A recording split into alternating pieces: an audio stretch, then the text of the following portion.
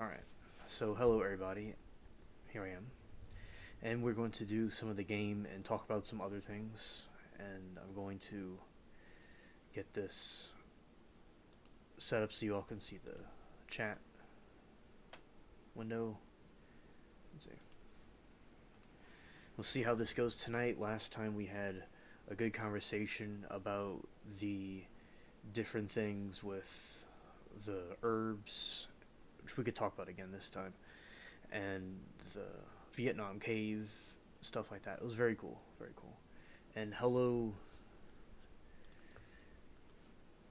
Mary Toodles. Good to see you. Glad to have you here.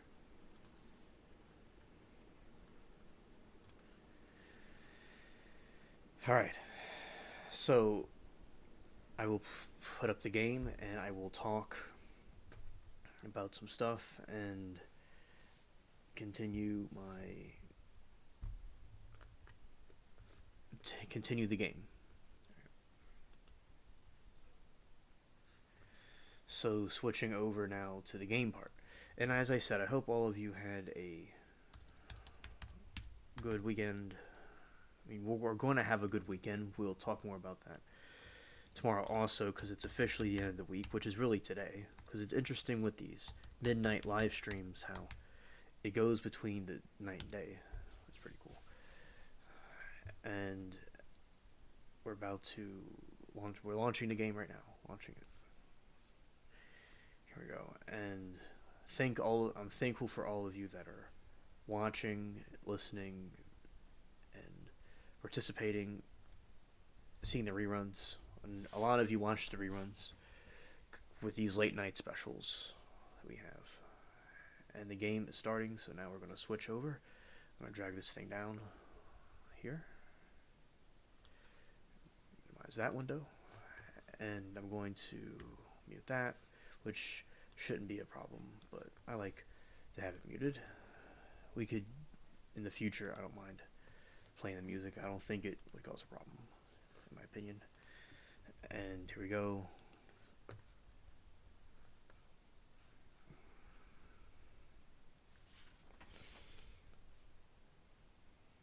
Alright, so now in the game we're in Cuba now. Here we have as you usually see. Alright, that's the moon. And we'll play this for a little while, and I'll go to some other things soon. So basically, I had a busy day. I was watching some of the trials and stuff, and then I also was looking at the garden. So I did some. They ended early, so some other thing I was on. So which I was going to do over the weekend. I plowed the field and I put some of the seeds in there for some of the plants, and also just one of them. It's the Japanese radishes. It's really cool. If Sarah comes in here, I'll let her know, even if she sees the rerun of it. I will certainly tell her when she's here, also in the chat.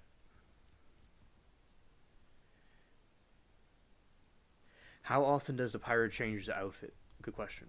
So the pirate changes his outfit whenever I have it change. It usually stays the same way for a very long period of time, say a couple of months or so, and I'll switch it out the way his outfit is. But the current outfit I like. It's kind of like a casual dark outfit. It's nice. Really cool. I recently changed the hat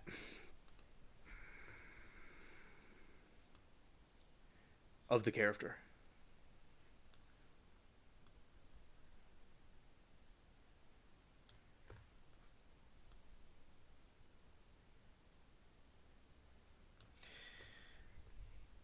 And it was a lot. I see a different type of.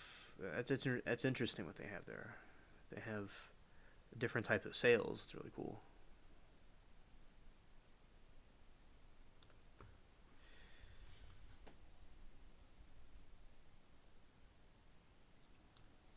So cutting through there, bracing different things together. All right.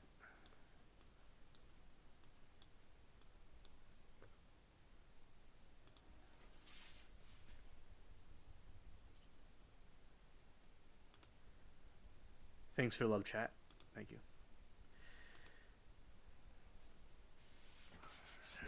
Also, so basically, now I'm hammering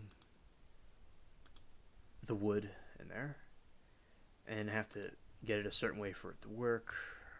Okay, there we go. Yeah, so basically, I created an area for the sunflowers and also the sweet corn and the different ones like that. And then there is some commotion, and then Tinsel, the cat, came over to eat. So it's Hola Latina, good to see you. So basically, what happened?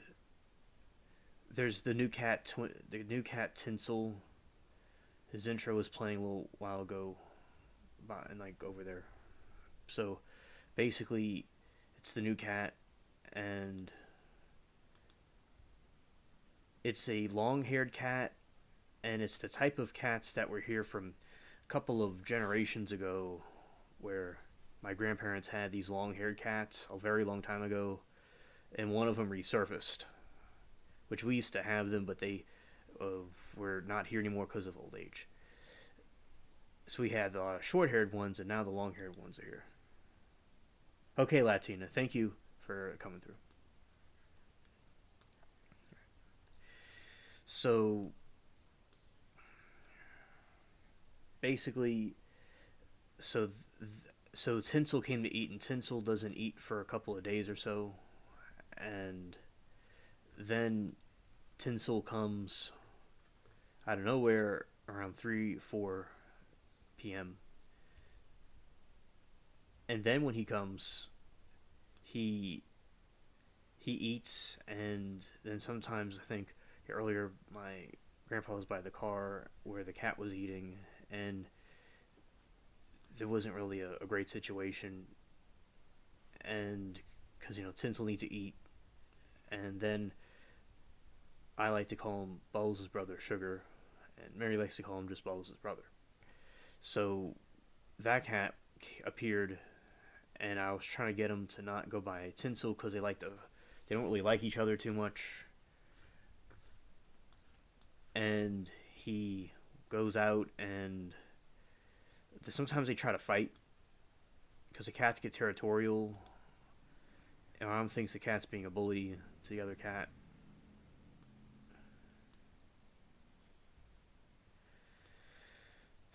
And yeah, I understand they're irritating you, Mary. You know, it, it's good for people to show consideration. And she said, he was here last summer, Tinsel. I haven't seen him since him until now. I did not know he was there. Yes, you do take care of Wells' brother, you do. And I think he's sweet as sugar, but not always. It's kind of like Sweet Oliver. Sweet Oliver is not actually sweet. So, Sweet Oliver, I think there's some shorts in the channel about him and Doodles. So, he's this cat that kind of like cockeyed looking, and he has a real intense stare to him. He's like a tabby cat, and you see this a ghost, a soy ghost ship is trying to go inside the other ship and block the blow. So they're helping each other out. That's teamwork. I respect that. So as I was saying, basically with the cat, Sweet Oliver, he has an intense stare, but he was by himself in this area that we call the apartment. But so it's in an apartment the cat was in. Now it's with the other cats in general population, but then basically like he's not as like not as sweet as he seems. And they also, so sometimes the cats will be named something, but they act the opposite way of what they're supposed to act, which is kind of funny. They get rebellious.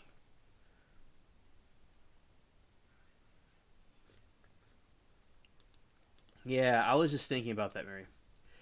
So she says this other cat that was there a long time ago was fat and friendly.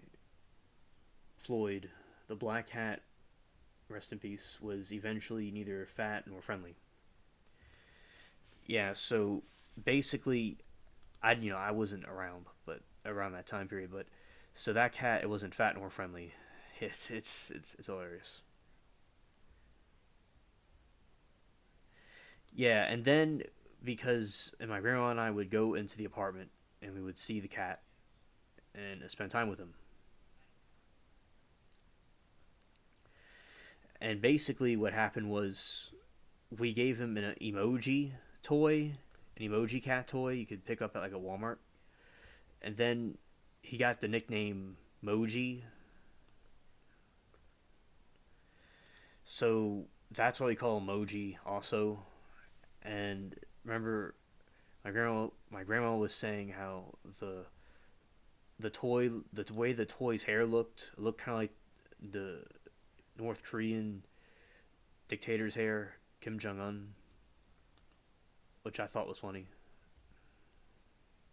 This was back in like 2019 or something like that. It was before 2020. I remember it was during the peace talks with North Korea that were going on.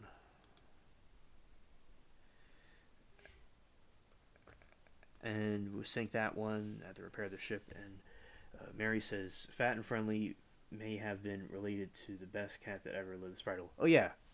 So Spritle was this other cat that I knew as a baby from a lot of my childhood. So it was a cat that really like liked to watch me and stuff. And I had it. It's a black cat many years ago, and that cat was cool. Shout out to him. So it was a cat that we took with us to Florida during the hurricane and Mississippi during the evacuations and stuff. So that was pretty cool. Very nice cat. It was very good, and it listened and stuff. It wasn't like the like sometimes I get like the Bubbles group. There's a whole group of Bubbles, and Bubbles' mother. There's a new short about that one, and basically, all right, we're getting that shit pretty good. Like if the cat was good, it listened and it was quiet and watched you play and stuff.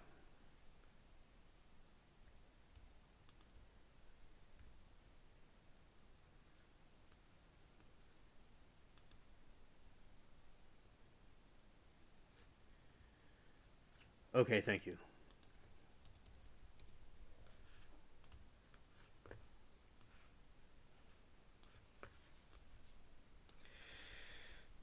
So basically, as I was saying with the cat, it was so those cats are pretty cool.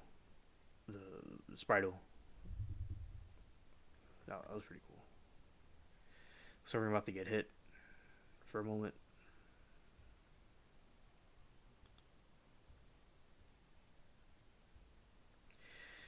and yeah, I didn't hit the ship. I'm about to hit it, so it hit me pretty good. The ship, it did pretty well. So basically, because some of these cats are kind of like afraid of everything.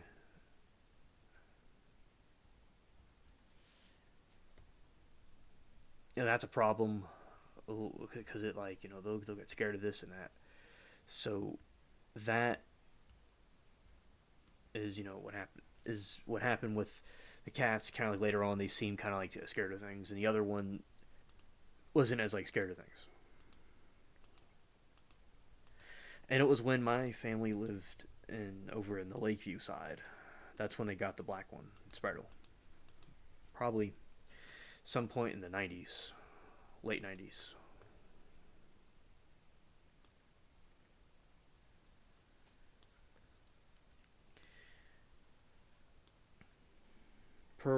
His mother had children are Bubbles, Bubbles' brother.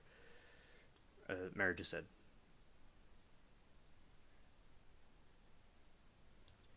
And Bubbles' brother, the nickname Sugar, some of us gave him.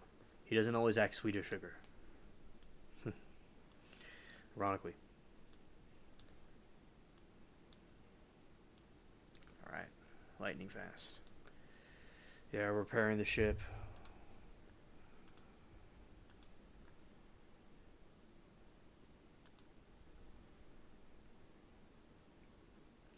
Oh, Mary, I heard about the story about the three guys that froze and were deleted from being frozen in the backyard. I heard about that, yeah. We could check that out later.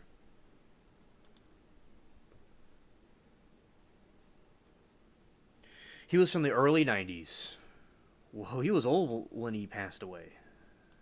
Yeah.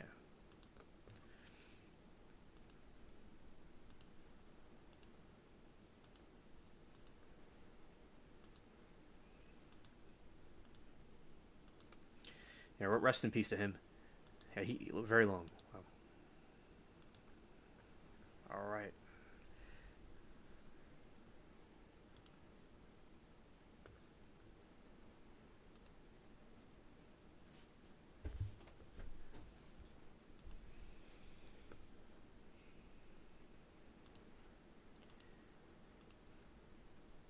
My friend Sam went offline. I came on here a little bit later, so we didn't have the interactions we usually would have. But tomorrow will be on the regular time, 11:15 p.m. Central, and he will be with us in the chat. I mean, in the game. It's kind of cool. I'm like in two different streams at once.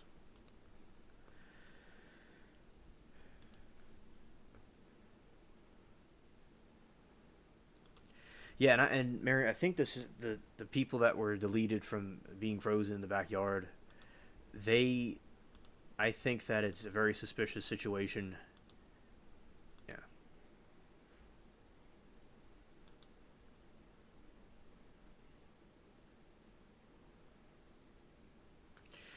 Well, if 15 is the average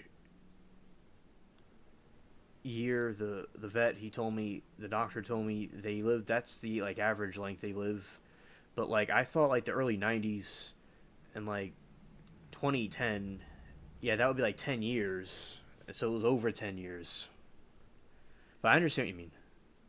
It'd be nice if they could live longer. And I think like Tinsel is a cool cat. It's nice to see a fluffy cat again. I like the fluffy cats. Okay, you're here. You can get quiet.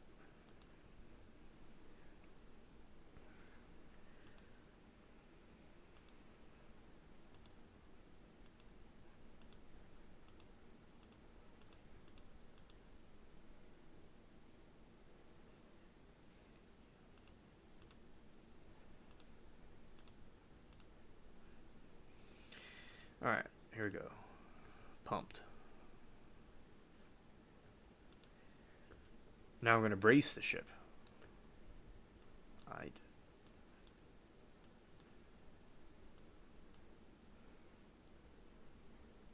Oh yeah, I know he was sick. Yeah. Kind of like when an elderly person could get like sickness to him. It's kind of like that.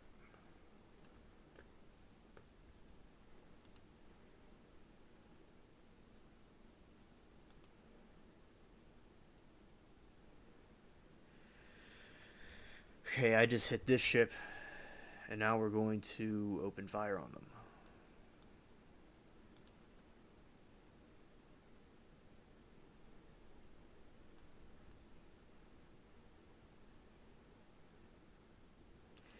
Another cat we have, Firebird, which I named Firefox, and they nicknamed it Firebird because they had a group of cats they called birds, and it was part of a group of birds, but it was also called Firefox.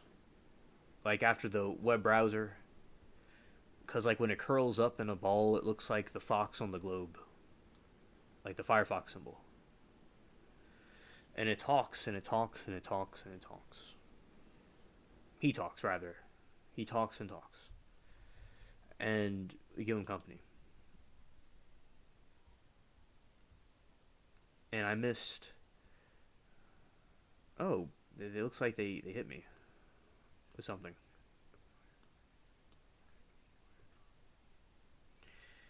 And here we go, firing cannons.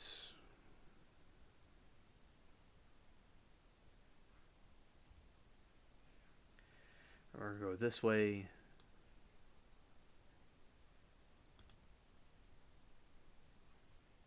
It's gonna hit the ship. Oh yeah.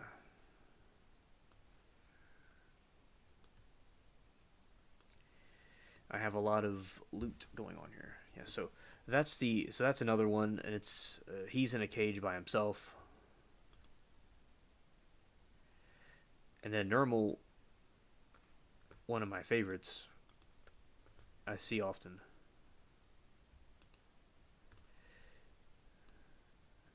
Well, the thing about they told me a lot of red cats are male, and we don't really know what the gender is of the cat exactly.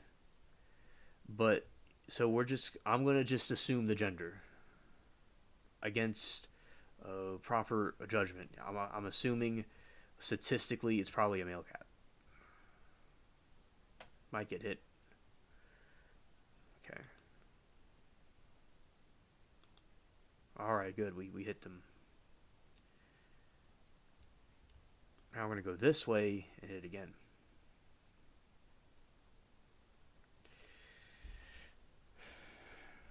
Good dodging on my part. We're gonna open, stay safe.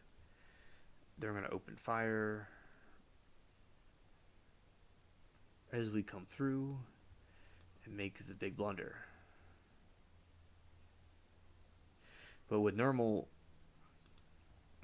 and she's in a cage by herself.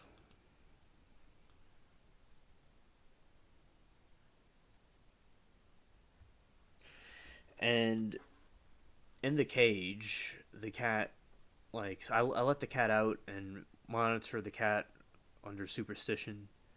So, and then with the cat, it goes and walks around and stuff because it has a habit of trying to jump on the other cats and play roughhouse with them.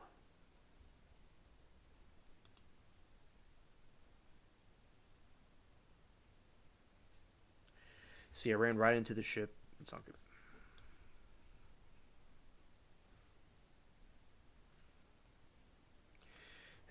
I'm thankful for all of you that are watching and listening and participating or seeing reruns. I appreciate all of you. Alright, so now we're going to go straight to the island, and we still have some more cargo to put in here. I thought we were full.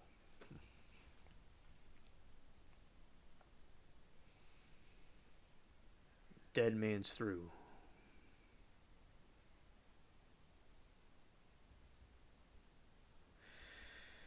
Alright, so now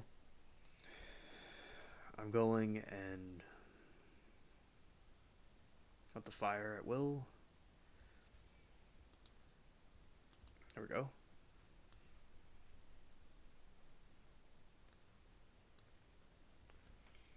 I didn't completely sink it, but I'm about to.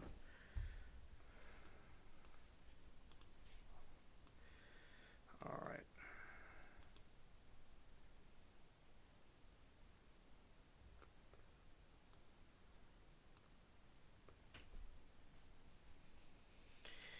Now I'm gonna go and attack the little Viper ship there. These little tiny ones I'm about to go after.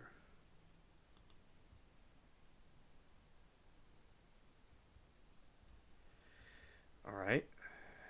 And also now I'm going after this one called the Predator.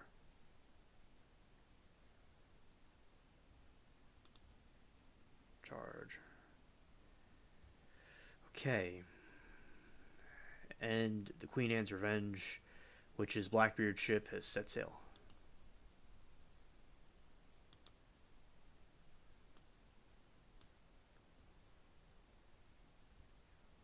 Okay. Alright. We could just say it's a girl. until we know for sure. Maybe it's a rare run, a rare one, and we could also call it a treachery. Wow, the ship is spinning around. That was weird. That was a glitch in the Matrix. Those ships were like breakdancing in a distance. Maybe they were listening to the new track that Ben Shapiro and Tom McDonald made, and which is really good. I liked it, and because I saw the ships out, the game was glitching, and all the ships were like turning around really fast and glitching out. Like they probably started listening to that beat drop.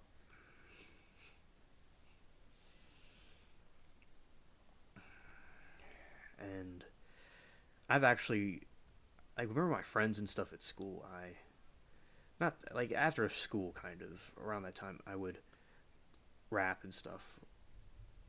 And I've not done that on YouTube actually. I have like maybe said some things on the stream one time. Oh, they got me good. They got me good.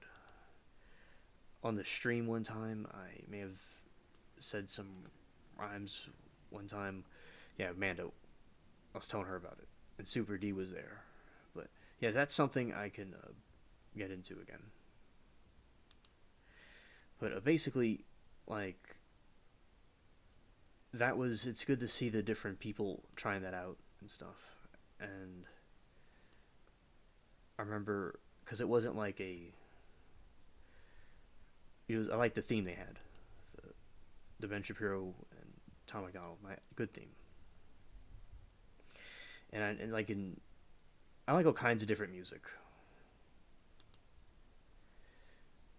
and especially like in New Orleans, I was exposed to a lot of rap music because there's a lot of rappers and stuff come from here.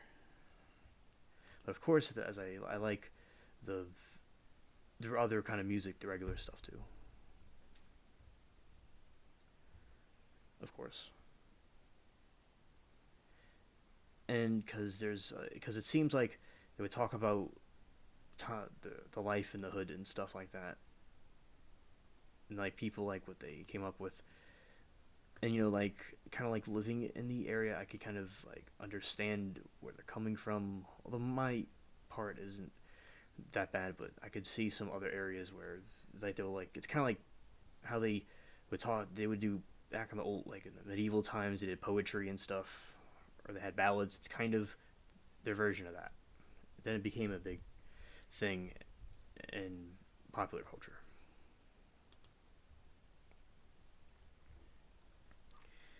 All right, let's see.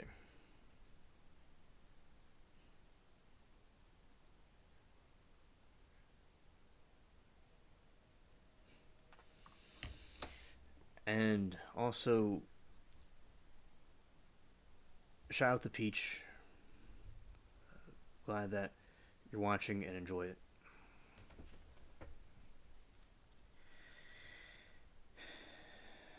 And thank you for watching, Beach.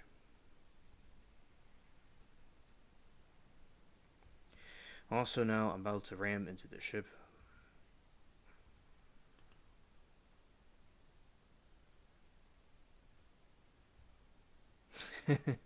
Found a water. Instantly, I didn't even get to collect the loot.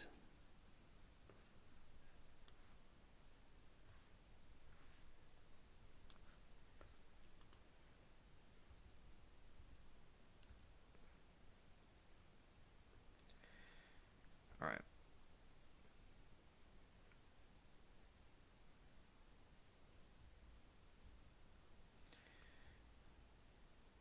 So now we're going to go here and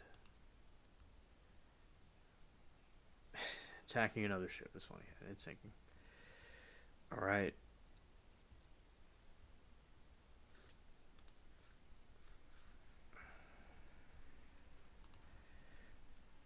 We're going to attack some more ships.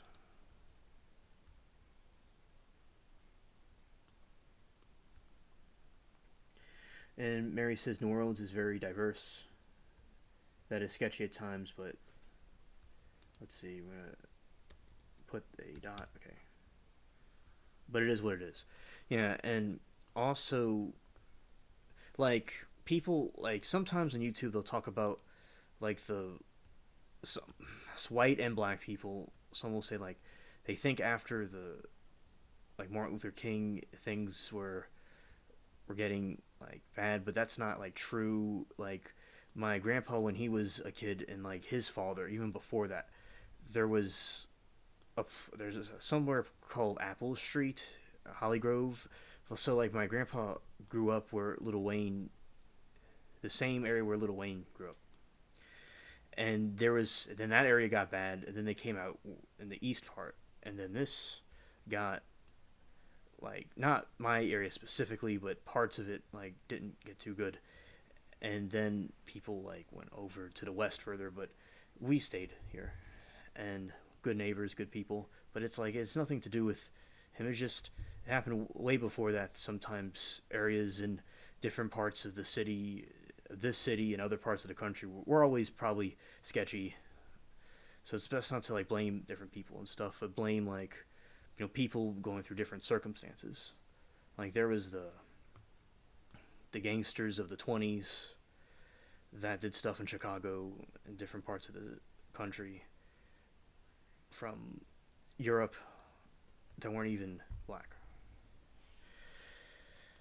So it's more complex than what some people will think.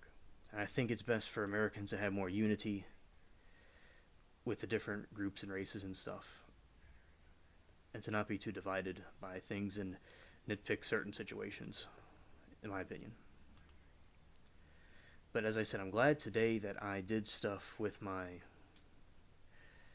garden. I finally got the thing plowed. And when I plowed it, like, I have this where I'm going to put the bigger sunflowers. I have sunflowers that come back annually.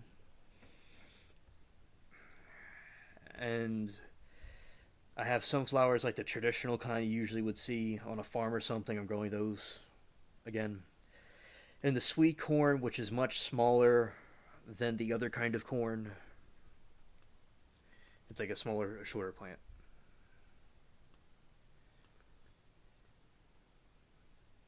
So that was good, and I got the Japanese radishes planted, which is I'm glad I finally got that done, because with the radishes, it's like you have the Japanese restaurant in my backyard, make the little dishes and things.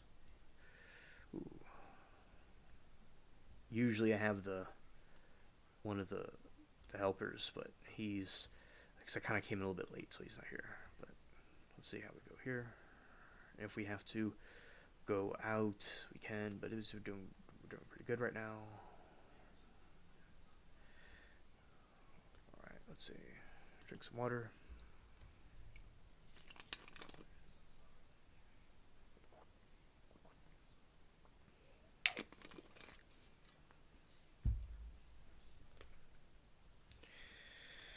Okay, now twisting around. Still chasing after me.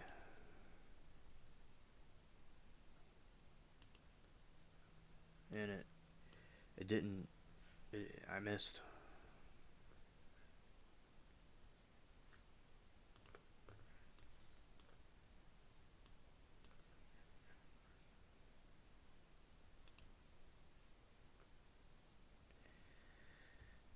Okay, and actually, and my grandpa likes rap music. Actually, it surprises people, but he likes it.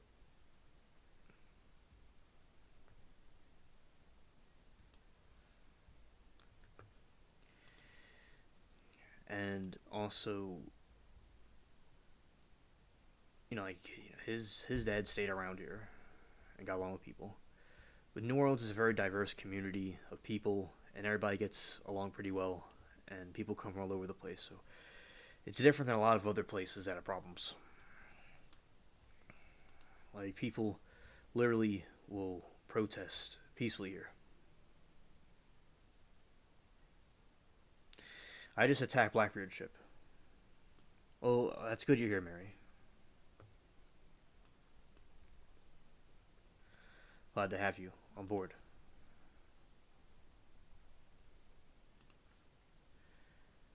In the spaceship, there's a lot of quartz.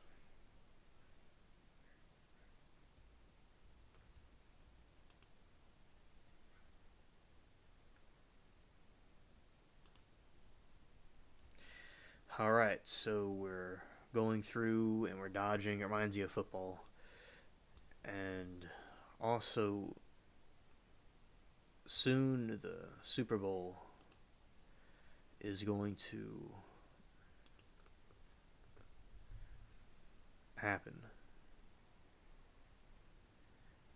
Anybody likes watching that?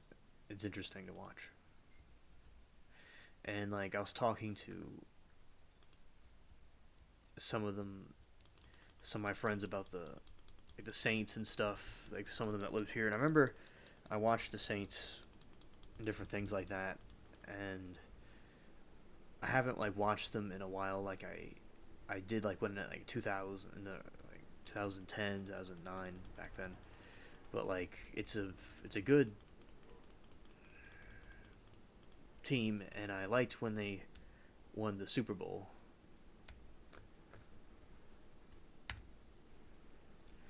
I like that a lot. And I like the theme that they have.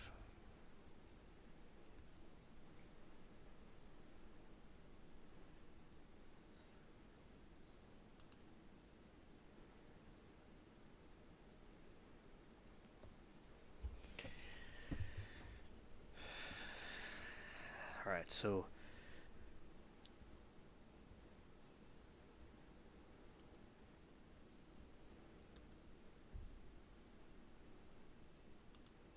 here we go. We're pumping.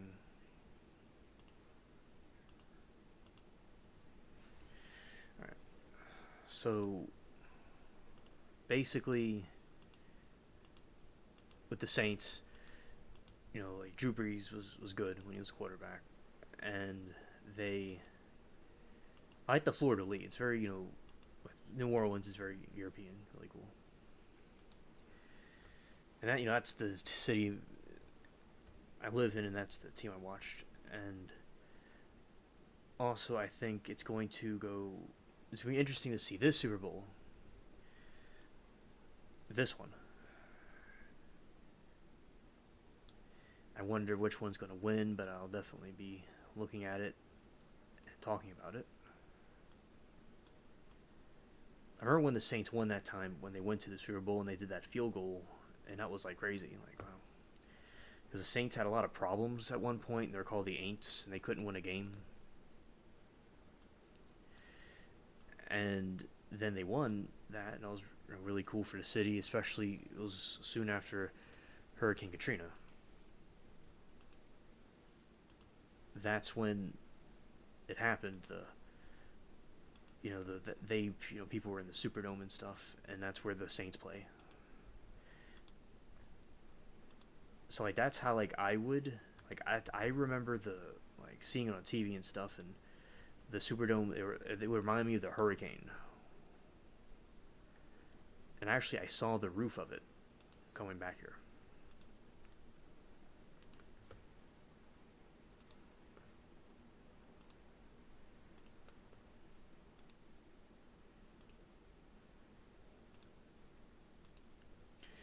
Soon, I might turn the ship public again to see if there's still nefarious pirates trying to take over the ships. Some of them try to do that. Still repairing the ship.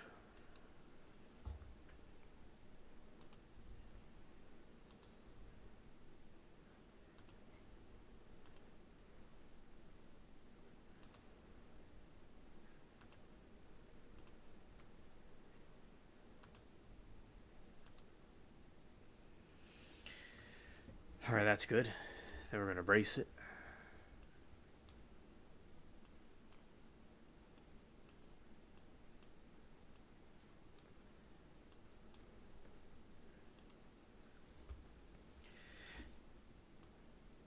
I was looking at some of the different jerseys and things they have, which I think look pretty good. The NFL jerseys of the Cowboys, the Dallas Cowboys. That looks pretty cool. The last football game thing I played was on the video game wise was a Game Boy Madden '06. And now it's so advanced looking with the DS, the DSi, and the PlayStations and those games. Because before it looked like little stick people, little like drawings, but now it's like looks like real people. It's really incredible.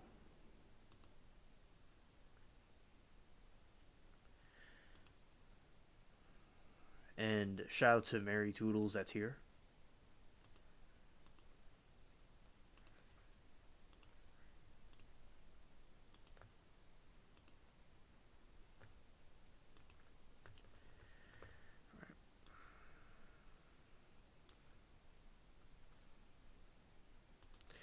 Now we're gonna be pumping the water out.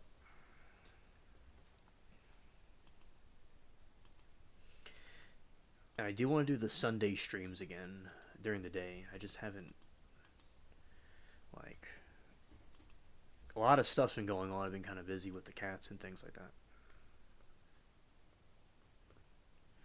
One more little thing and the ship will be completed.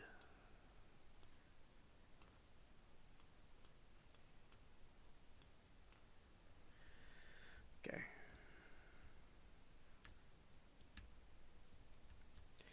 And with the cats, I'll do stuff with their heaters and stuff at night. And it'll take me some time to like I'll let them kind of go for a little while and then I'll go and change it and like shut them off because there's be no one around. There will be no one around to like watch it. So I've been doing that and a lot of studying things too.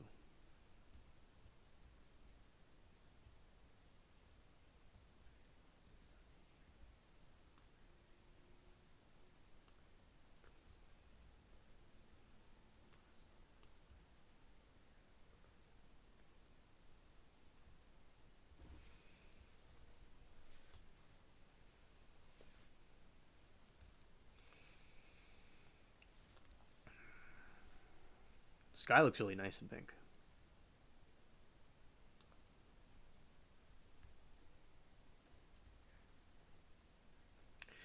Well, that ship just flew right past me at the speed of light.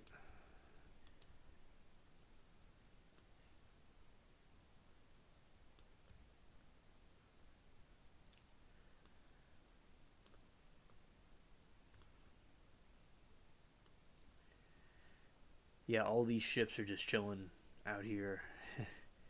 Oh, they hit me with some really heavy stuff right there. It hit my sail a little bit. They're on fire. They're about to go. About to get them.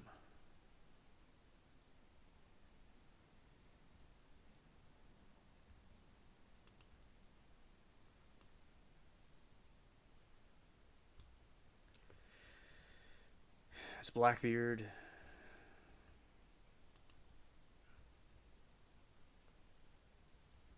Ah, he got me.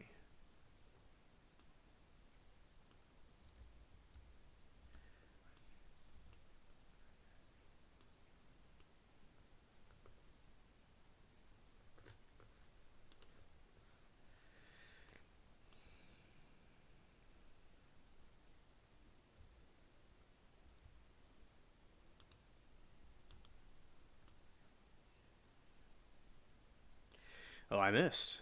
I missed. Okay.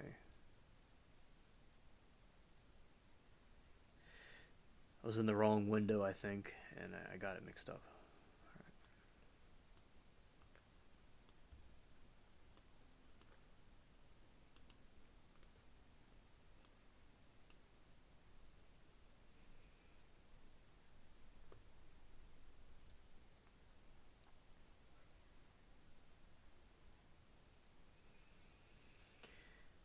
Okay.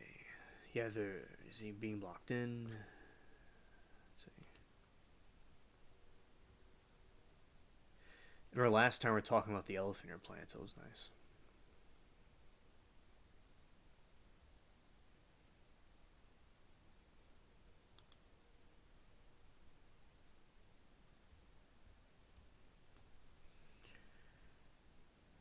Hit that one. That's good.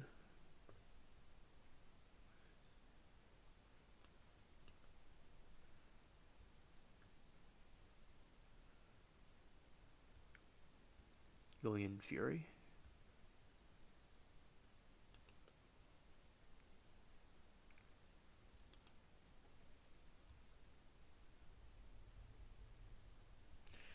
Alright, it's about to go.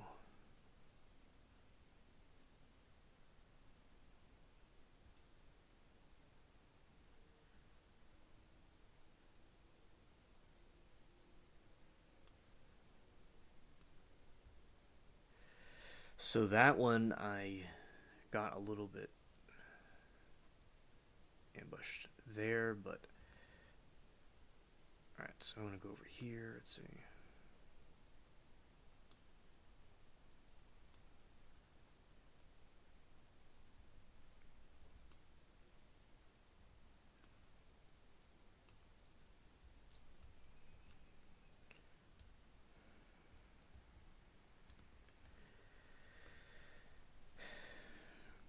I'm going to pump the water out. I'll just go to this one. I'm going to brace the ship. And also I'm excited about my new seeds and things like that I got. For the peppers.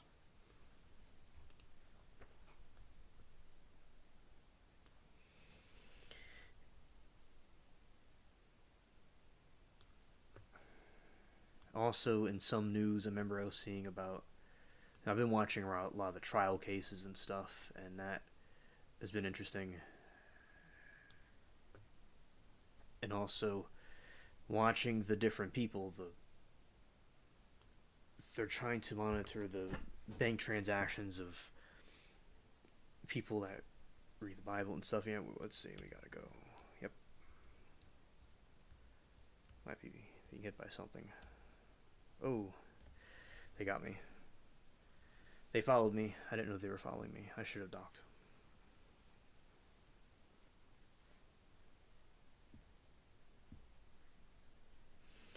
That time, I wasn't really paying attention to it.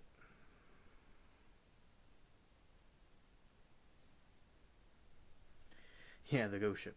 Another time, I had something in the chat window, the wrong window opened.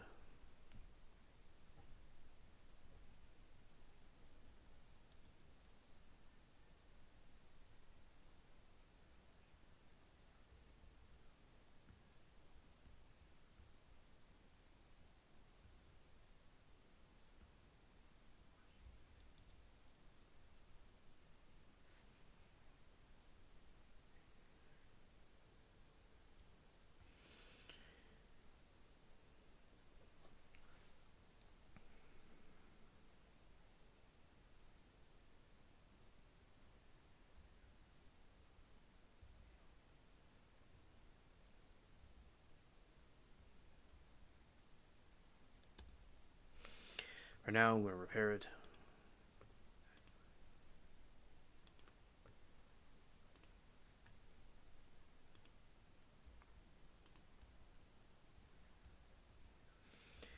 Those other ships were stalking me. I'm scared.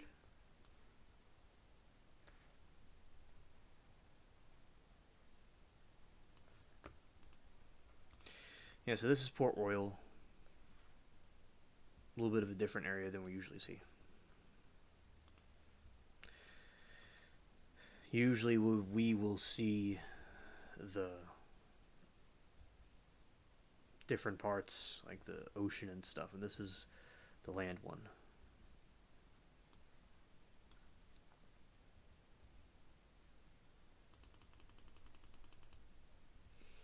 I don't know why in here the thing is activating and it doesn't when there's a very powerful enemy. It's funny.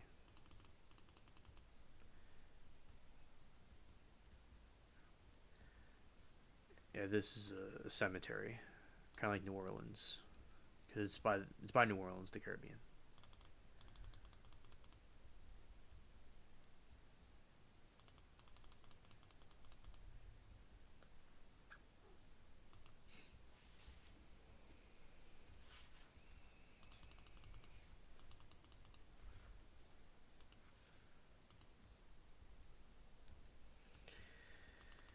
So this is a little tour of the zombies and the graveyard. Yeah, scared.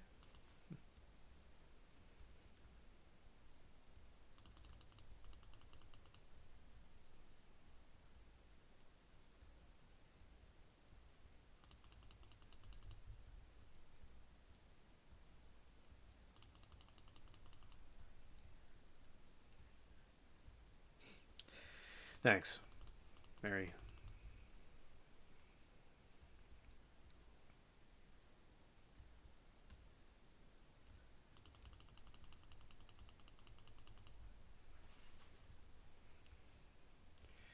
Flaming swords are so cool.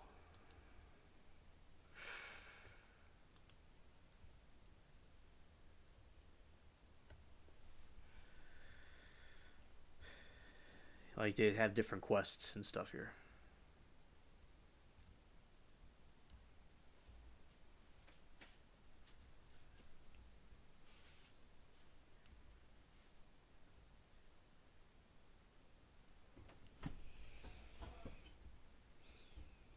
Yeah, this is a tour of Port Royal. The sky and stuff, the palm trees. Alright.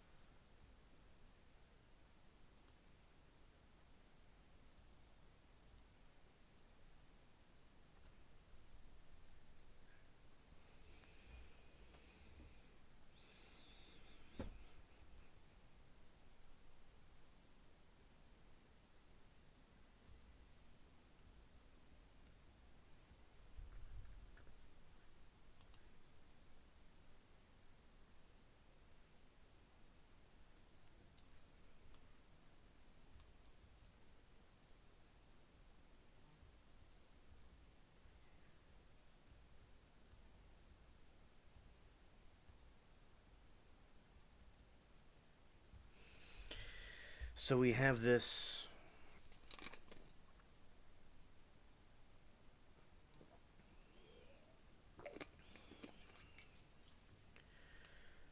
I'm gonna go to this island over here.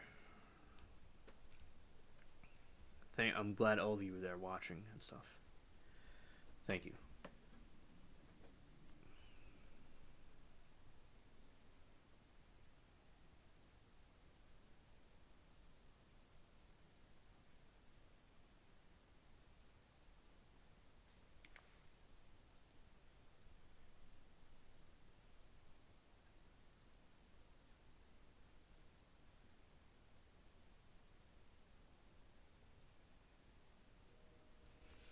I'll be right back.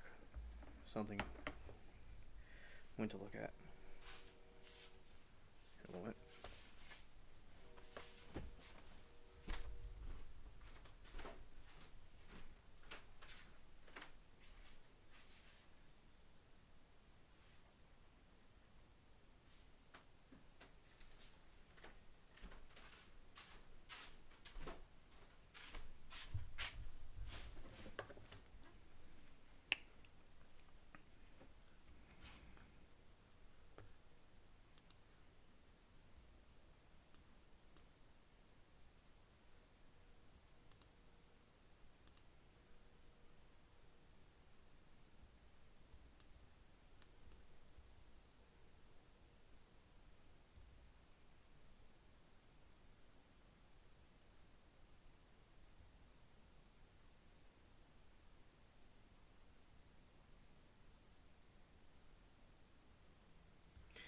Alright, this is an interesting island. Right here. They have a little pond and stuff.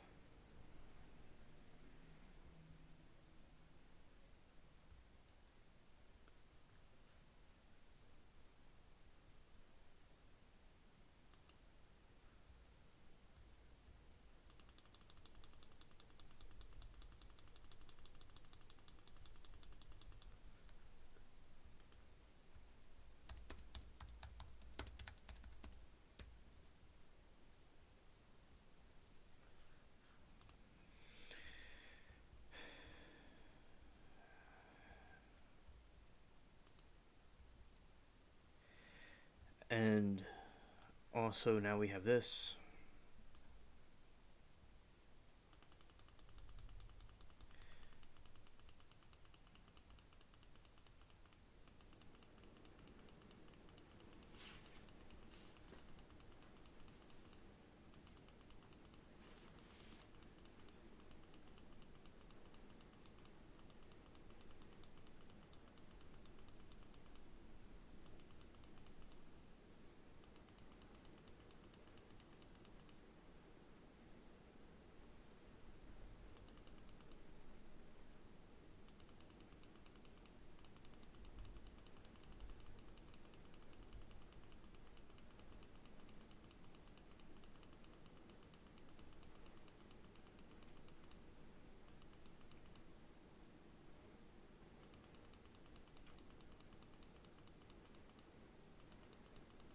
Everything's okay, Mary.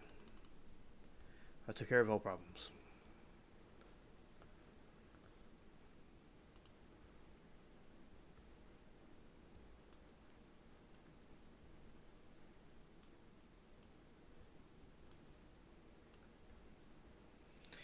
Alright, took out, so they have some Venus flytraps in this island.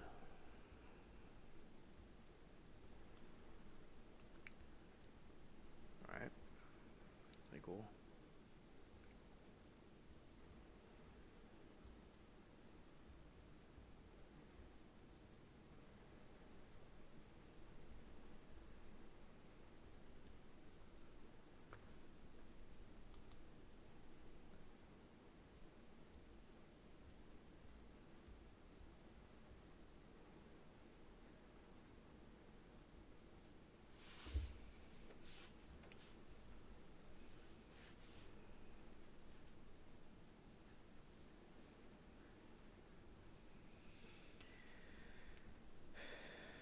Alright, now we're gonna go over to this other area.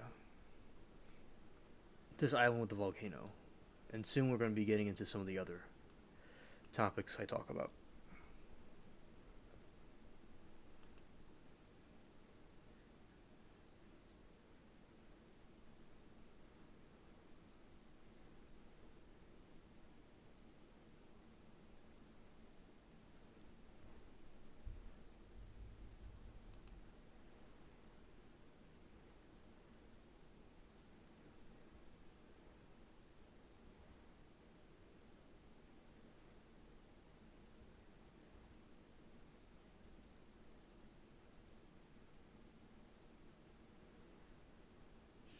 You like Venus flytraps too. I have not seen any quicksand in this game. That'd be interesting if they added something like that. Even in the pirate movie, they didn't really talk about that.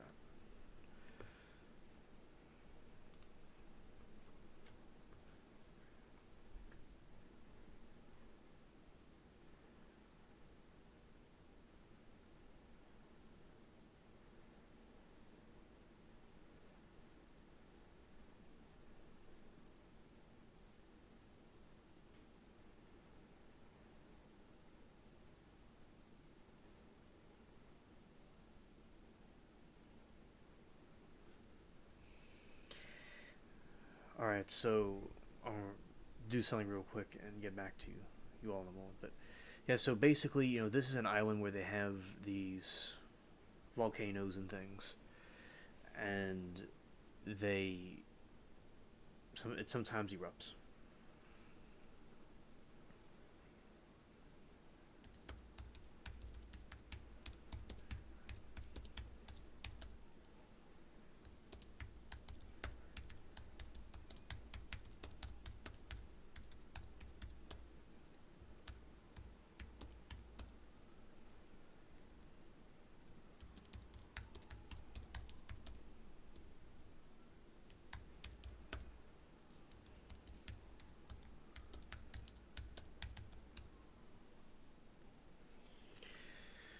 Okay.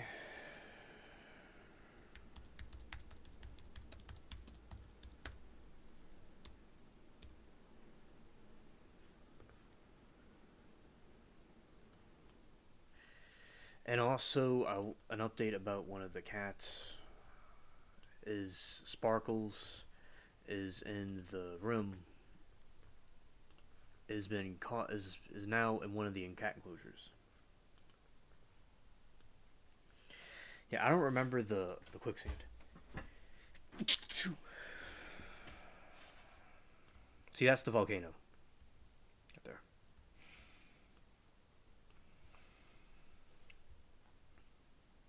Yeah, scared.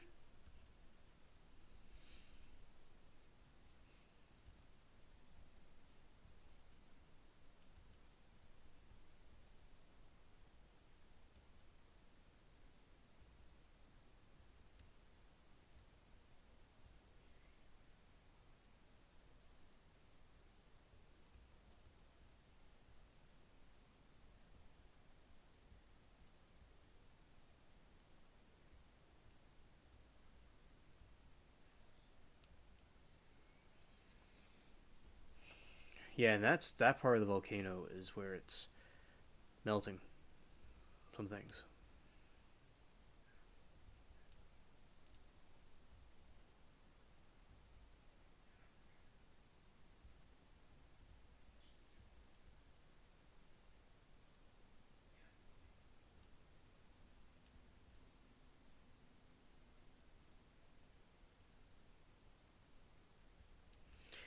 Yeah, it's interesting watching the lava move down the mountain.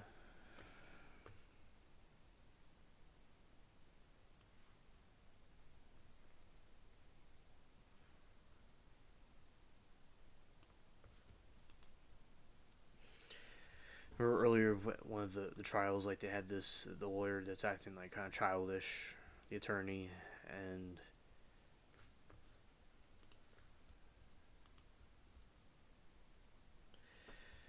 basically it's like, and she wanted to delete herself.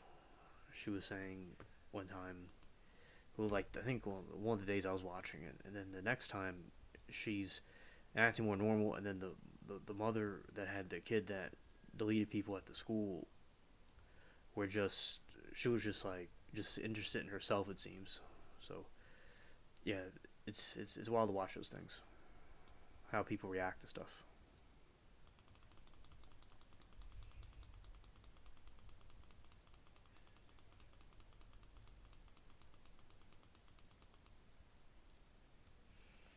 Ooh, a chest.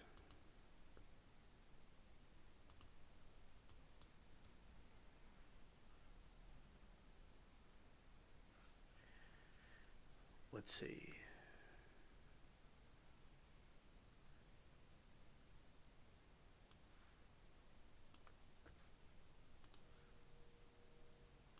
Let's put this dagger here.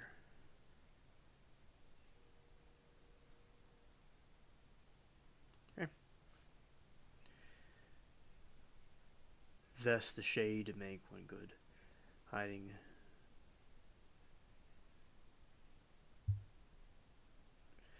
Nice. I like the night vest. That's pretty cool.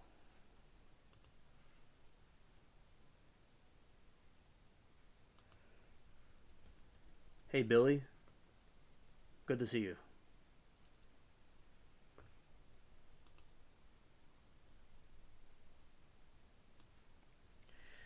Put this one here. Trash it. And put that one there.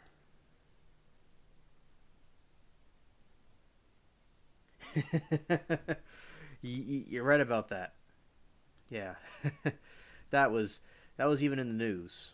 Yeah, that was wild when that happened. Wow.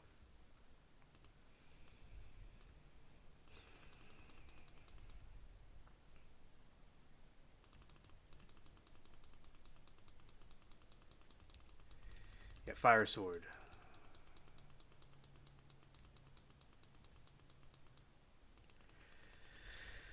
Oh yeah.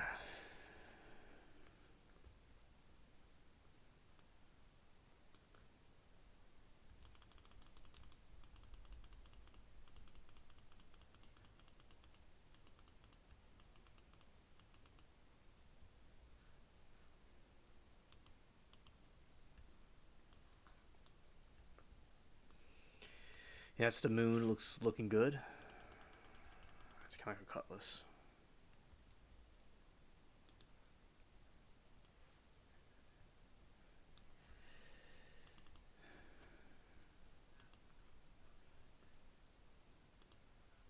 Wrong, wrong one. Wrong one, because the mouse keeps being stupid. Okay. Yeah, so I think basically like it's really interesting about how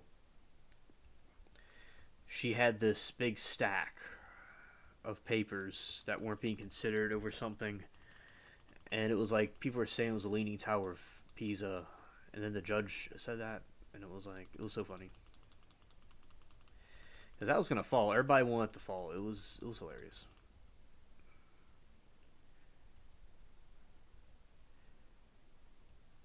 And one of the ones we were kind of disputing where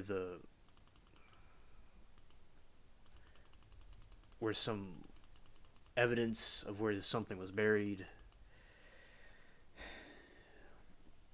or one of the bodies were buried, and it was like something was buried, but they just can't find where it is now, and they're going through some garbage bags and one of the other ones. So that was a really interesting thing, interesting stuff to watch. And Billy says, "Good morning, Mary." And soon we'll be going to some of the other stuff. So yeah, I was today. It was like a lot of stuff was going on. A lot of stuff was going on today, and I had a good time. I plowed my field ability. I made some new areas to plow, and I spent some time with some friends and different things to do in the streams and things with family and stuff with the cats. And then it got delayed a little bit by some of the cats eating, and I planted the Japanese radishes, and I no, that's basically did that today.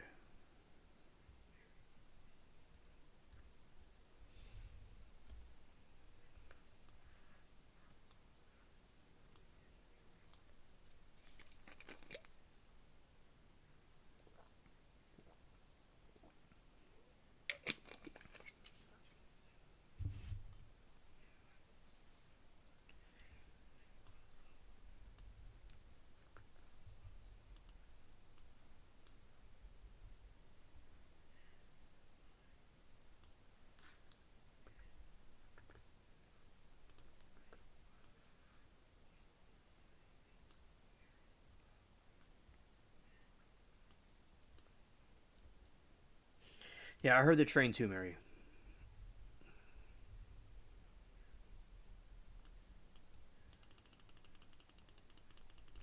Well, he's doing pretty good, but I got him with the fire. Now it's like the sun's coming up.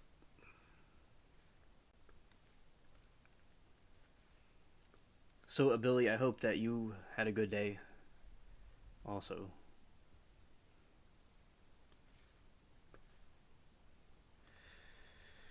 all right, and I hope you've been having a good week as well.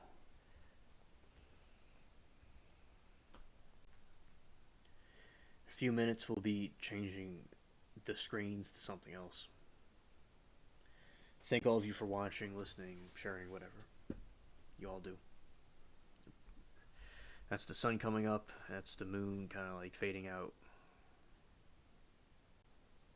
Yes, Billy, it is coming up soon.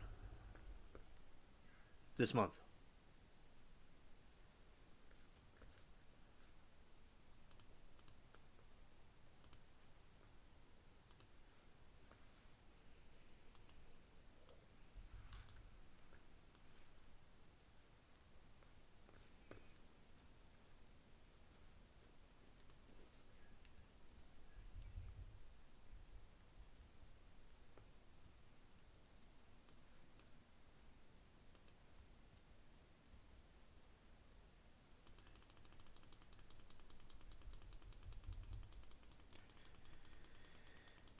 Alright, we got that. And then we have this another Navy veteran. Alright, I got him. I was learning about some ghost stories from the Navy earlier from YouTube. It was pretty interesting.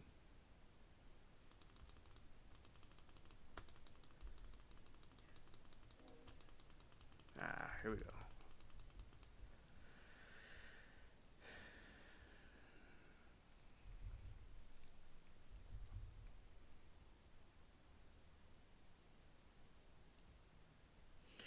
You're welcome, Billy. I like chainsaws too. I like working with chainsaws. I'm glad that you got that done and had a good week.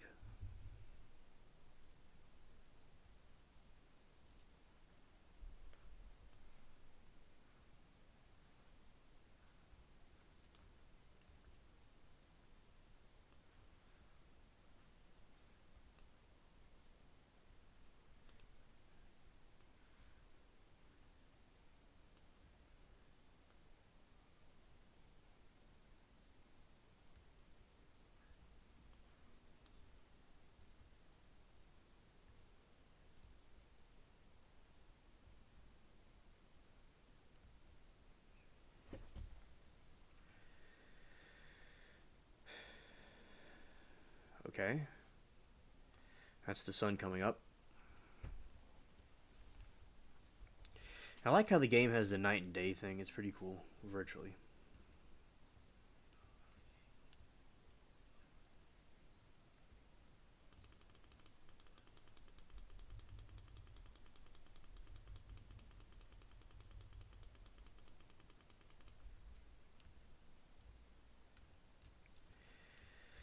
Okay. Going through the castle.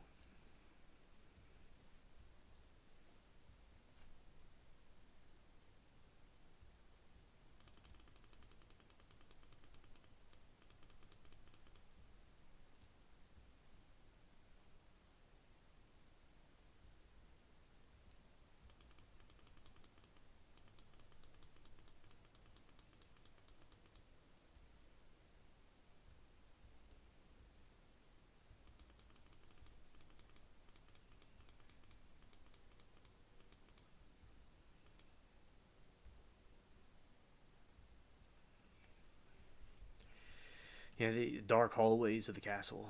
Really cool. Okay. Caught him off guard. So I like how in this time period they have like the castles and stuff, but it was like closer to the modern era of today. It was like the bridge between the two time periods.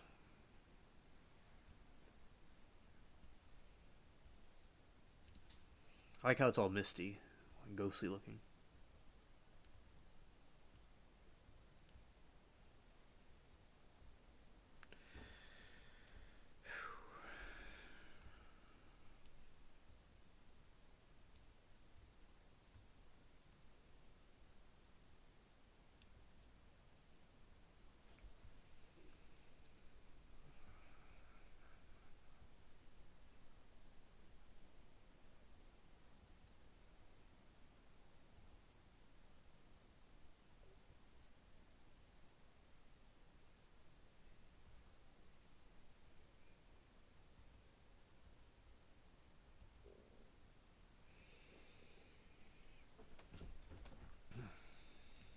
Okay.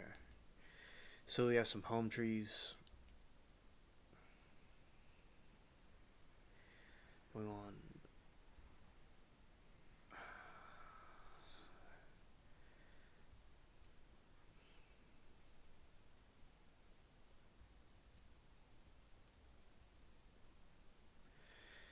So I said this is the lava moving down.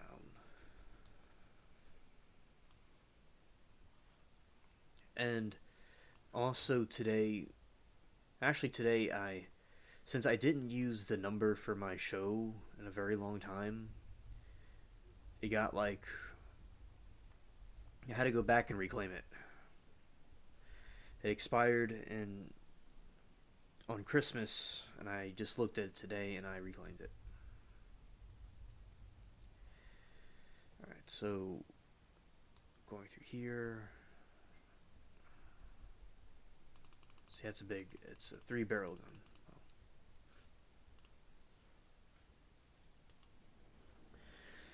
Hello, Amanda. Good to see you. No, I wasn't alive. I was alive around 12:30.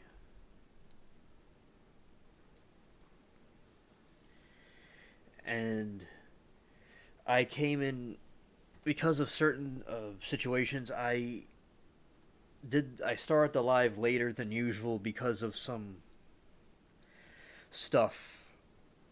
I was doing a lot today. Another view of the volcano. Also, Amanda says hello to Billy and Mary. Very nice. Very sweet. And also, Amanda, today I plowed for the garden and I got the. Today I planted the Japanese radishes and I did the other things with plowing for the sunflowers and the corn and different plants. It was a. And also I did some other things and I saw the different trials and stuff, so a full day.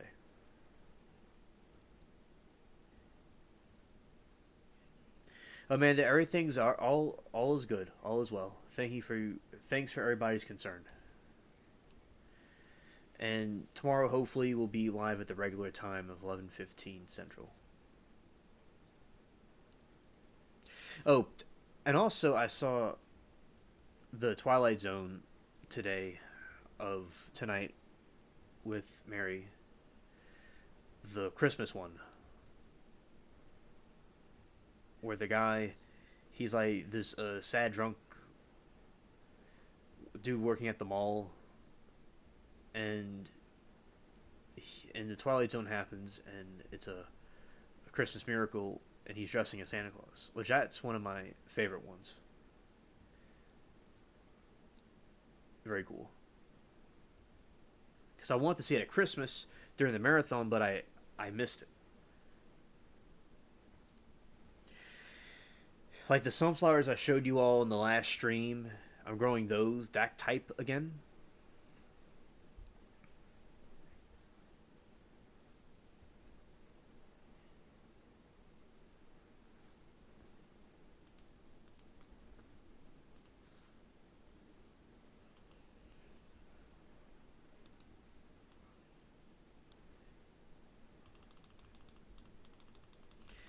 Now we're shooting at this thing. Charge. Alright, good.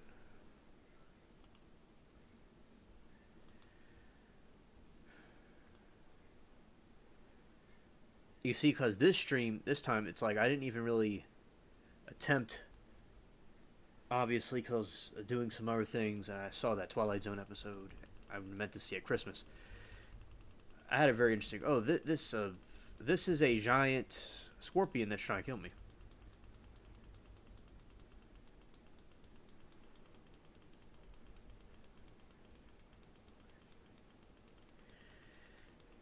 Art Cami. Okay, thanks. And it was raining all day, she said. I love listening to it. Night of the Meek. Alright, thanks. And this looks like hell inside the volcano.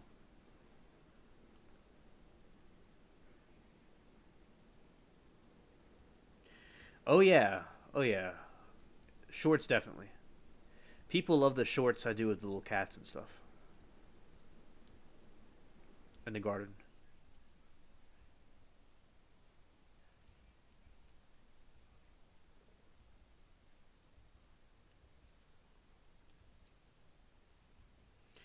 Yeah, the WAV files are good. Yes.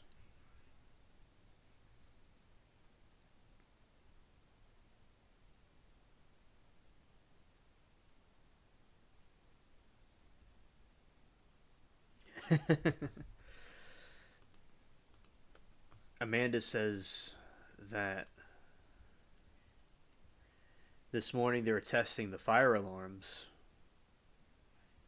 and she expected Ava to cry, but she was just looking around like, "What is that?" Funny.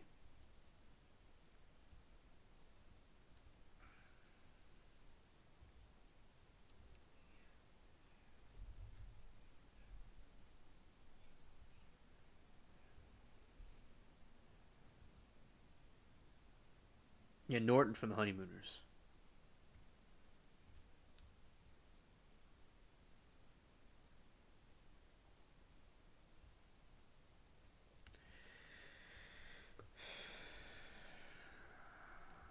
All right, so I'm gonna turn around and twist around here, looking at the compass.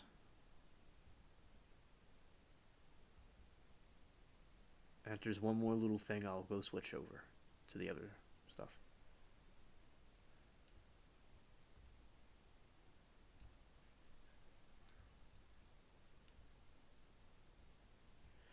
Yeah, there's a fire maze. Have to go around. Yeah, Norton from the Honeymooners.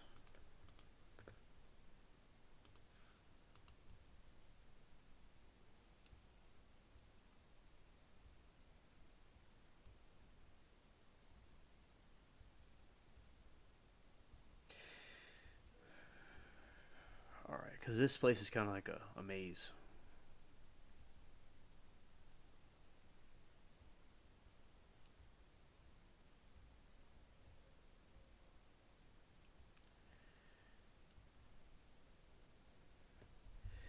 And as I said, this is dining in hell, so to speak.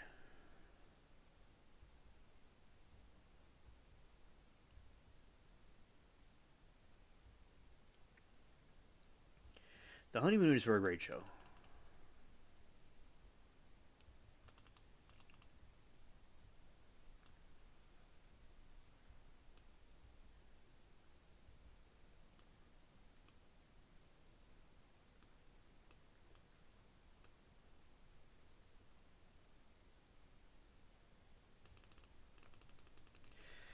I surprised this one.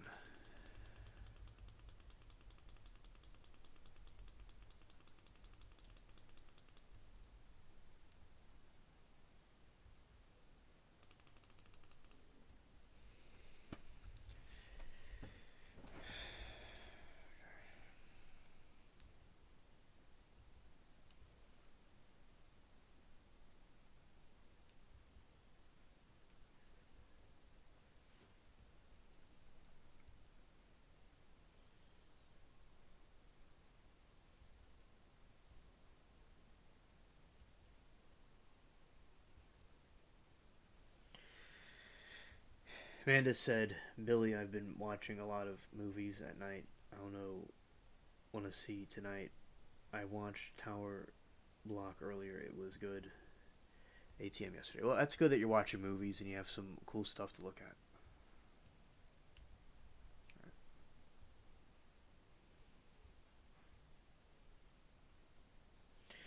Hello, Denisha. What a pleasant surprise. I was talking about the some of the trials. Funny.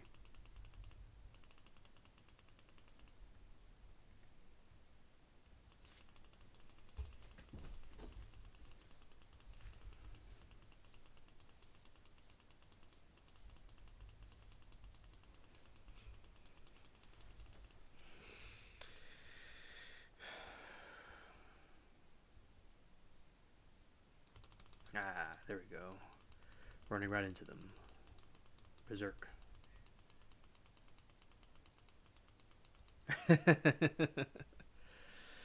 Supposed to be a sleeping Denisha, but it looks like you're being rebellious.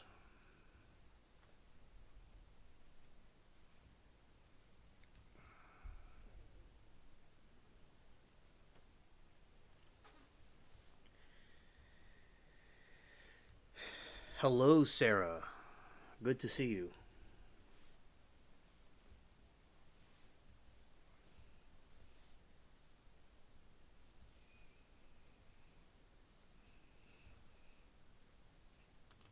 Ah, attacking the scorpion.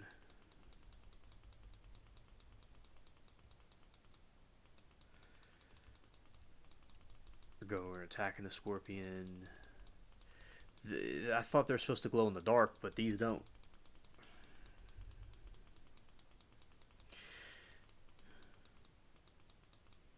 Yeah, you didn't miss it. I was just being doing some other stuff. And Sarah, I planted the Japanese turnips today. I mean the Japanese radishes today. I'm real excited to see them coming up, and it's gonna be cool to add to the YouTube. You know, for the 2024 garden.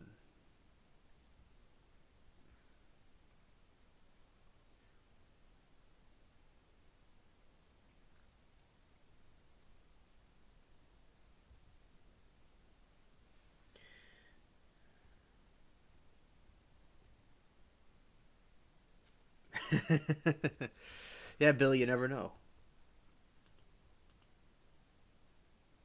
You never know, Billy. What's gonna happen tonight? Yeah,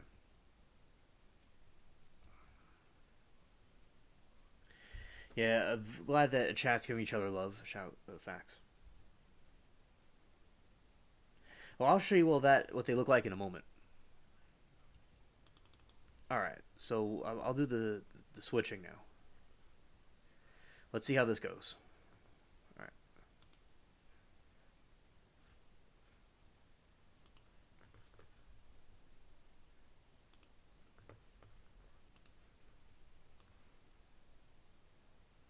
Okay. We're going to be switching. over. Alright, everybody, we're about to be switching over to some things. And I'm glad that all y'all are here watching. And we're about to look into some new stuff, and I'll talk about some of the plants that I'm growing and see if y'all are going to be the same after the stream.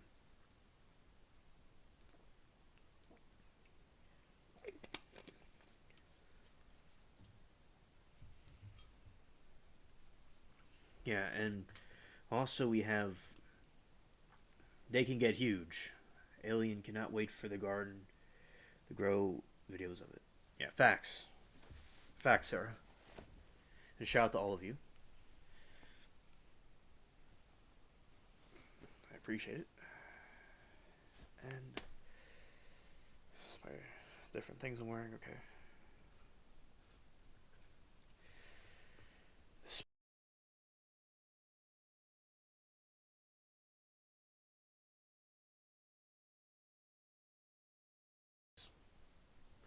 Yeah, and the window.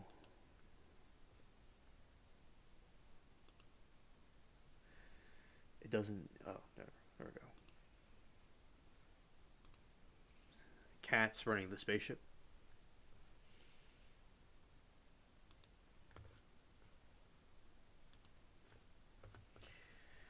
All right. So shout outs to the cats that are helping out the spaceship run right here. And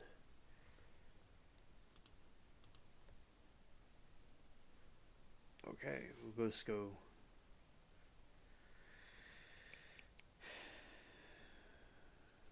The Japanese radish.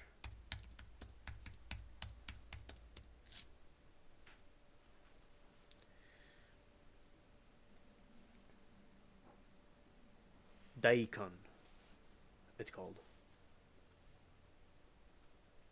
Yeah, crew cats. That's perfect. Thanks, Amanda. Glad that you liked the Google background too.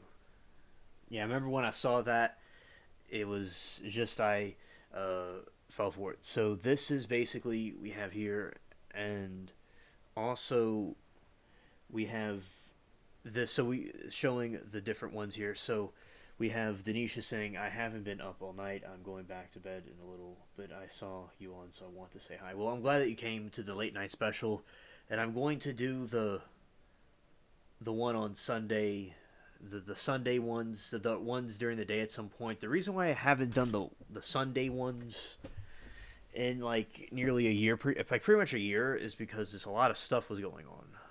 So yeah, because I did the first lives on like a Sunday during the daytime, and then these so we're done also.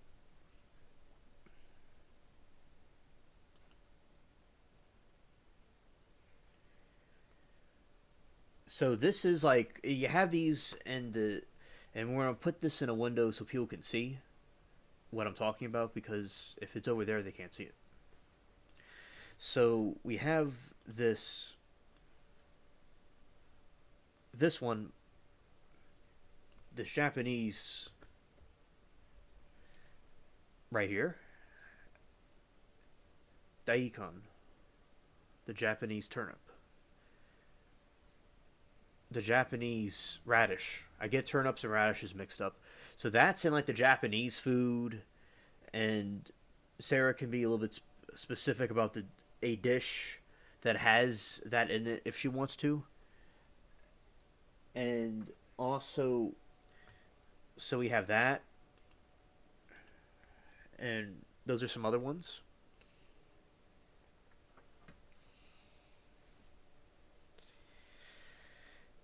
Very cool, very cool.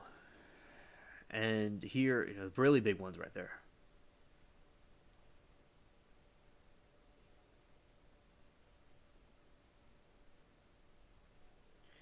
So okay, so it's daikon. Okay, daikon. Yeah, so that some really big ones. Wow, and they look like these cute little anime carrots. Pretty much, that's what they are. And they have an anime character from something that is one of these. Yeah, and yeah, very cool, very cool. Yeah, and you could pick them sliced or curbed. And Amanda says Sarah hugs. Ava has had her bath and fell asleep. She'll be waking up any time now. Apple is laying down, being good. She was barking like crazy when the fire alarm was going off. When when it stopped, she right and laid back down. And Billy says, "I have my calendar to do a study on Japanese cuisine." Oh, nice, nice. And shout out to Mary that's still here in the spaceship. Japanese cuisine in mid August should be interesting when I get there. Oh, that'd be great, Billy. You're a very talented cook. You're the official chef of the spaceship, along with the other ones here that are good cooks. Because it seems like conveniently, like Mary Toodles is a good cook. We got all the good cooks in one place. There's too many good cooks here. There's too many cool people here. I mean, it's just a nuisance. And thanks, Amanda. Glad that you like the plants. And so it's in production right now. I got the water thing, and the water jug, which is not really called that. It's called something else. And I put the water on it at night. And Sarah says, pretty much treat like a radish, sense of the family. I cook and cooled down and put ponzu and also grate with potato for hamburger topping dressing. Because I know at the Japanese restaurants they have something like this in the soups. And Sarah, is it in miso soup? A question.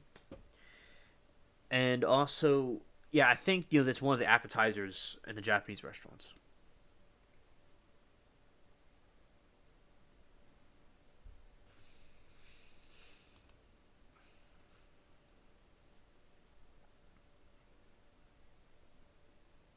You see, like that dish, that looks similar to what you have at the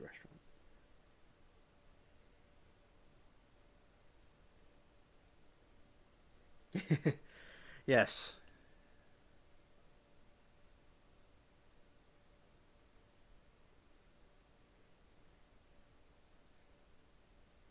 Okay.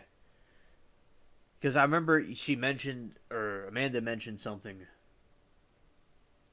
It's thinly sliced before cooked.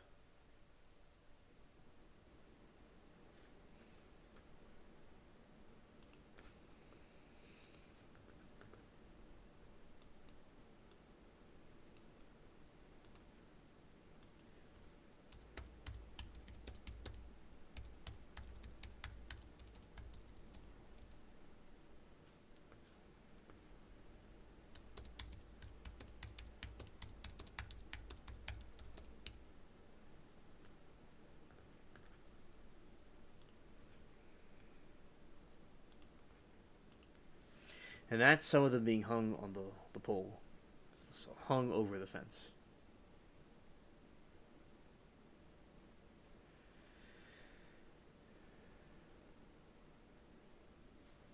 So that's pretty cool what they're doing there in Japan.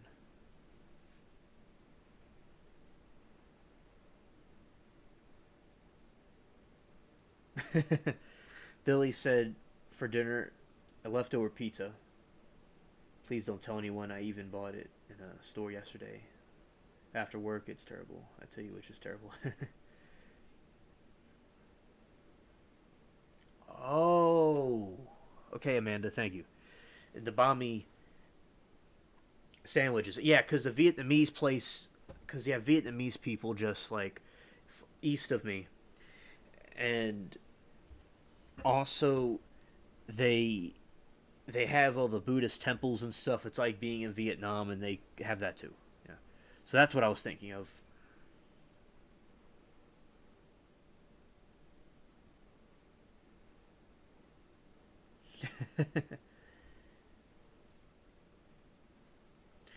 At the Lakeview grocery store, they have really good ones down here. The pizza. They have really good pizza down there.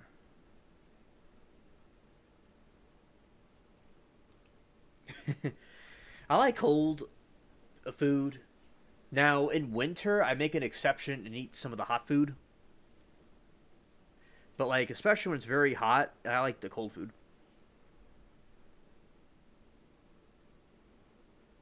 But yeah, the dried ones. Yeah, so basically you have that one. This is the dried one that she's talking about. Like at the market, it's really cool.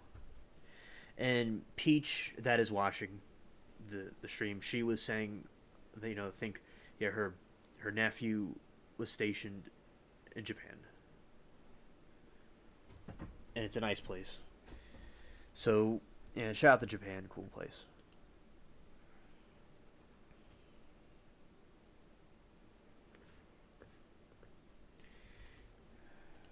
That's cool. That's cool, chat. Thanks, Amanda, for the suggestion to Billy. I'll also take it into consideration.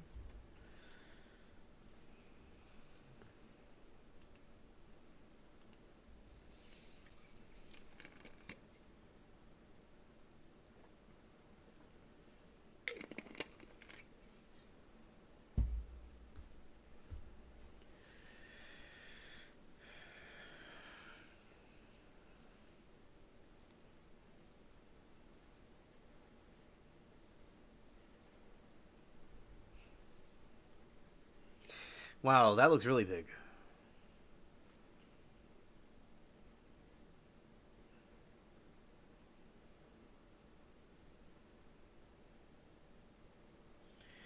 Okay, I'll ask her, Sarah.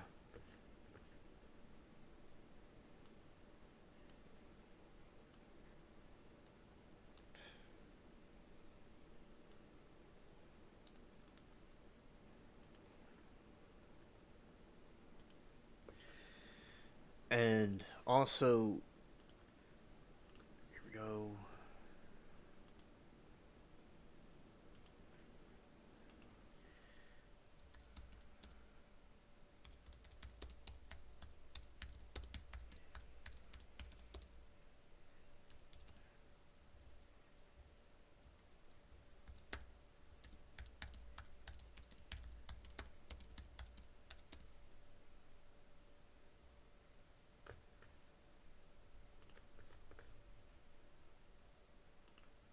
All right. So Amanda says, when it's super hot, I just want stuff to drink. I hate turning the oven on, yeah. So I eat a lot of fruit and salads in the summer.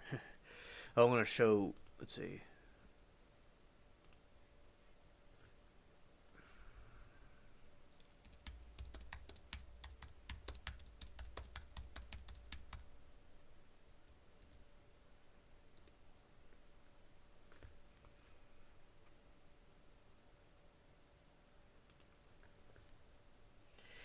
You're welcome. You're welcome. Yeah, so this is something else they have. And she says, and you can pickle and green tops or use it in straws. Yeah, very good. Very good.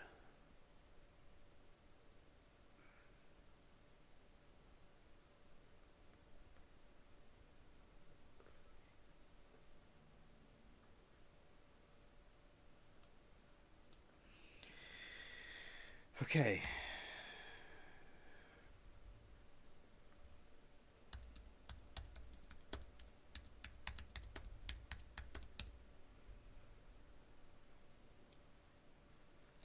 Wow, that's another one. That's really big. Wow. Good grief.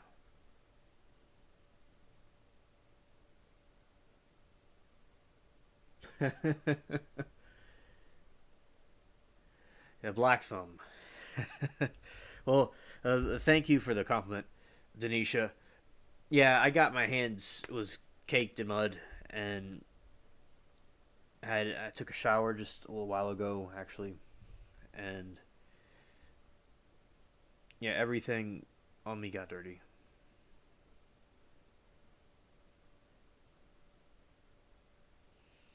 And I was also wearing Crocs while I was doing it, so yeah.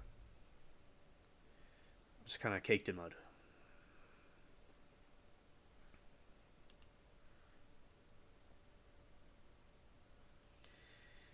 Yeah, I'm gonna grow one of them really big. See how it looks.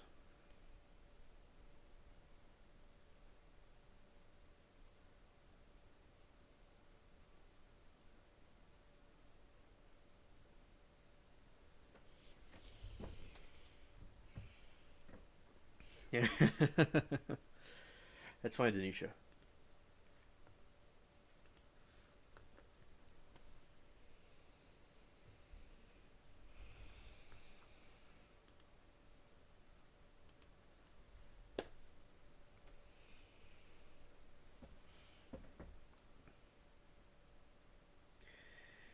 Jus Lene slice. I probably said that wrong. Daikon, carrot, green peppers. Add sweet vinegar. Mix. Excuse me. Serve. Thank you, there, Sarah, for the information.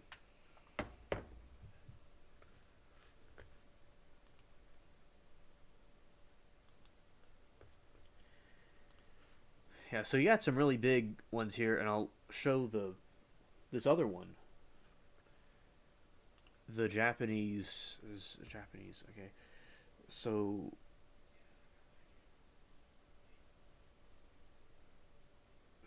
let's look up something else. But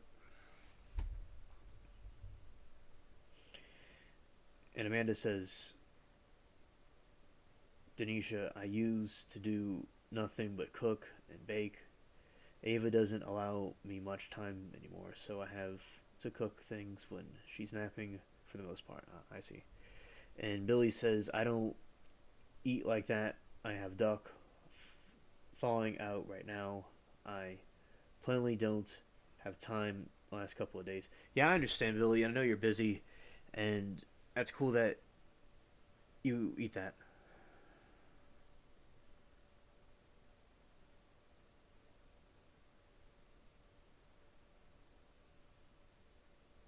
Yeah, right. And Sarah says Billy would know the proper terms that Julienne is thin slices. You're welcome. Yes.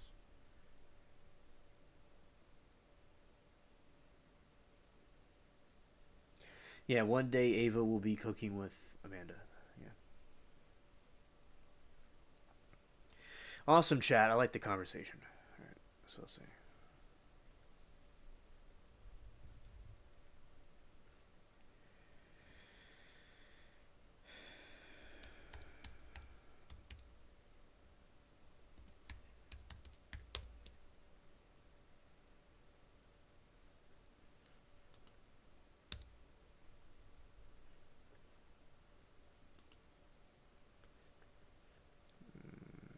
It's not what I want to look at. But they had so I saw a picture of an animated creature from one of those Japanese things that was something like this. See, it has like legs and a body, so that was kind of funny what I saw about it. All right.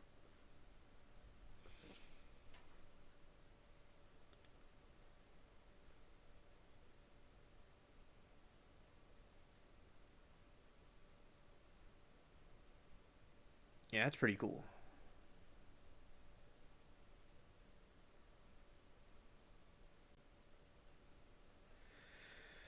Okay, let's see.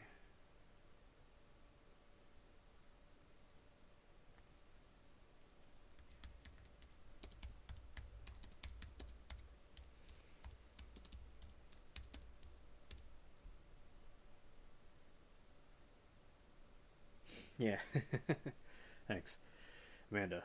Yeah, so just as a reminder, the field corn is so the reason why my corn that I grow on my channel is small is because it's sweet corn, and the sweet corn is a smaller plant than the other ones. So Amanda, another thing I learned about corn is that they have these bigger variations of the corn. Like you see, like stereotypically those big tall corn stalks. That's from like the field corn that you don't eat. You just it's processed, And the sweet corn, the kind that I grow that you could eat off the cob, is just it grows a little bit quicker, and it's something that you just uh, eat off the cob, and it's smaller.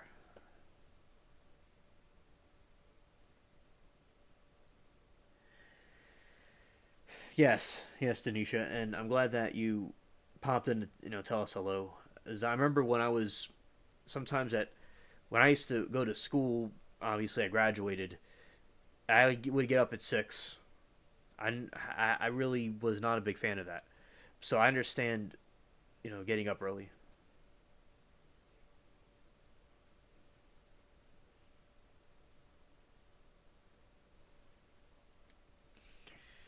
And we'll say sweet corn small.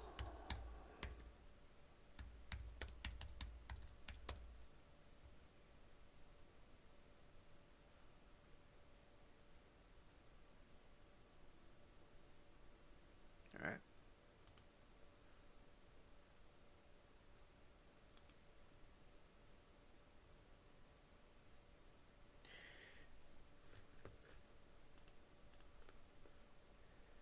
All right. So I'm gonna explain the difference now.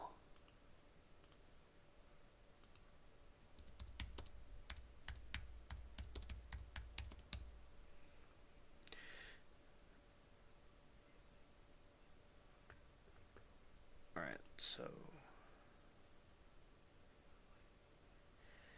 basically, with the field corn, Amanda,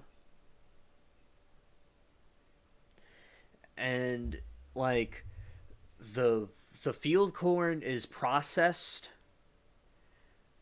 and it's fed to animals, but it's also fed to people like the corn you get in a can, but they just gotta process it first. It's not sweet, the field corn, and you wouldn't eat it off the cob. It has to be processed for first, and then like they go and give it to animals like cattle feed, and also humans. But the sweet corn is very different. You could eat it off the cob, and it's used for a lot of things. Like here's an example, and I'll go fact check myself to make sure that that was a correct way to. So you see right here, you see the field corn and the sweet corn are different. Like that one you want to eat, the other one you don't want to eat.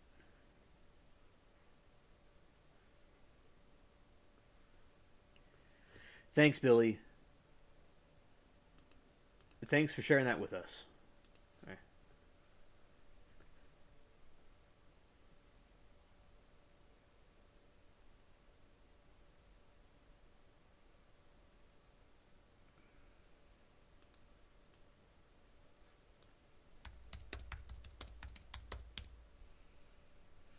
People don't eat field corn directly from the field because it's hard and certainly not sweet. Instead, field corn must go through a mill and be converted into food products.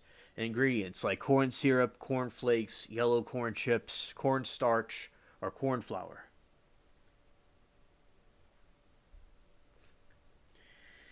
Yo, SE, my bro, good to see you. So, yeah, it's corn time.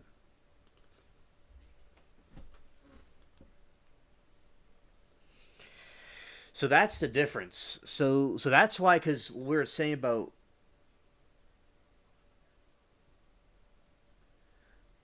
So that's basically like with the corn. Now it's possible, Amanda, they could have shucked it a little bit before they took the picture. But right, it could just like go out like that when the plant's about to. So like when the plant is about to die, it'll release its seeds, so it opens up. So that's what you do. So this type of corn is not the type you eat. So because we were saying like last time, I always had this corn because I have stalks that are really big from these different types of plants that we had that go like I very high, way over the house, like a skyscraper. Probably as tall as a building.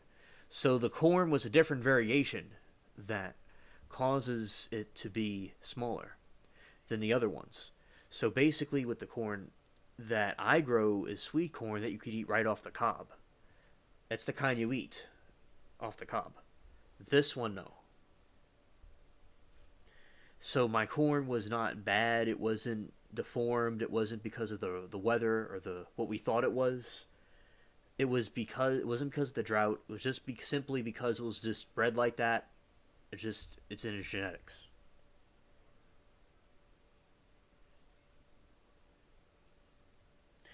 And the good news is there's no Nightbot in this chat. I'm the Nightbot. There's only Alien Bot.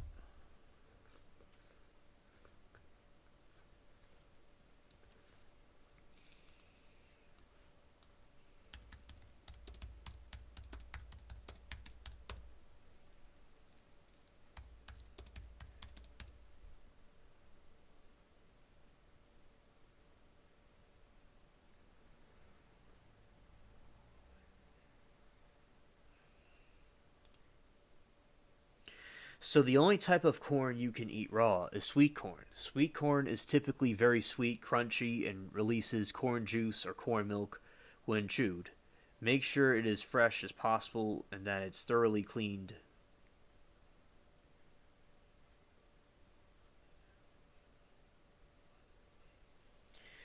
And one time I was in a chat and I was talking to it was like we're talking to a Grays that the visitor that we had, and I was the Nightbot thought I was spamming their chat when I was saying some quotes about things, but it's like the Nightbot could do some cool things, but it could make some mistakes sometimes. But yeah, I understand what you mean, Amanda.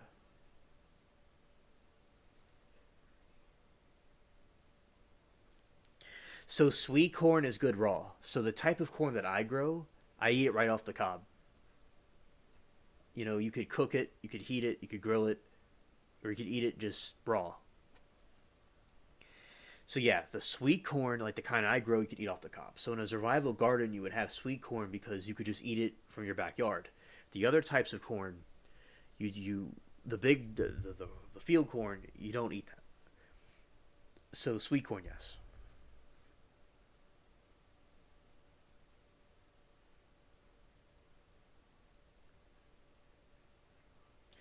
Yes, a channel owner programs a Nightbot, but since it's not a human, it can't tell a difference if somebody is trolling or not for like so. If I'm putting quotes in a chat and a Nightbot thinks it's a troll or spamming a message, it can't tell a difference like a human can, like things like that. But Nightbot's okay, but just a human is better. It could tell the difference, in my opinion.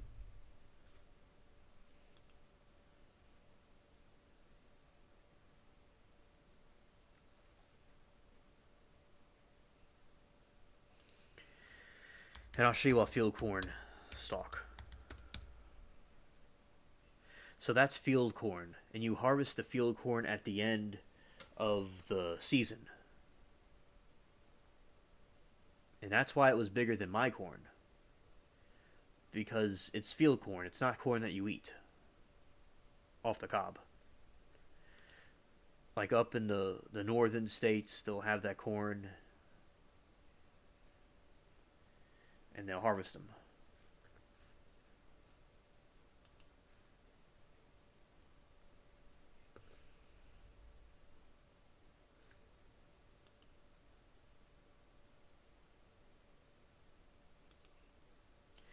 You see, that's a different variation than what I have.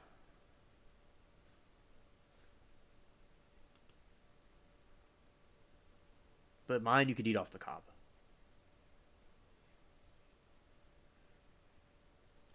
Denisha, I'm in Louisiana.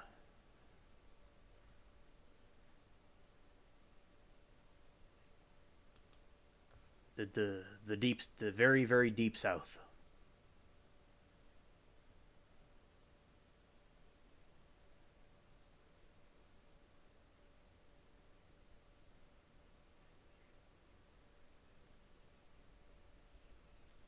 Exactly, Billy. All right. All right. So what's next? Okay. Let's talk about some news.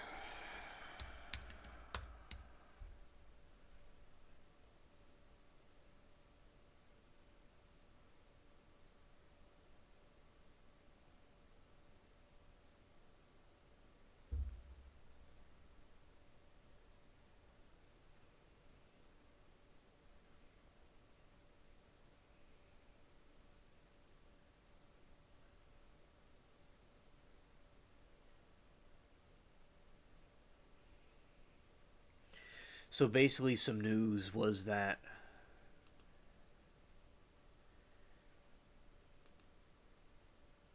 they had this area where they passed this bill or something where they wanted to monitor people that were buying, the banks to monitor people that were buying like certain items and things and stuff with the, yeah, the Bibles and stuff, because they were trying to monitor extremists.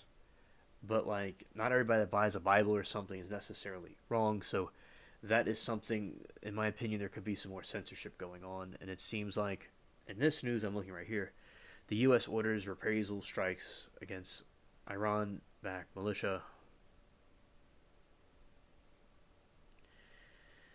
Also,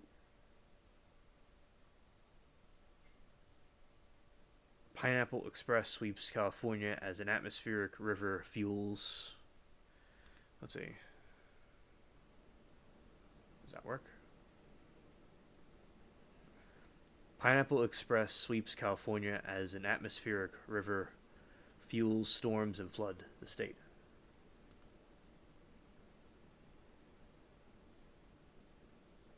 Come on.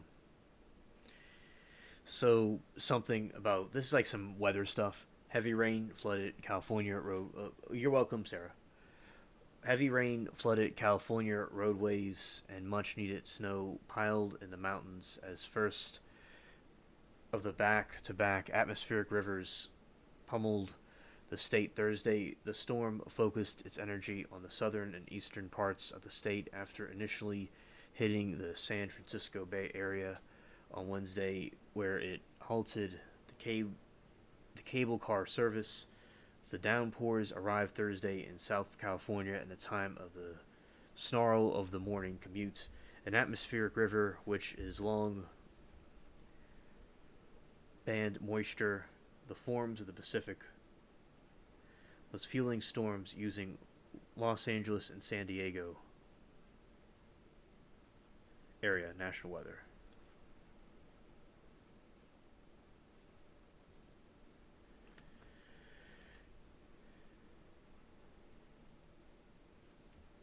Oh, Sarah. So they're Yeah, I don't know the whole details about that. Like if they're going that far back, but yeah, people that bought like buy a Bible, or people that say they got a firearm or something, and they're trying to monitor the like extremists and the the people that are trying to say like if people go and do certain things in a certain building, like say Capitol and stuff, and they'll go and like, some people went up there and did some, had a riot over there, right? But then like they'll do is everybody that believes something or is in a certain bracket of people need to be monitored. And of course, in my opinion, we do need to be aware of extremist people on either side. But like, you don't want to turn into something where like when you had the Reichstag fire in Germany, and they're saying, okay, all the people on the left and the Jews were need to be monitored. So it's like you gotta be careful that you don't fall into something like that, and you gotta be aware that they might try to use things to do further censorship, in my opinion. So that's something for you all to know. And Sarah's saying, I see, shaking her head, not a godly, right? Big Brother's not godly, trying to keep people in fear. Yep, 1984, like what George Orwell was saying. He'd be rolling in his grave looking at this place. He really predicted. He should have 2024. That's what it really should be called. But yeah, he was right on point.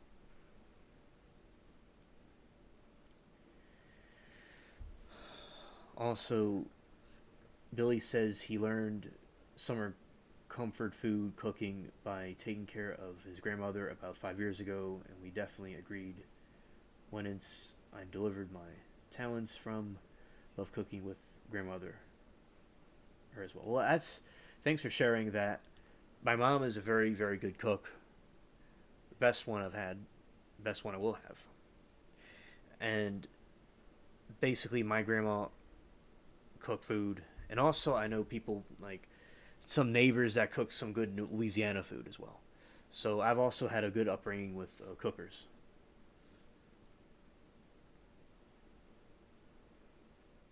Yeah, amen, Sarah. And also, so there's just been this crazy weather in California. So the storm focused its energy on the southern and eastern parts of the state after initially hitting the San Francisco Bay Area on Wednesday, where it halted cable car service and downpours arriving Thursday in southern California and the time snarls of the morning commute. An atmospheric river, which is long band moisture that forms over the Pacific, was fueling the storms dousing in the Los Angeles and San Diego areas, said National Weather Service forecaster Bob Orvek. Yes, Denisha says the word of God is what's going to save us in these crazy times. Amen.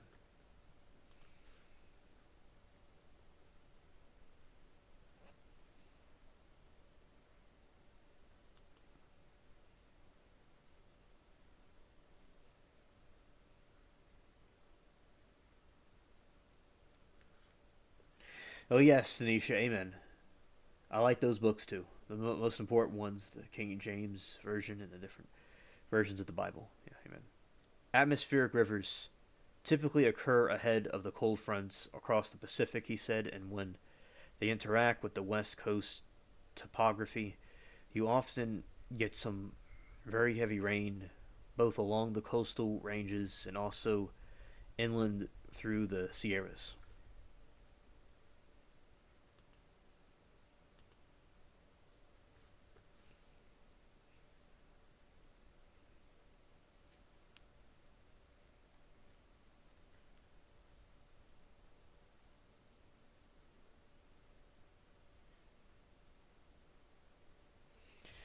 Oh yeah, Denisha. Yeah, Denisha says alien spaceship. I asked where you live because I don't know if Massachusetts produces lots of corn because of the weather here. Exactly, Denisha. And this was like a big reason with the Civil War why y'all didn't want us down here breaking away because we produce a lot of stuff down here. We grow a lot of things, and yeah, because up there, yeah, it's hard to grow stuff up there. So, yeah, obviously would be in a southern climate, and I'm in New Orleans, and also the area I live in is black. It was white, then it became black, and my neighbors are pretty cool. I have nothing against them, and basically, so in my area is a big area. It's bigger than Metairie and Kenner in the western part. So this area, it's a big yard, and I'm like in the city, but it's kind of like a rural area at the same time. It's like kind of like both. And I have a big yard I grow a lot of stuff in, and my ancestors on both sides like to grow things and grow plants. And I did since I was a kid.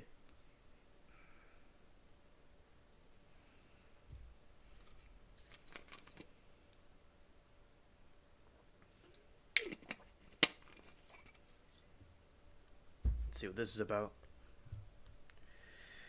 U.S. orders reprisal strikes against Iranian backed militias. The U.S. has ordered a series of reprisal strikes to be launched over more than one a day. Okay. The U.S. ordered the U.S. has ordered a series of reprisal strikes to be launched over more than one day against an Iranian-backed militia. And U.S. Defense Secretary Lloyd Austin has said the Austin said all drones in region attacking the U.S. were Iranian origin. The retaliatory strikes are expected to hit militia in Syria and possibly Iraq. Through Austin, it did not specify the timing, procession, location.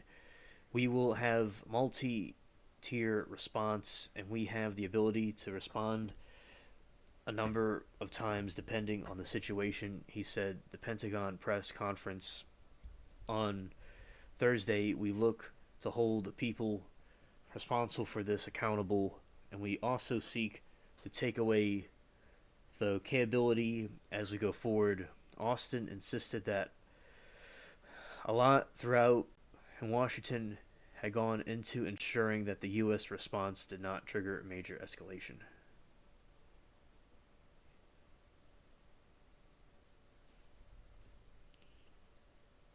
Thanks, Denisha.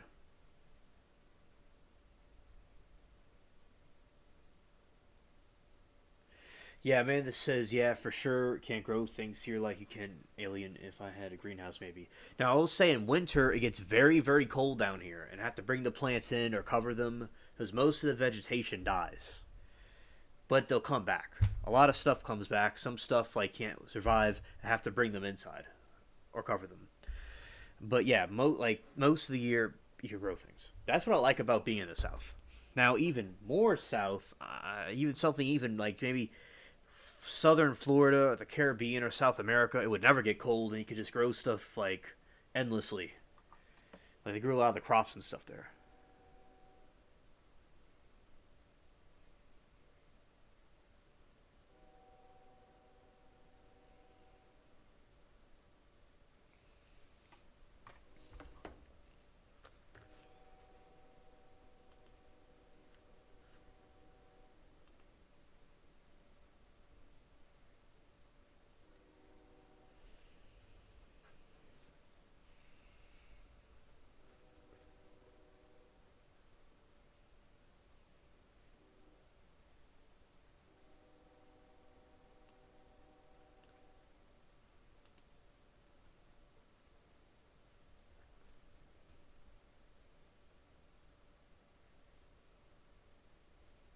I'll be with you all in a moment. I'm reading something else. I'm reading something. I'll be right with you all.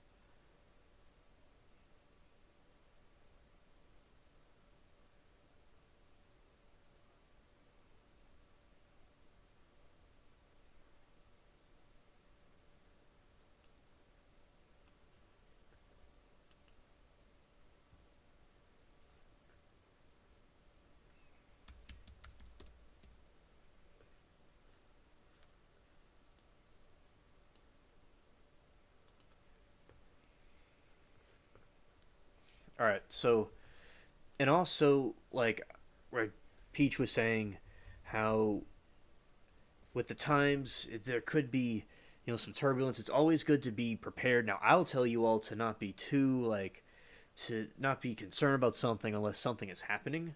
But it's good to have canned goods if you can, and water and supplies and stuff, and having full gas and things like that. Because you never know with all these different things going on in the country. It could be turbulent times. So just everybody, it's good to be prepared. And but of course, as I said, to always to have a calm mind even in a difficult situation. Like I remember during the hurricanes, it's like it's kind of like a survivalist situation, filling up gas and getting out the city, or or just staying here. Some people choose to stay and stuff like that. And so I do think it's urgent to to continue to stock up on things and to be mindful of the gas and stuff with the different wars that are going on as well.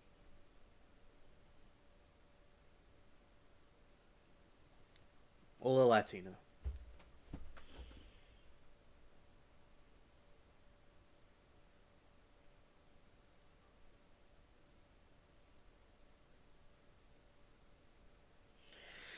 Billy, I'm also part Scottish too.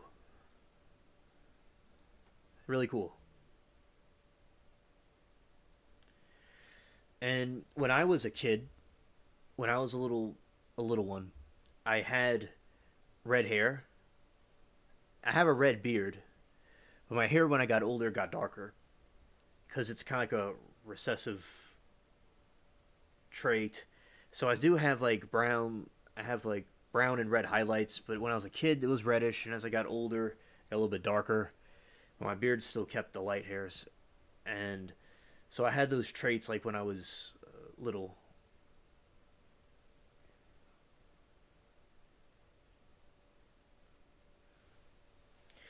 And so that's just to tell you all about to be prepared and to be mindful of the gas situation in the country because they keep on raising it and all. So yeah, so as I was saying, continuing with this, Iran has repeatedly warned the U.S. not to launch any strike on Iran territory, saying the U.S. escalates it, its response will be shifted and be dramatic. Austin stressed the U.S. was not at war with Iran, and Washington did not know if Tehran was aware of the specific drone strikes on Sunday mounted by the scribes as axis of the resistance. Yeah, little red-haired alien. Yeah.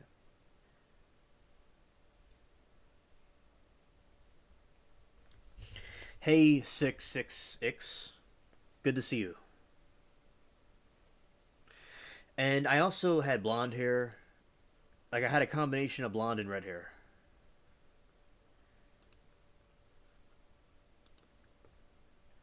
And then it got, like... But I still have the highlights of it. But it's much darker now than it was. And, like, I looked like the characters from the Brave movie. And also, I have thick, coarse, like, curly hair. That gene is tied to the red hair gene. And I have different ancestors on both sides that had these features, so who come from really anywhere. And thank you, Amanda. That's sweet. My dad has that kind of hair that I have.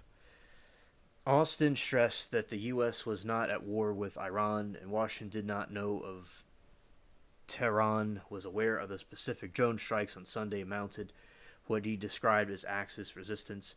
He said, in a sense, it did not matter since we do know that Iran sponsors these groups and funds these groups and in some cases trains these groups. Austin said that without Iranian facilitation, these attacks could be mounted. He sidestepped claims the U.S. delays in responding meant senior Iranian military advisor had left Syria for Iran, where they were less likely to face U.S. attack. Hey, Norm. What a pleasant surprise.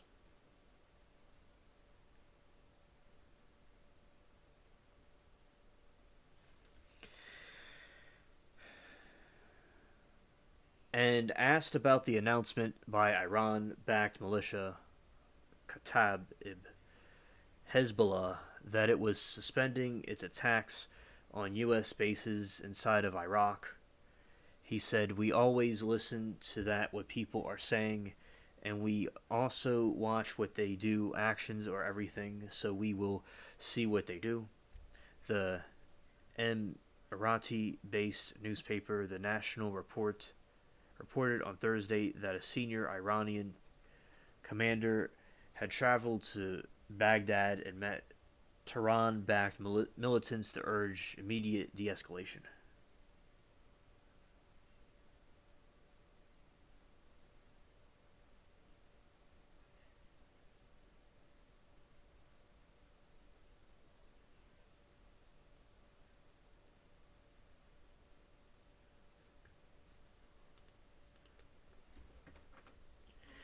Exactly, Norm.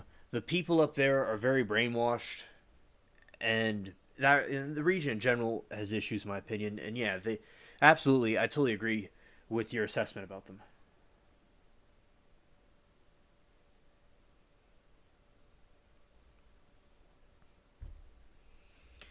The Emirati-based newspaper, The National, reported on Thursday that a senior about the escalation. Austin acknowledged that there had been 160 strikes on U.S. bases in Syria and Iraq since Hamas' attack on Israel on October the 7th.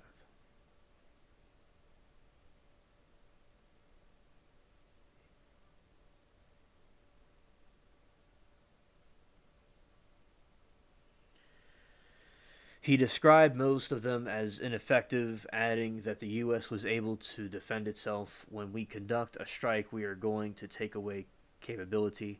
This particular attack on Sunday was egregious and on the sleeping areas of our base. Yeah, exactly. Exactly. More fake news. Right.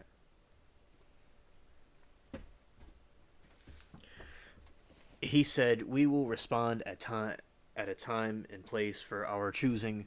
Iranian proxy groups have been attacking our troops before 7th October." He said there was no set formula in meeting the U.S. competing objectives, holding the right people accountable, doing everything to protect its troops, and avoiding escalation.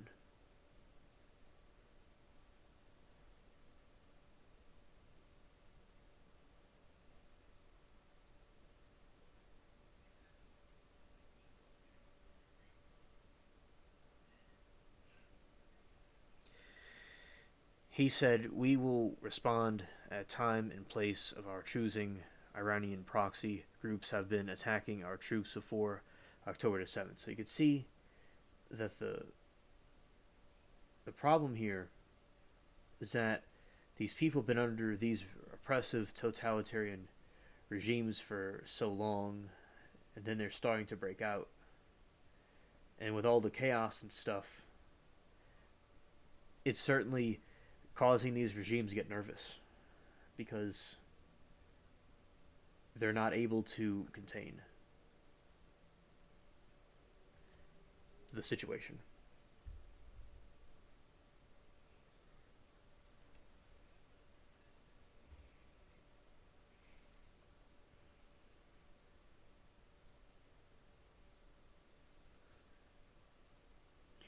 Yeah, and he said, "I tried to tell her the truth about General Qassam Soleimani when he got killed." I'll say deleted. Yeah, I understand, Norm. So people like they get brainwashed and like they told it over and over again so they believe it. Like it's really a I was looking at some ghost stories about the soldiers that were in the Far East and like because we talk about supernatural things. And yeah, so there's a lot of spooks over there too. Yeah, there's a lot of negative energy. I think we agree on that.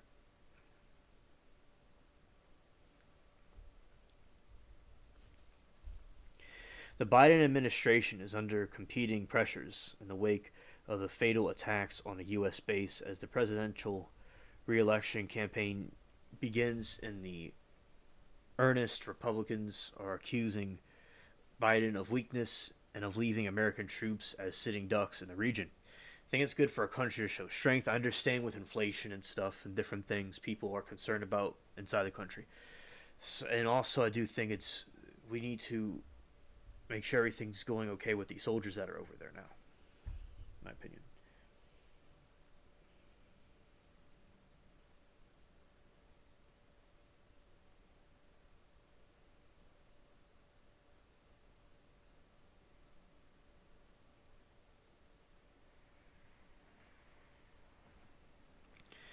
Biden administration. The Biden administration is under competing pressure in the wake of the fatal attacks on the U.S. base as the presidential re-elected campaign begins in earnest. Republicans are accusing, of weakness. The White House believes it has to evaluate its response as to deter further attacks, but to stop short triggering a major escalation.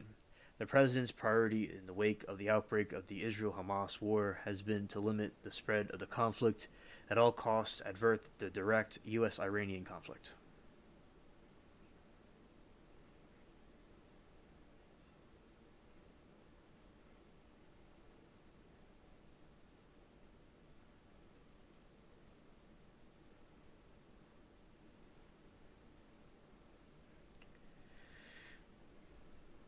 The U.S. officials believe that if they can broker a ceasefire in Gaza, it'll ease the pressure on U.S. forces in the Red Sea and across the region. Qatar claimed on Thursday night that Hamas had given an initial positive confirmation of a deal involving a truce and hostage release.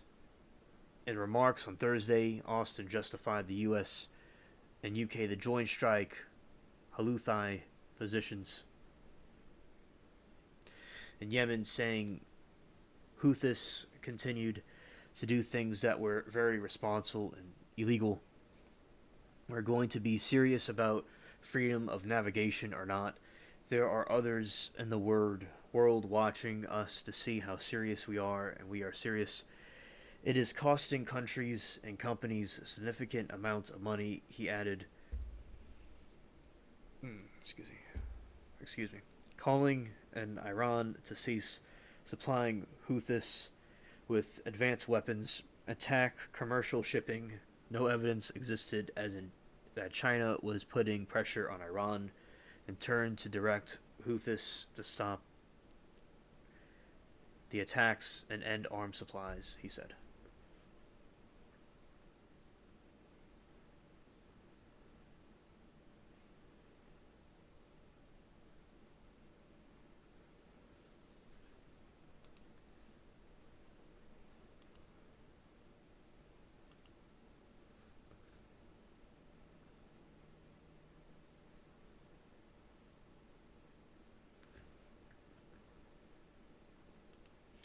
Right, my dude Norm says it's different place. She spoke about the wild dogs and she would feed some, but packs of wild dogs attack people there, stuff that doesn't exist in America.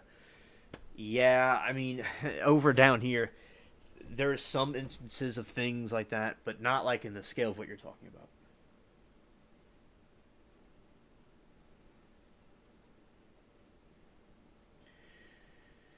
You're going to drink some water.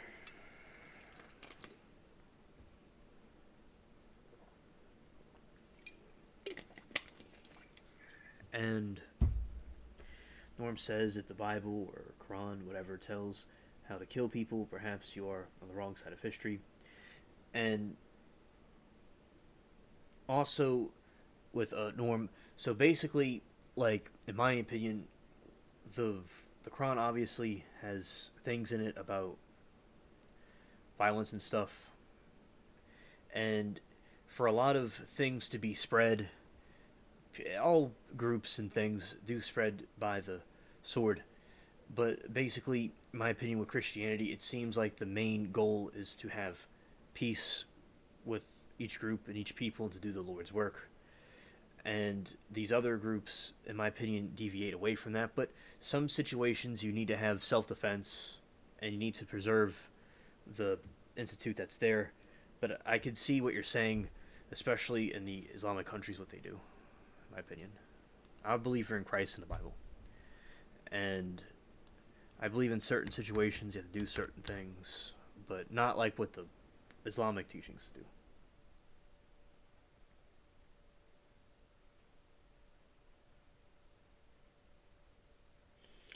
And Billy, yes, he's a jack of all trades, like myself. I'm still learning new things. I'm young.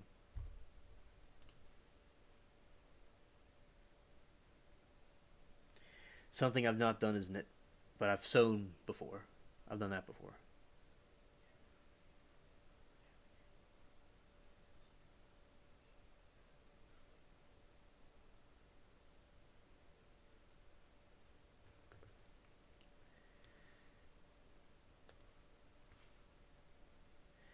And also, I like Norm. I like seeing your thoughts about the different things we talk about.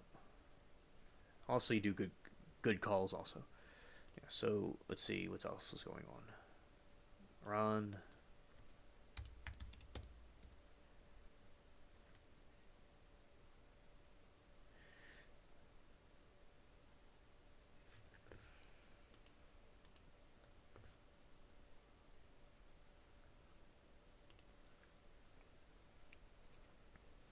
And one thing I want to ask you all: anybody watching the Super Bowl? Anybody into football? I was curious. As a side conversation. Let's see this thing about the Israeli settlers. Let's see what the CIA thing. That's a little bit different than we're talking about. Former CIA employee sentenced to 40 years in prison after carrying out largest data leak in agency's history. Wow.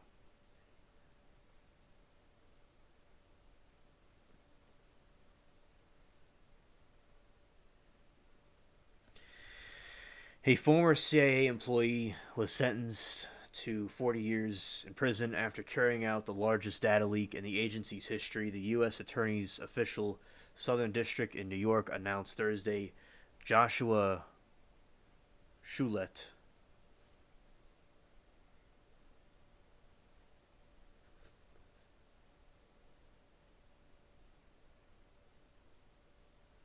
Amanda, I see.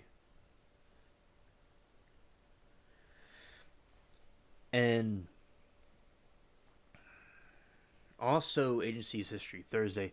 So, the U.S. Attorney's Office in Southern District, New York, announced Thursday Joshua Schulet, who is accused of handing over reams of classified data to WikiLeaks in 2016, was convicted in 2022 for illegally gathering, transmitting national defense information, and obstructing a criminal investigation on grand jury proceeding, among other charges. He was also found guilty in 2023 of receiving, possessing, and transporting very bad material involving youngsters. According to the U. Wow, that's really messed up. According to the U.S. Attorney's Office.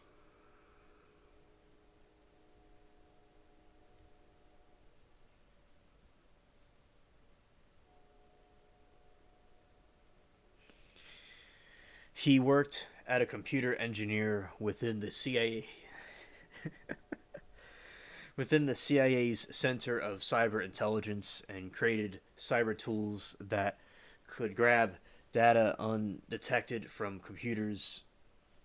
Shullett defended himself at trial. An earlier trial ended in a hung jury in 2020.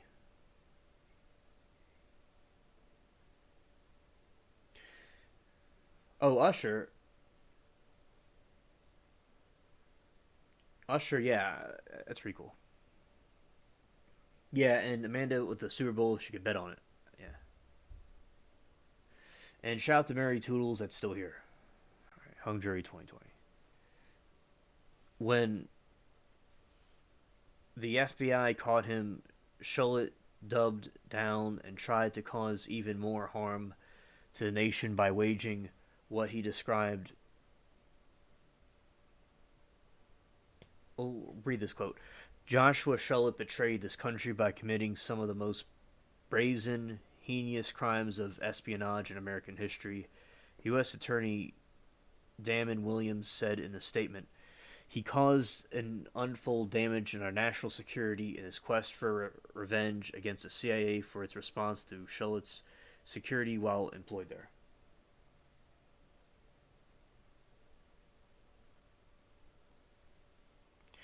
When the FBI caught him, Shullett doubled down and tried to cause even more harm to this nation by waging what he described as an information war of publishing top secret information from behind bars. Williams added, and all the while, Shullett collected thousands upon thousands of videos, images of youngsters being subjected to horrible things, and that's terrible. They did that.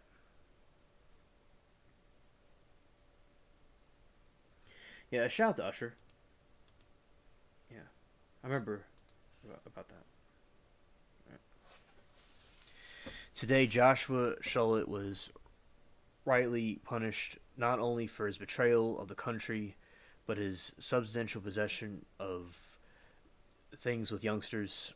FBI Assistant Director in charge James Smith said in a statement that the severity of the actions is evident, and the sentence imposed reflects the magnitude of the disturbing and harmful threat posed by the criminal conduct.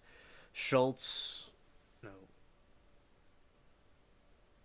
yeah, Schultz issues the CIA began in summer of 2015 when he began to feud with management and co-worker, ultimately filing a restraining order against the co-worker in state court. The court records show Shullett and co-worker were both transferred As a result of the feud, investigators alleged that Shullett became enraged when CIA officials wanted to hire a contractor to build a cyber tool similar to one he was building, prosecutors said.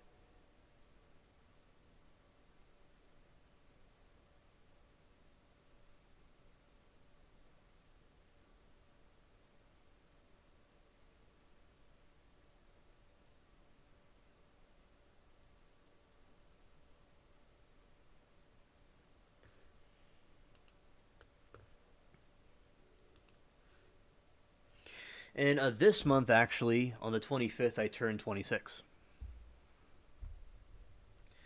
Shullett quit the CIA in 2016, but March 2017, WikiLeaks published the first installments of the Vault of Seven leaks, which originated from two programs that Shullett had access to court records to show. WikiLeaks put out news release to go with the information saying that the data had been provided anonymously by sources who wanted to raise policy questions specifically rather about whether the CIA had overstepped its hacking capabilities, exceeded its authority.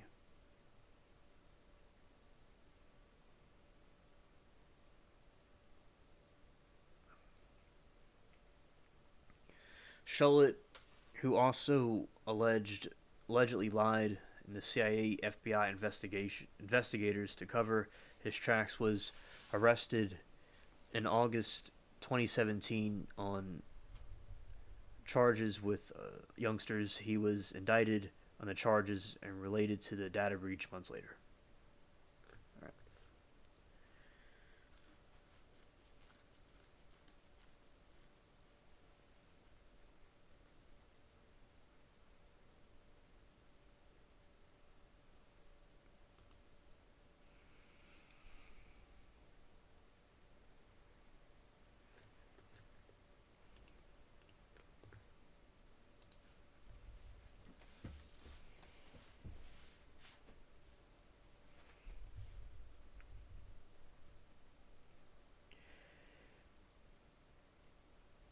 And Amanda says, "Oh snap! I forgot it was almost your birthday, alien. Are you doing anything special?" Good question, Amanda. I'm going to probably do a lot of things that are special, actually, with a family and chill with my friends and stuff. Thanks for asking. Well, happy early birthday, Denisha. Yeah, Denisha said she has kids my age. Nice. And shout out to them. Yeah, online B day parties. Yeah. And Sarah says, back husband misplaced screwdriver, and I somehow was to know where it was.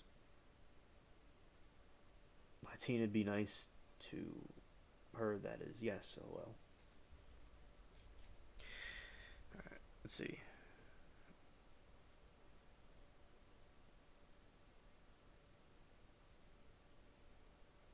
I remember the early 2000s. I still like SpongeBob and stuff. Yes, Denisha. I'm born February 25th, 1998.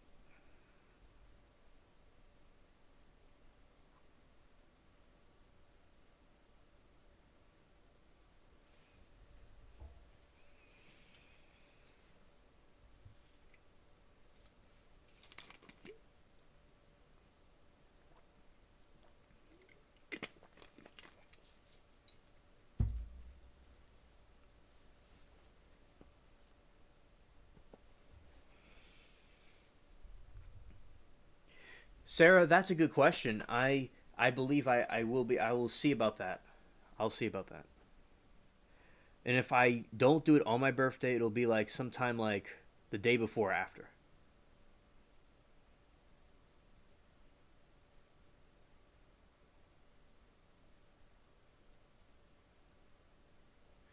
Yeah, I might do one on my birthday. Yeah, that's an idea.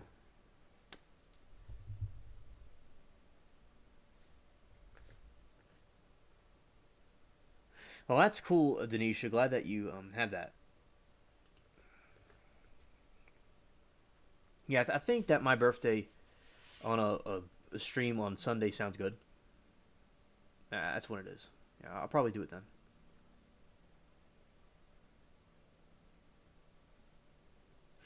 Teletubbies is still on. I did not know that, Amanda. I used to watch that all the time when I was a kid. I even have a Teletubbies plate that's still there.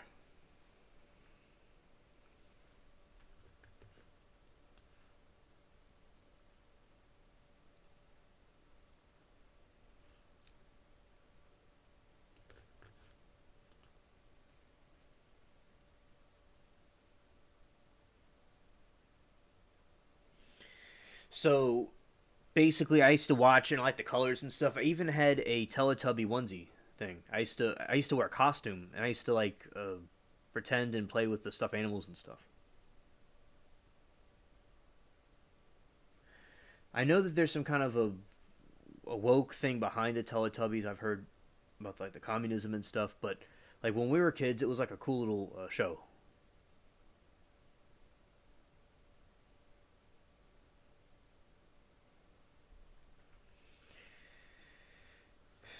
Let's see. What's this? Here's why conspiracy theorists say Taylor Swift and Super Bowl are spreading. Let's see what they're spreading. Oh, I like that too, Amanda.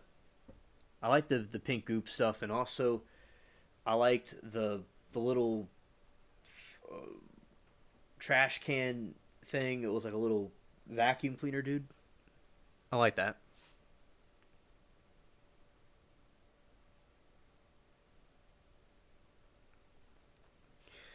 Taylor Swift has been on the most dominant cultural figures in the past year between billion-dollar Eras tour and accompanying film, a slew of Grammy nominations, and high-profile romance with Kansas Chiefs tight end Travis Kellis that's made her a fixture of the National Football League session.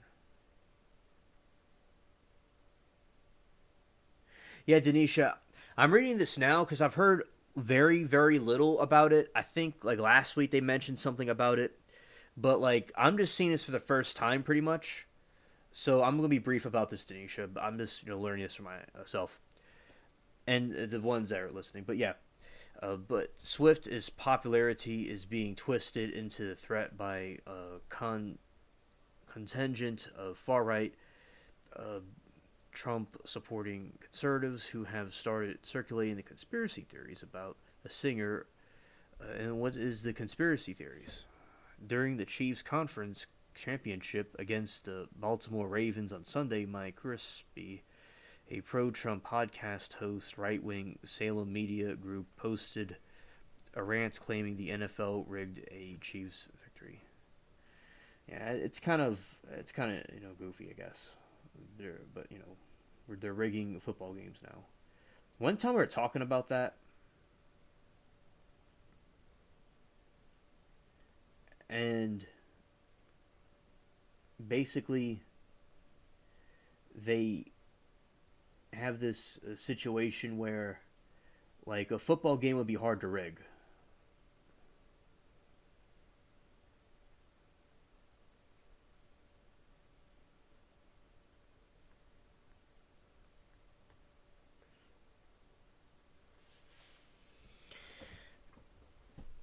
and also all the spread Democrat propaganda calling now the KC wins go Super Bowl. Swift comes out the halftime show and endorses Joe Brandon with Kelly's minefield has been up since day one. Oh, okay, I get it.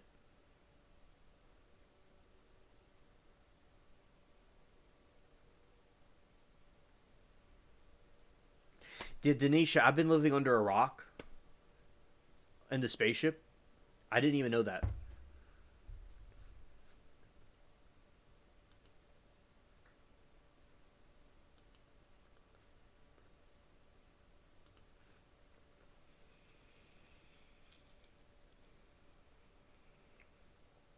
I wonder who's going to win the Super Bowl next month, and I wonder if there is a major presidential endorsement coming from an artificially, culturally proposed up this fall former Republican president candidate Vivek Ramsway, Ramsey, whatever his name is, who was pushed to debunk conspiracy theories about the incident in January 6th, the 2020 election, and 9/11, wrote next formerly known as, we'll just call it Twitter on Monday. Unfounded claims about Swift's alleged role as government plant have been swirling for some time last month. Fox News host Jesse Waiters speculated that Swift might be a Pentagon psyop, an asset used the psychological operations. Is Swift a front for a covert political agenda? He asked while noting that he had no evidence. He pointed to Swift's endorsement of Joe Brandon in 2020, her recent encouragement of the fans registered voters, which are surge in registrations.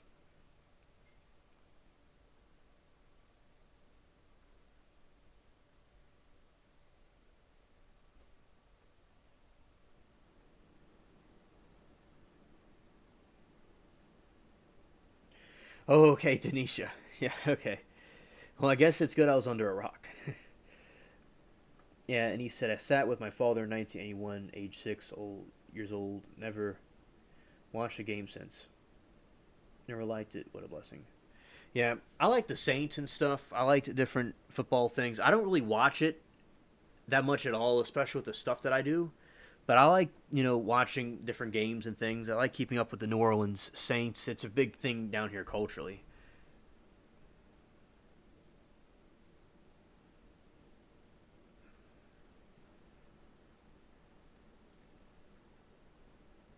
Hello, Bubbles.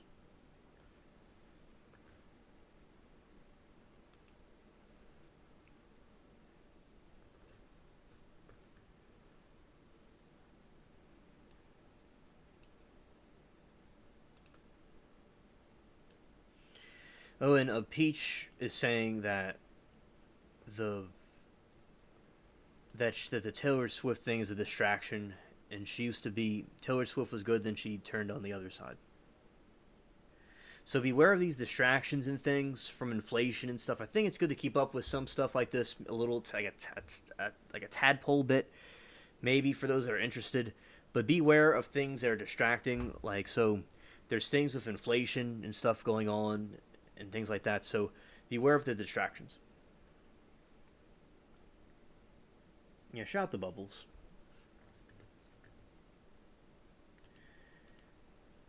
I like keeping up with football a little bit. But conclusion, the Super Bowl and contentious presidential race has proposed to endorse this again this year, further added fuel to the fire. All right.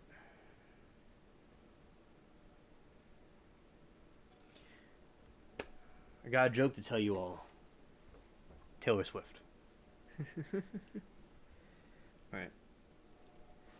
And Billy says the Biden administration is betting on the popularity of Taylor Swift to be reelected. Should speak volumes right there. Yeah. There you go. And this is just, I'm just learning all this. Like, about these distractions and stuff. Oh. Influential right wing figures, including Jack Oplek, who pushed the Basil's Pizzagate conspiracy theory. Synchronicity, we're talking about pizza recently.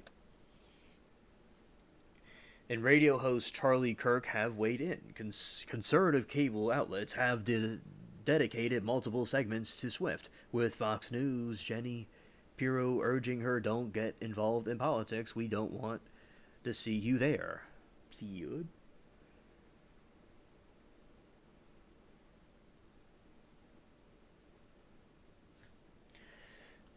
Oh, I know, Amanda. I know.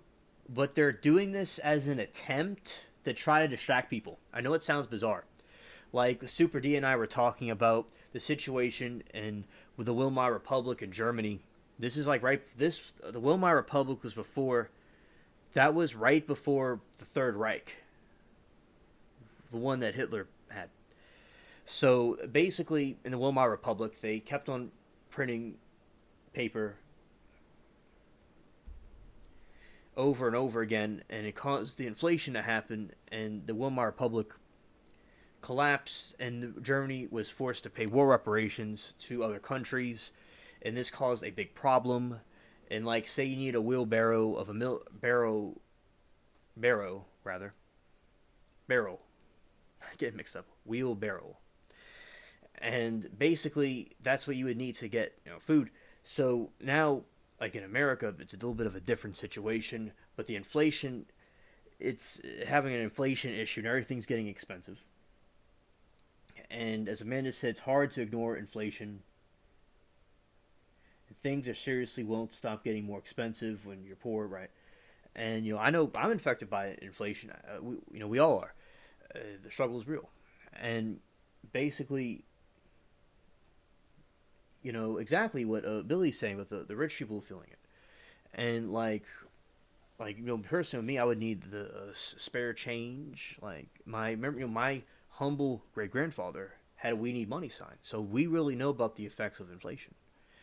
And also, another thing about so in Germany they had the inflation going high and all that stuff. So the same situation looks like it's happening here. Oh yes, Amanda, I heard about that, and I mentioned that a little while ago during the little what's it called? Something was going on in the chat, but yeah, I talked about it earlier when I was talking about the Iran situation.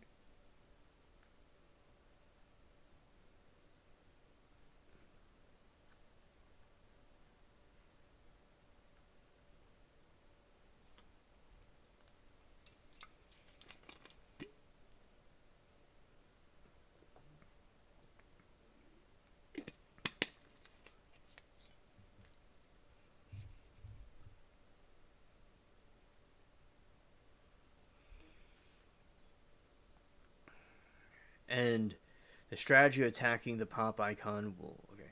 However, the business management many figure that the online Trump supporting world is capture monetized attention, said Joanne, assistant professor of journalism who studied it.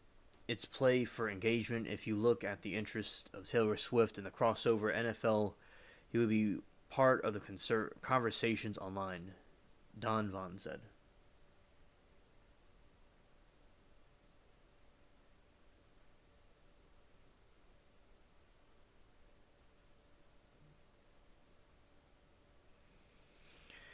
Mentions of Swift on fringe right wing internet sites like Trump's Truth Social have spiked in last week, according to data from Pyra Technologies, which tracks smaller platforms. It's not the first time Swift has been the target of conspiracy theories and right wing tire.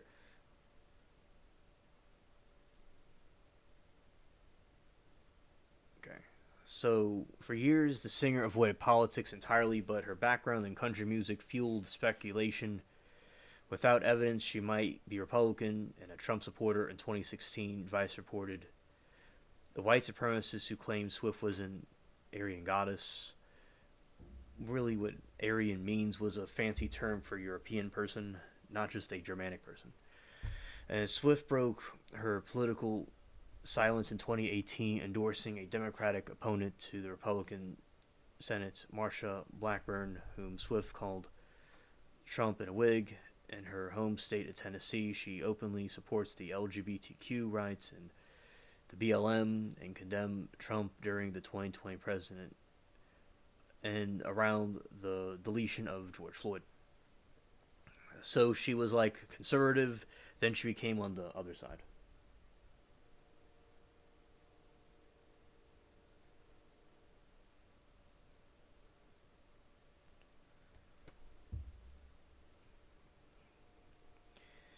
And also her evolution from the teen A genuine 30 something unmarried successful businesswoman has been break up with the conservative ideals of her femininity, Duvin said.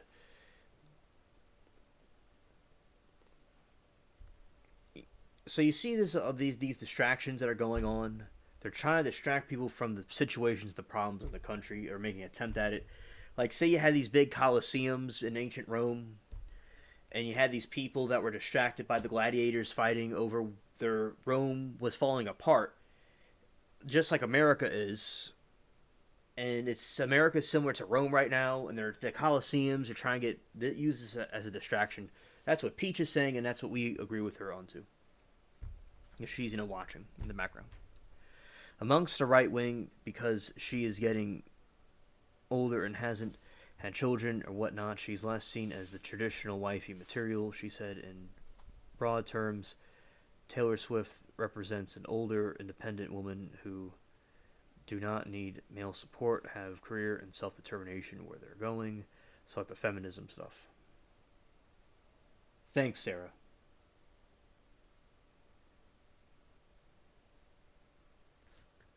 Yeah, it's more lucrative. Right.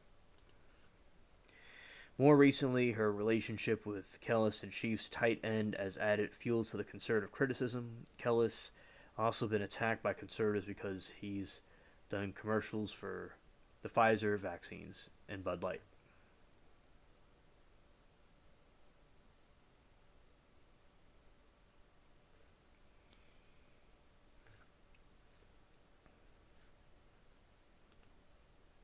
Oh, hey, Bubbles. I didn't see you there. And then attention begets abuse. The attention focused on Swift doesn't just draw conspiracy theories, it also attracts abuse, and specifically in kind of abuse that disproportionately targeted women online. In the last week, AI generated trigger warning sexually explicit images of Swift went viral on X. So I'll explain to you the AI generated stuff. So basically, what happened was, you see his little tail right here. Yeah. So Bubbles has joined us and says hello to everybody. So AI generated stuff. You could look at videos. Other YouTubers have covered it. So like Jordan Peele, they put Barack Obama's face on Jordan Peele, and he can make a Barack Obama voice very well. So he can imitate Barack Obama, or and you could like say like Jordan Peele could say like Winnie the Pooh, the tree is Winnie the Pooh, as Barack Obama. And with the AI generated stuff, you can make it look real. So they could take an AI generated thing, or they could put someone's face on another face with the technology. So it's really crazy what they could do now. So be aware of the AI stuff, everybody. And as we go on throughout the years, it's going to get even more strange with the technology. But all good and bad will come from it. Explicit, okay, on X and other social media sites, racking tens of millions of views. Incident has resurfaced and prevalence of non-consensual deepfake uh, corn. Let's see, cornography stuff. A problem that has plagued not only celebrities but also regular women and girls for years. A point of gendered abuse and the point of casting Taylor Swift in a light where she is necessarily her own self actualized person making her own decisions, and putting her on this sexualized light is demean her and to undermine her power, said Nina Jawaskis, researcher and author of the book How to Be a Woman Online. She's being objectified and is a tool of the Brandon administration. Believe half of what you see and nothing of what you hear. Good point, Norm. Yeah.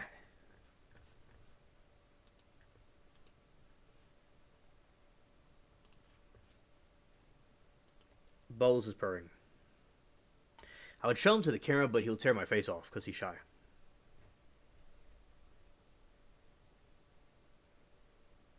Yeah, Bowles stole the show. It's not my show anymore. He's the new host. And he's purring. Jen O. Jacko Wiss. Jacko Wiz herself also being a victim of conspiracy theories and explicit deepfakes. She said she hopes that the attention. Yeah, I know who that is. Yeah, she's the one that was wanted to destroy all men. And explicit deepfakes, she said she hopes that the attention paid to the recent attacks on Swift also highlight the harms that this kind of abuse people do not have the resource of global superstar. Yeah, exactly, Sarah. Beware of controlled opposition in wolves in sheep's clothing. That's what's going on here. That this country, in a situation, will have a problem with. And also, hey, it's 333 right now, chat synchronicity. Yeah, it is a trap. I agree with you, Billy. And also, it's so cringe, what's happening with these wolves in sheep's clothing. It's really cringe. Yeah.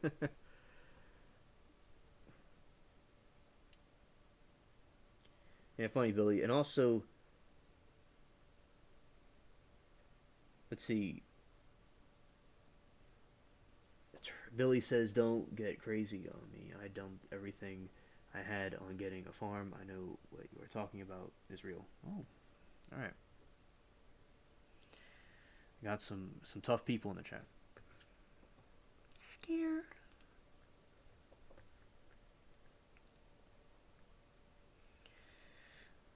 End of one moment. All right. I'll be with you all in a moment.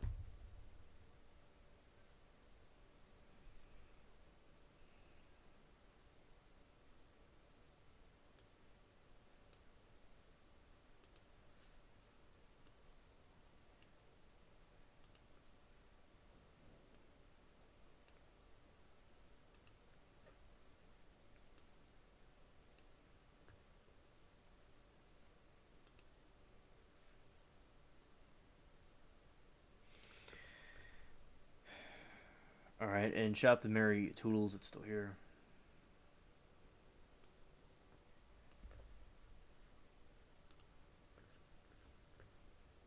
I want to show you all something.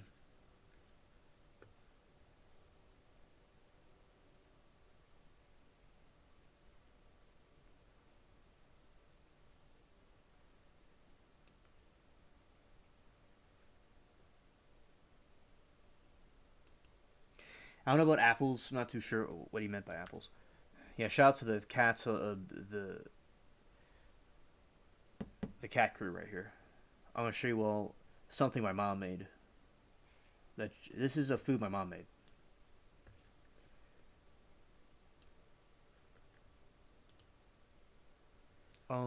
That's not what I meant to do. I clicked something by mistake. No, I got this. This is what Mary Toodles made.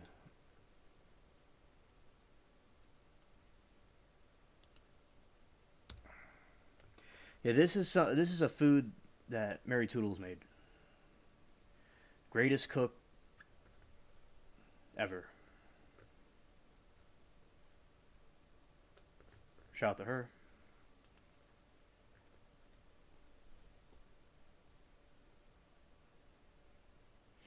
Yeah, he got confused with the puppy apple.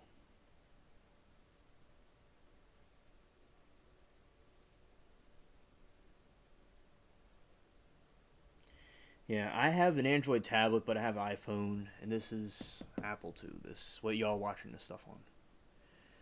Yeah, I like both, but I like Apple's it's real private and secure. But the Android's good too. I like that. Yeah, thanks, chat. Yeah, this is what Mary Toodles makes. Excellent cook. I decided to show this. She sent it to me. a little while ago. She's still watching kind of the background.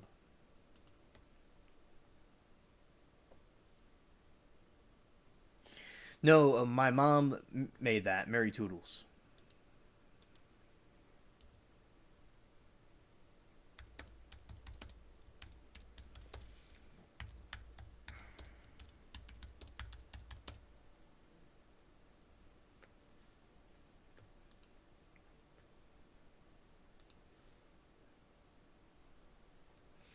Yeah, very good. Yeah, it also tasted good. That's what she makes me.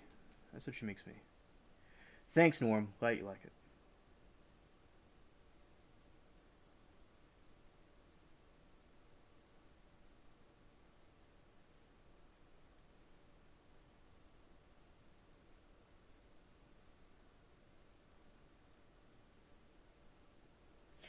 Oh, yeah, Sarah. Some people, yeah, with the Apple thing. Okay, I can explain that misconception about Apple. Steve Jobs and them were like, they were somewhere and they saw a Macintosh and they thought it was a cool idea for a computer. But yeah, he was not against like Christianity, and later on, he was more lenient towards it. And he seems like he had a lot of like good Christian values. So I know he named it after an apple, but like they weren't thinking of it as a forbidden fruit. But I understand what he means. Yeah, I go by like, the technology. My grandpa was very into technology and computers and stuff. That's where I get that from. And look, I like PC too. This is it's not as secure, okay, and it can't do this stuff. Like I use certain apps that this has on it built in, but I like PC for other things too. It's a nice computer as well. I like building things.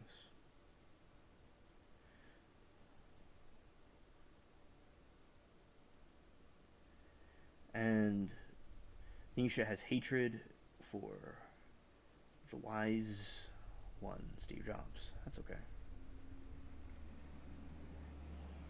You cannot ignore people sometimes. Like you can't ignore them though. That's one thing. That is a good thing about him. It's the people that think differently. You can't always ignore them like others.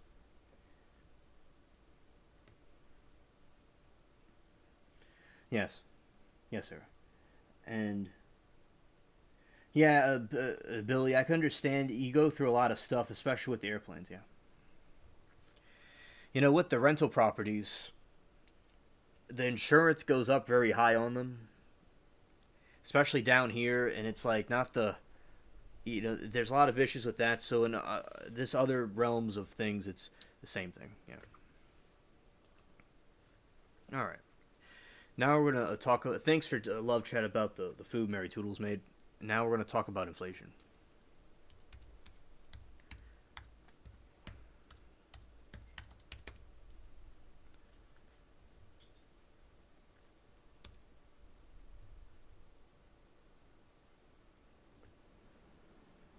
Let's see.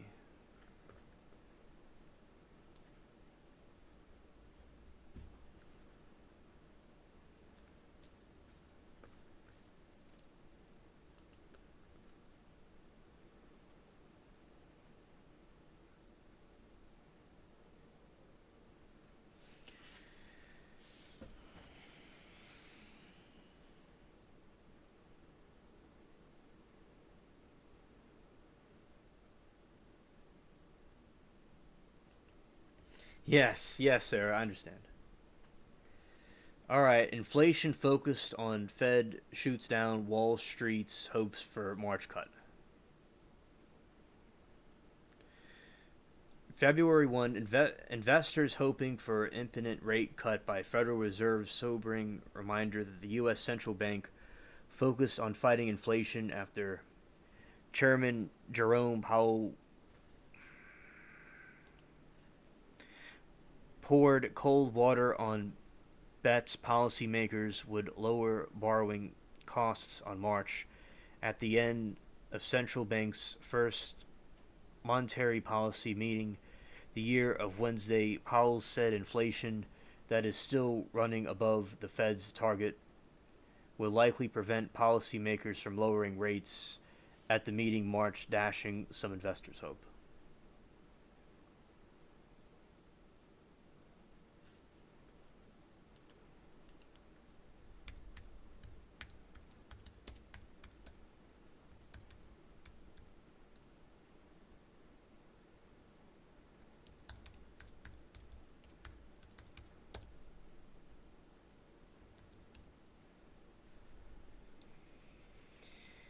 At the end of the central bank's first monetary policy meeting of the year Wednesday, Powell said inflation that is still running above Fed's target would likely prevent policymakers from lowering rates at the meeting in March, dashing some investors' hopes.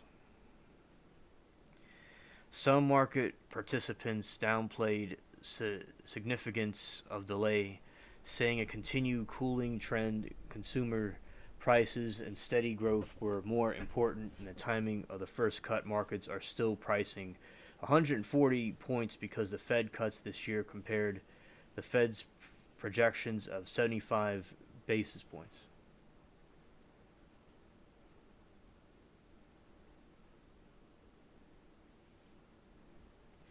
Denisha,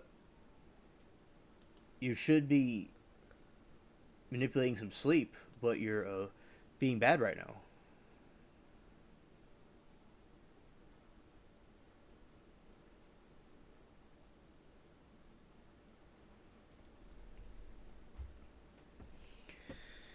All right, some market participants downplay the significance of the delay, saying continued cooling trend, consumer prices, and steady growth were more important than the timing of the first cut. Markets are still pricing in some 140 points in Fed cuts this year compared to the Fed's projections of the 75 basis points.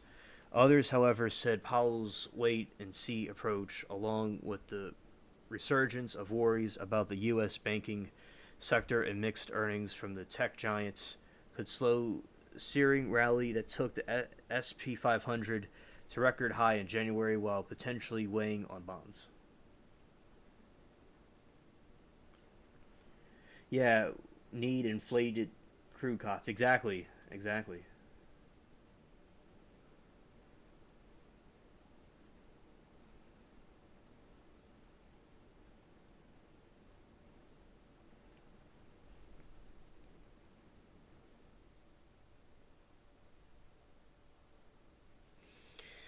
The markets probably need to digest some of the gains from the end of 2023 and some of the earlier gains this year as well to let the economic conditions and business conditions catch up to what has been priced in, said Young Yu Ma, Chief Investment Officer at BMO Wealth Management.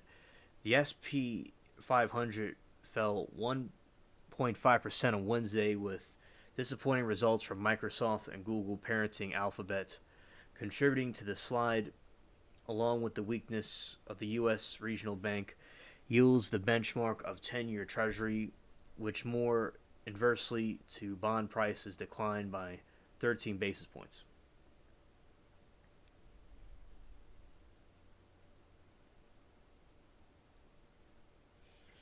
Billy says we are actually preparing to sue the federal government over this to get laws changed. Well, that's good. Hopefully things get changed.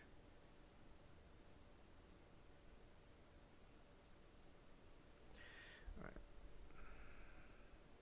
Stocks and bonds soared at the end of the last year. Expectations the Fed had reached peak in rate hiking campaign and would soon begin cutting rates. Easier monetary policy is generally seen as a tailwind to equates as lowers the cost of money for companies and households while guiding bond yields lower. Some investors believe those rallies may have run too far. Central bank officials in recent weeks have pushed back against the notion of immediate rate cuts while continuing resilience. The economy stirred worries that inflation could rebound. The Fed lowered borrowing costs too quickly. Excuse me.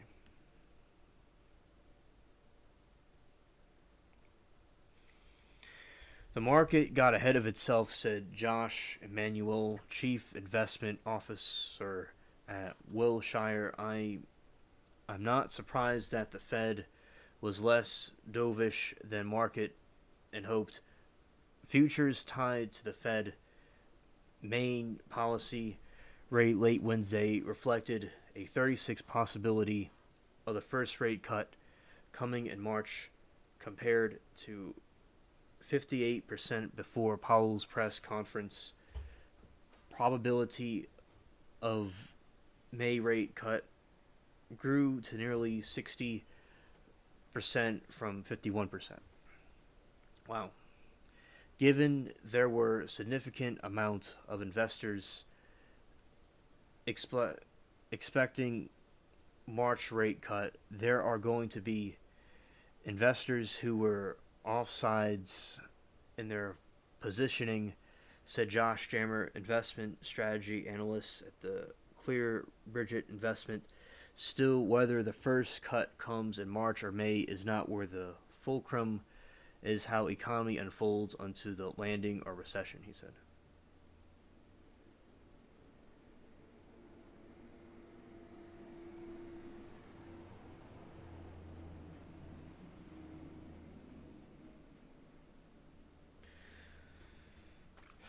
Yeah, sorry, condolences for your loss, Denisha.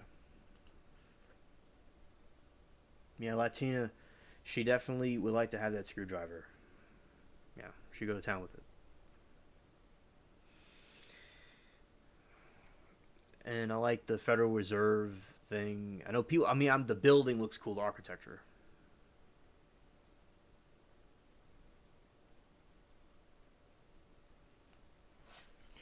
Focus on the economy. Indeed, Powell gave a strong endorsement to the U.S. economic picture, highlighting failing inflation aimed expectations of sustained job economic growth. The economic data that we get from the March is going to be really critical in terms of driving markets, said Cindy Bellew, Chief Investment Officer, Conning North America.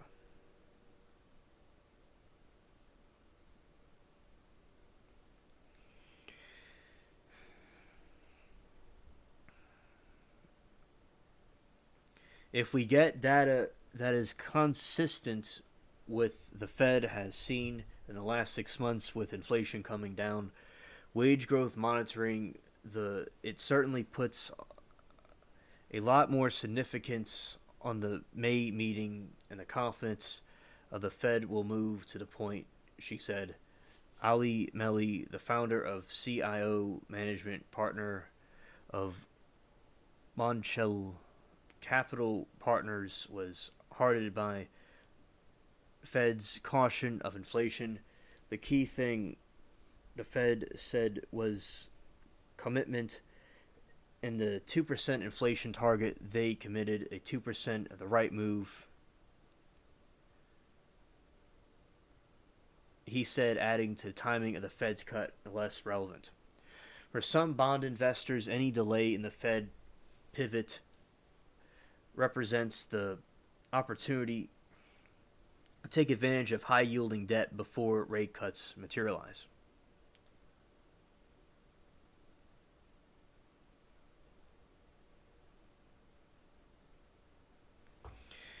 Timothy Horan, Chief Investment Officer for Fixed Income at Chilton Trust, excuse me, said he was looking to buy more. Paper yields rose further. Powell had given the Fed more time, but that also gives investors an opportunity to strike better advantage over the very monumentous shift from a very tight monetary policy to an adjustment, he said. At the same time, investors said that the script could change if it appeared tighter conditions are starting to threaten financial stability, pushing the Fed to cut sooner rather than later. One area which such scenario could play out is banking sector, where concerns of reemerging around the health. U.S. regional leaders in New York reported surprise earnings loss, and the cut is cut its dividend. Ah, that sucks when that happens.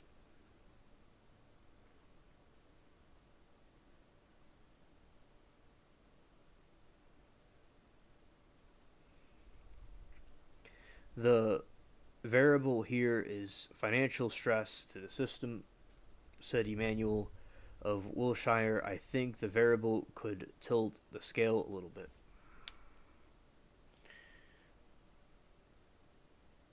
So there you go, information about the economy. And like I think like gold and silver, it's like that's stuff they can't get on their hands onto. And the dollar is the pound is more worth more than a dollar.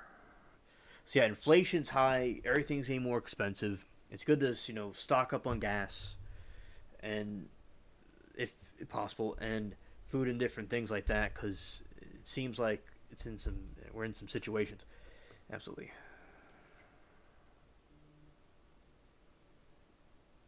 Jason. Shout out to Jason. Yeah.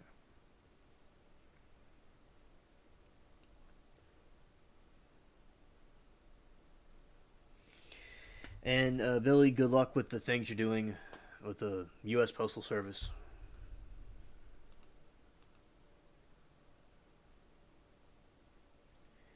Yeah, exactly. Yeah. Hola, Latina. Good to see you again. Yeah, facts. Exactly, Billy. Oh, Jason, I got some notification on IG. Some friend of mine from school from a long time ago doesn't even know about the YouTube channel. I was like, oh, just I saw a notification about him, so I was like, shout out to Jason. Yeah, he doesn't even know about the YouTube channel. I haven't talked to him in a long time. All right. Well, my friend Nash from school, he was here during Halloween. So shout out to Nash. He has a cool YouTube channel about like detailing and stuff. I recommend subscribing to.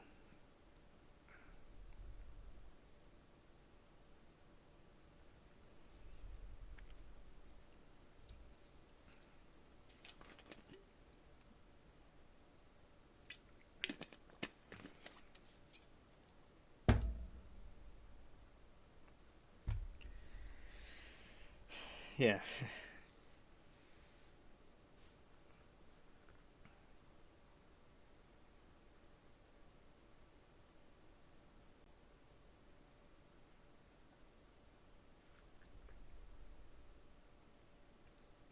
All right, let's go.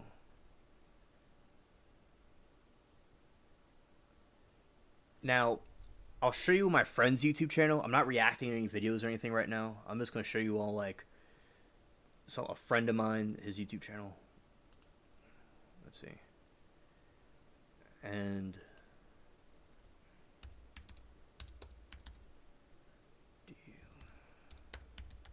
see if I can pull it up. Did I get it? No, I'm going to have to bring it over from the other area. All right.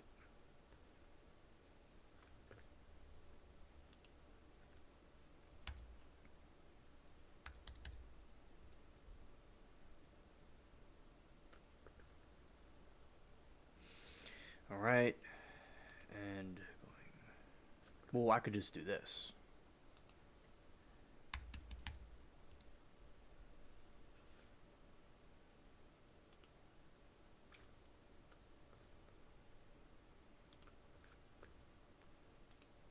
BRB.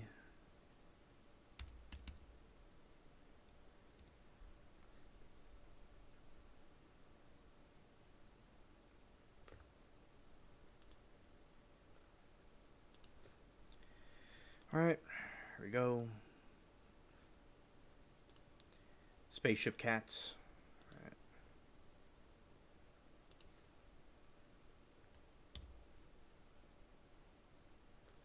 All right, this is my friend's YouTube channel, dealing on auto detailing. He does like detailing and stuff, and he was here during Halloween. I've known him since first grade, and he like does stuff with the channel. Like he sees the like streams and stuff. So If you all were interested, I would like you all to subscribe to him. He puts out some really cool videos.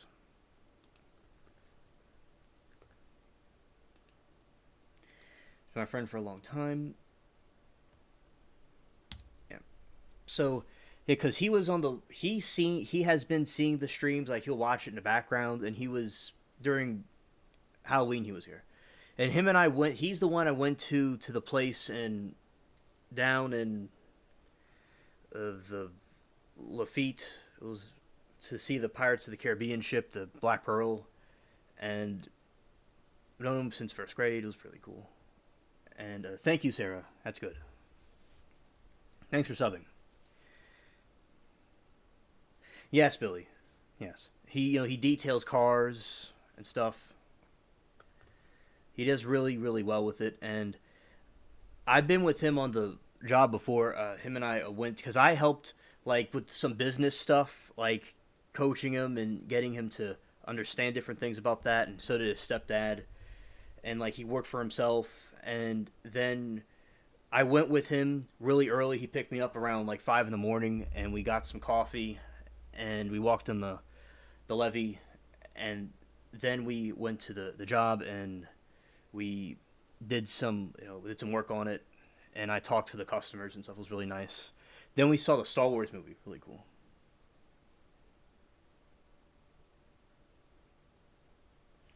What's sketchy, Billy?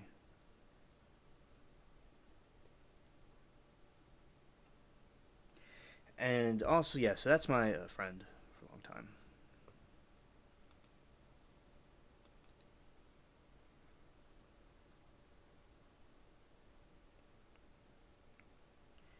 Well, okay, so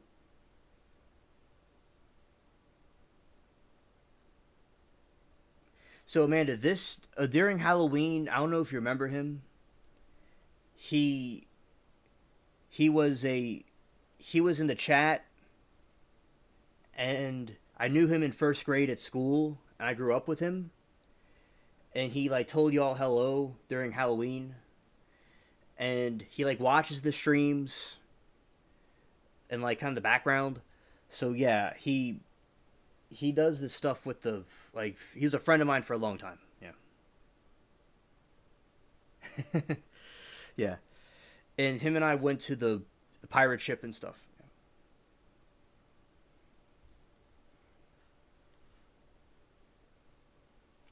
His name, okay, so his name's Nash, like Nashville. That's like his nickname, and also he's Mexican and like American. That's what he is, and he's a patriot. He's conservative. I've not talked to him. It's been a little while since I've talked to him, but I still stay in touch with him. He's just been very busy, and I have been too.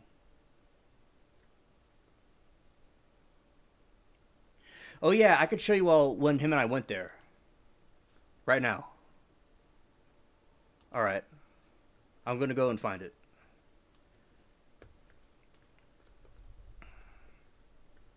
Thank you all for subscribing to him.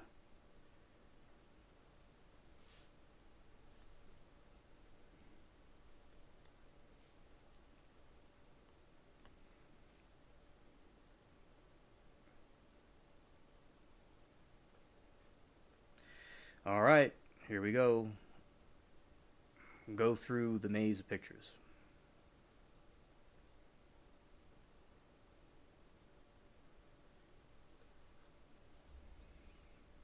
All right, going back in time into all these different things. Okay, here we go up. All right, let's go now. Go down. Let's see, it's somewhere in this area. All right. Ah. All right. So this is.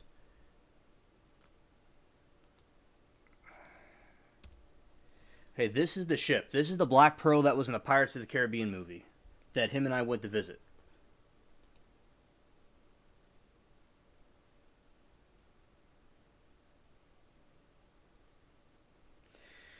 Yeah, that's the ship.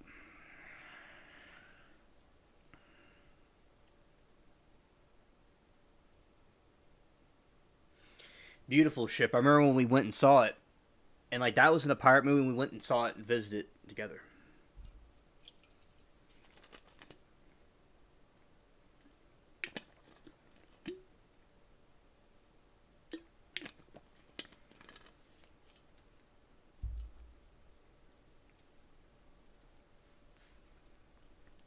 Yeah, yeah. Thank you.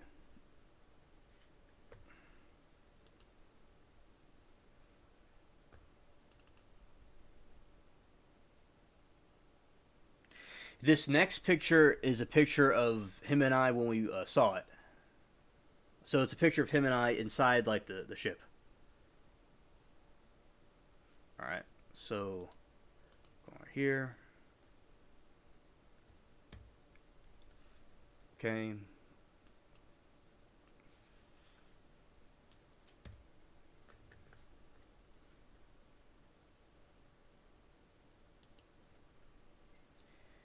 And also this was him and I. This is so that's me with the sunglasses, and that's him. We were inside the ship. That was really cool. Yeah, thanks, Era. Yeah, that's Nash with the hat, and that's me in the like right there, and like because the ship, it's like you can walk inside of it and like look at it, and it's like a piece of it just sitting there. So that was pretty cool. And I'll show you another picture of it. So that's Nash, who you subscribe to, and that's me. And also, I'll show you another picture of the ship. Thank you, thank you, Sarah.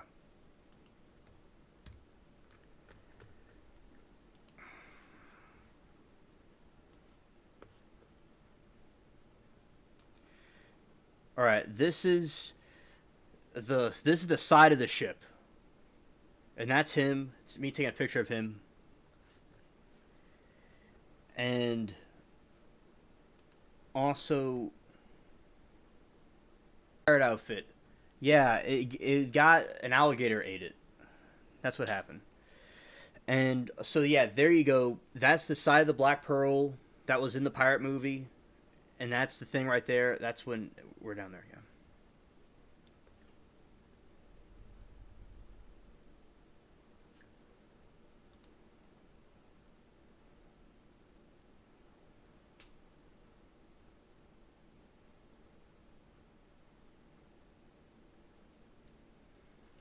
Let's see. Yeah, that's the and that's all for the ship.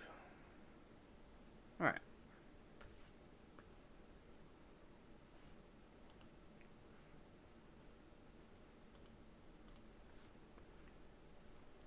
Yeah, it was really fun down there.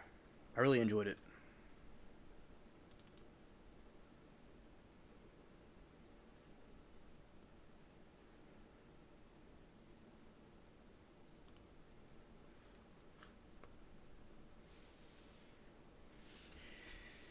Yeah, where's the pirate outfit exactly?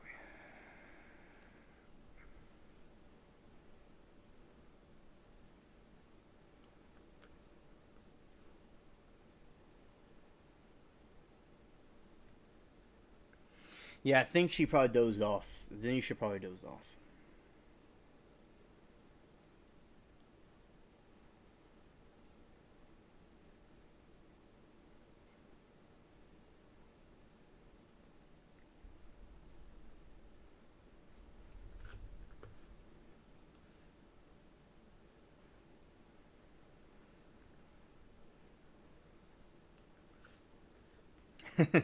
Yeah, chat's hilarious. Chat's hilarious. Let's see.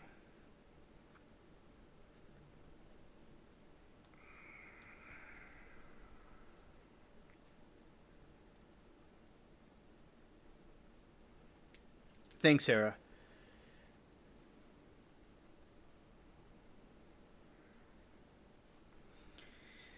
Also, I put some spinach up. I'll put a picture of spinach. I'm also growing some spinach, like Popeye. That's really cool.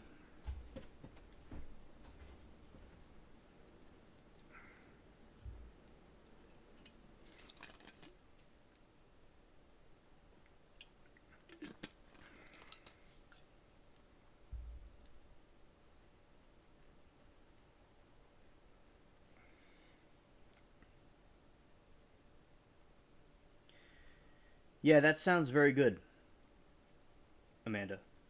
Very good. Yeah, Billy, it absolutely is. It's really cool. I think that I love having y'all here. It's really great. I think it's a great little club we got. I'm glad that we all get along and stuff. It's nice going back and forth. Yeah. All right. I'm growing spinach too, obviously. Okay. Eclectic stream. Okay. Looks like that is all. Yeah, a ship fam, ship gang for life.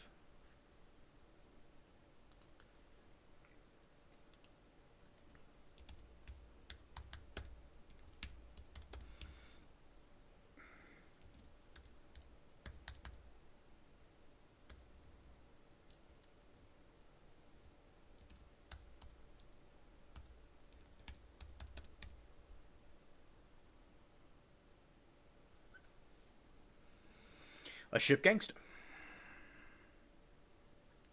And Billy, it's always nice to have you here and the others too, and Mary Toodles and everybody else watching, listening from a distance.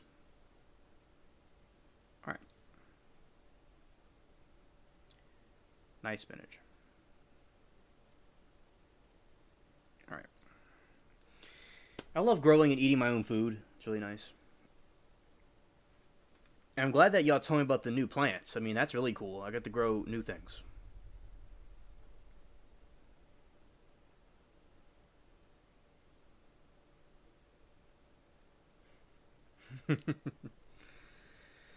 And also, something I like doing is playing cards. Like, I like learning about that too. It's pretty cool. Well, the internet can learn all kinds of things.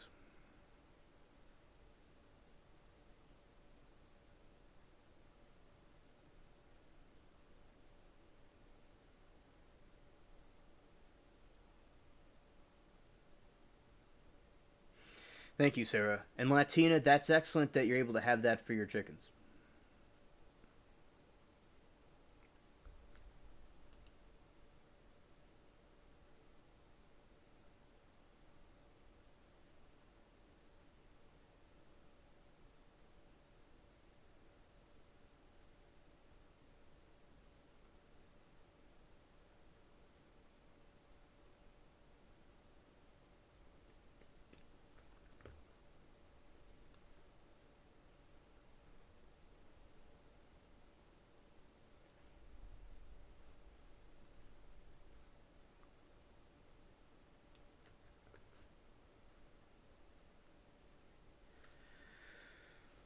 Okay.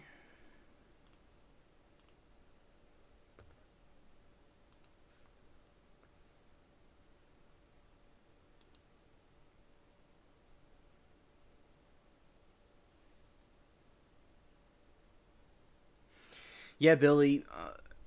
Glad that you're found and that you're here.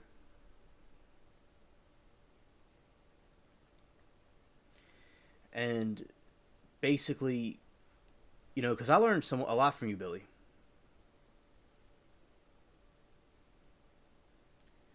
Because a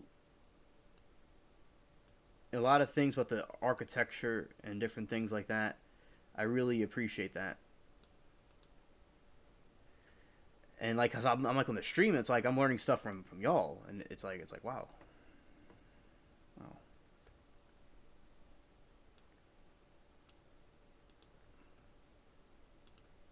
All right. Because it's a teamwork. So I believe like what Steve Jobs said, that like success is done by a team. It's not done by just like one person working alone usually. That and I like we're a team here, and the other things we do and stuff, and that it's all of a team effort. And like I don't know everything. I learned something from some other person, and vice versa. Like we all like bounce off each other's ideas. So I think the idea of teamwork and unity is strength. Yeah, shout out to the corn. Shout out to the corn. Oh yeah.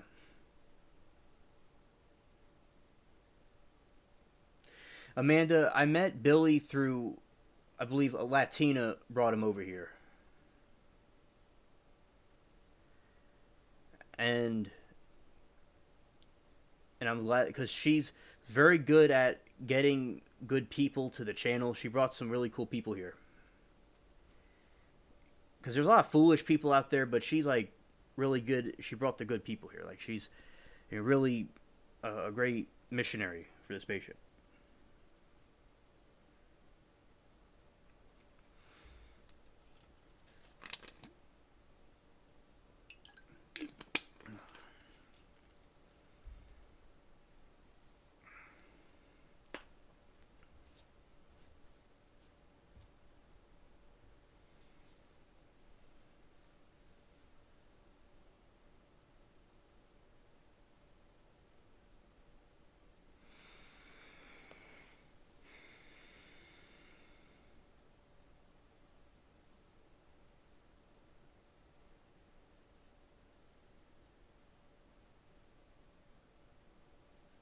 Yes,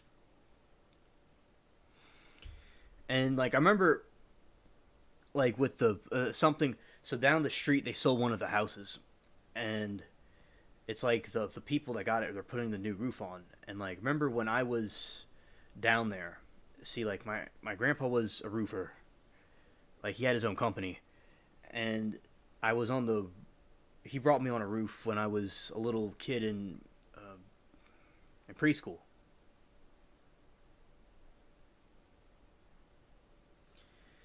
And basically what happened was, so then like a couple years ago he was trying to go on a roof and he got like stuck there, and I had to take him down. So like he can't go on roofs anymore, but like so yeah, he did that his whole life, and I think the roofing's interesting. Yeah, he's a hard worker, and I remember like the roofing shingles. I love roofing shingles. I like roofing. It's like it has like Spanish instructions and English instructions, and also okay, turning guns, Billy. It was through Rebels channel. Okay, I thought Latina brought him over, but she still brings really cool people here.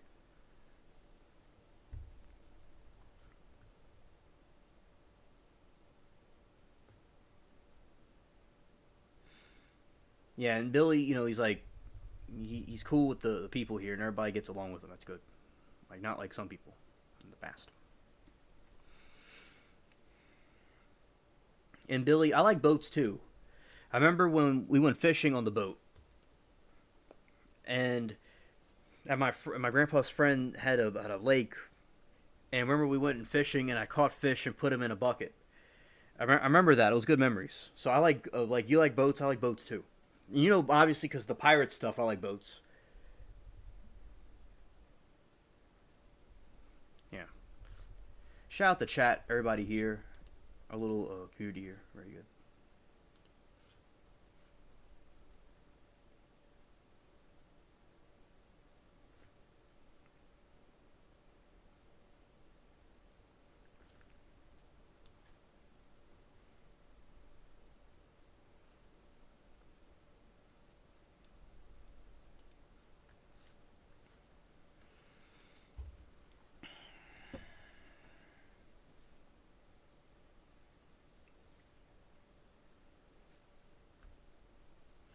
Amen. And that means a lot to me, Amanda.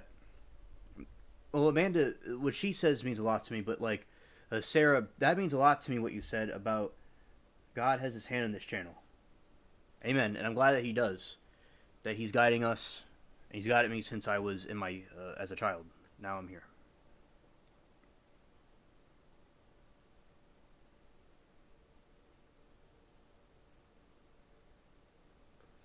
Okra, that's another one to grow. Let's look that up.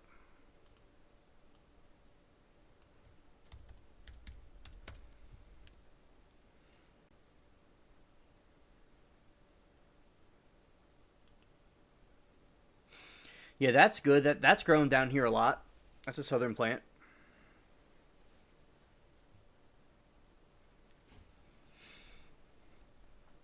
Now with roofs, sometimes like when I was like a teenager and I would go on a roof, I would feel it's a little bit unbalanced, a little kind of awkward. So it's kind of apprehensive, but I would get on the roofs and just like like ease. But like sometimes I was apprehensive because it's a little bit awkward. But I've been on roofs since I was a little kid.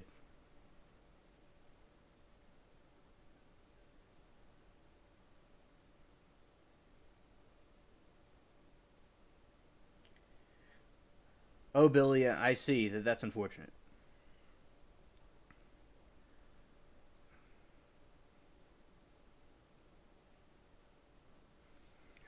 And also, I remember, and my grandpa taught me about roofing, about the shingles. The one that he likes the most is the tab shingle, and it's yeah. So that's okra. I'm gonna go a little bit detour right here.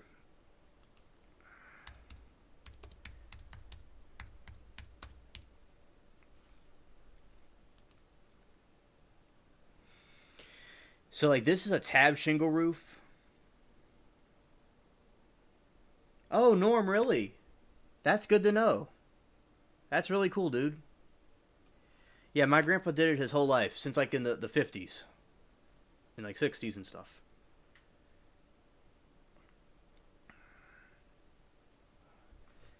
And well, I will. So basically, with that one, it's like you go out and in, out and in. You measure the different inches and stuff. And that one, my grandpa likes that one the most. He felt it was more reliable at his time, and that it was more simple to look at and judge a leak and stuff over the other thing. And over here, the and it's like when you're looking at a leak with the laminated shingles. It's like this one, it's a little bit more complex, and actually now these shingles are more reliable now, and they're more sturdy, and it's more popular. And he says a little bit difficult. It's kind of like to for him to the different patterns are kind of confusing, but like it's more reliable now and good now to have. But like the those are good shingles too. I know how to do that one, and I know about the tab shingles. That's the ones we always did. And also he liked the look of the tab shingles.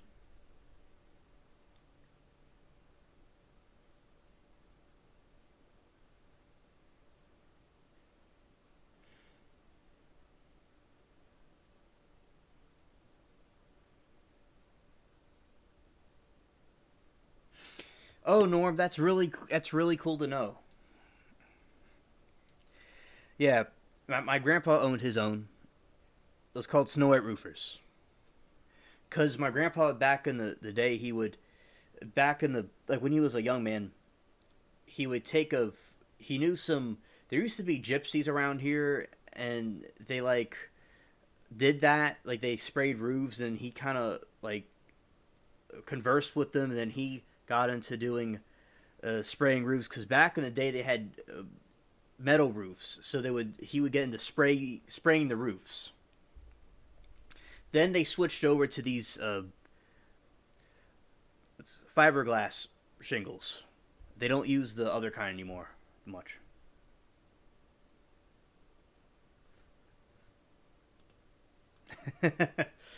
Oh yeah, Norm. I remember with the roof, like to not fall off, and yeah, I know about that. Yeah,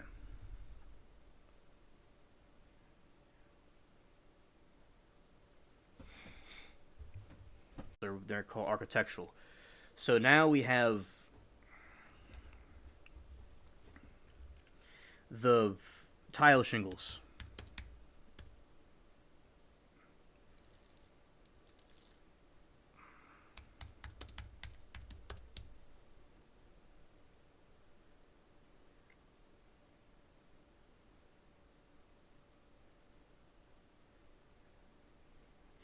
Yes, Norm, you're correct. You're correct. In the modern age, they now the architectural shingles are the best, the longest lasting now, and I think they look good too. I agree. But back in like when the beginning, he wasn't certain about them. But now, yeah, like I did research on them, and I learned how to do the architectural ones.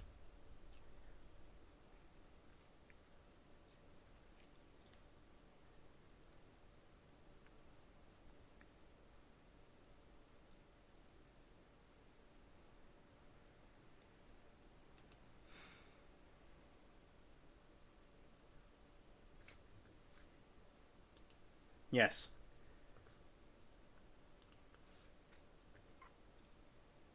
So this is the tiles. I know how to do this one too. I remember when I learned it.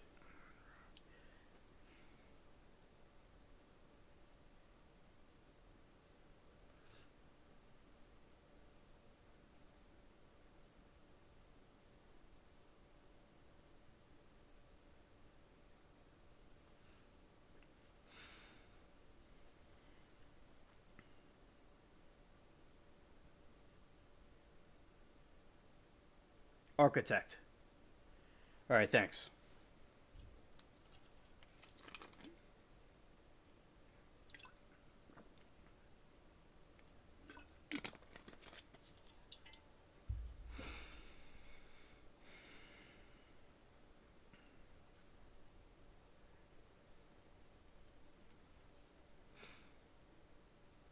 And yeah, so oh, very popular in black color. Amanda, I don't know what they do now, but what they did was that you nail it. You nail it in there. There's like a hole, so you have a piece. I wish I could show you one right now. They're like outside, but not at the moment.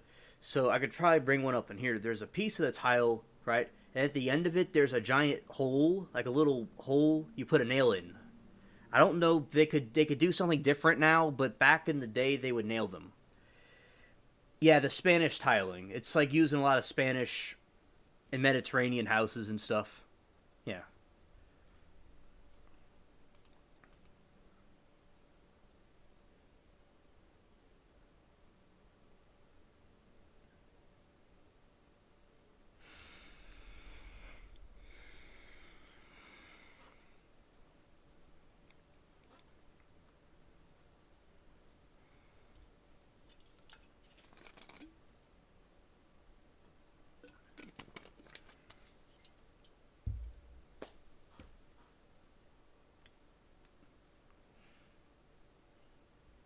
Yes.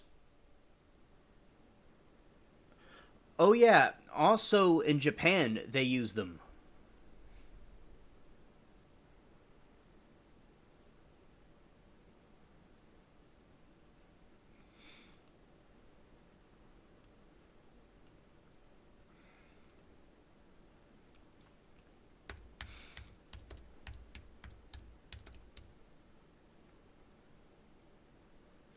All right, this is the tile roof Japan. Yeah, this is a I've yeah I've not seen this type of tile before. That's really cool. That is cool. That would look cool in these houses. Yeah, this one looks kind of purple looking, but yeah. I have to ask my grandpa if he's ever done one like this.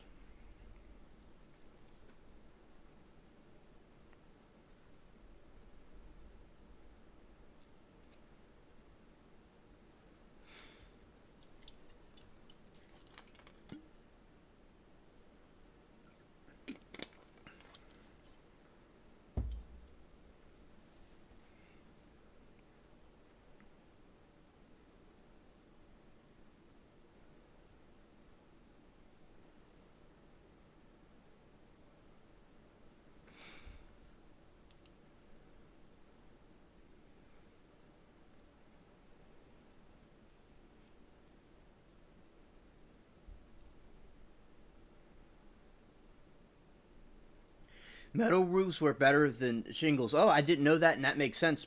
You know, because my grandpa loved the metal roofs, and he used to spray paint them. That's why it was Snow White roofers. They thought it meant Snow White, the character, but no, it was like Snow White, like painting a roof Snow White.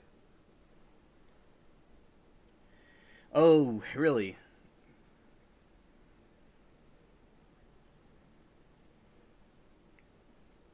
Yeah, a quake would cause everything to get crushed. Yeah.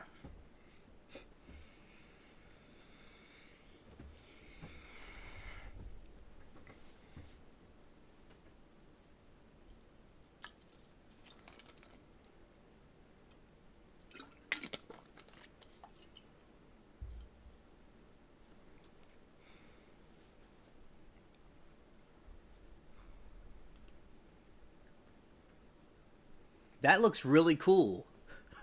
Oh, wow. We're looking at a Japanese roof right here.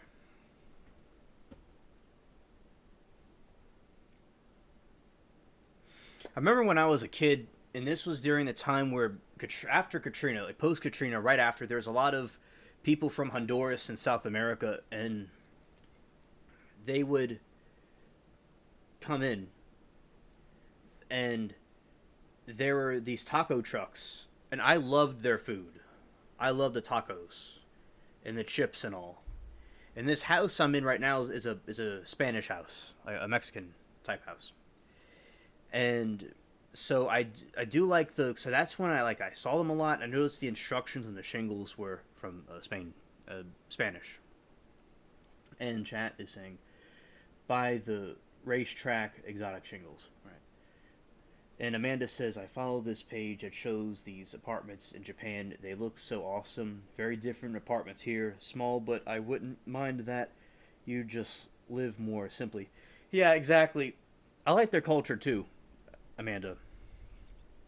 Germany, admire Japan also. You know, so that's I'm related to the Germans. They liked Japan a lot. The Germans believe that the Japanese were very advanced, more advanced than the Germans themselves, and Asians in general. They had a very good of culture and heritage to them. Specifically, also Japan.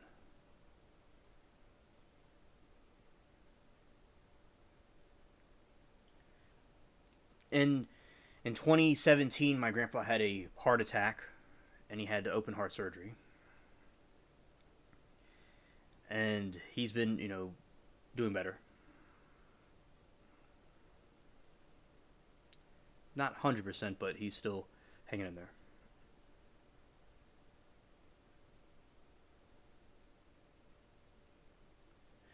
Okay, thanks, Sarah. I'll look forward to seeing it.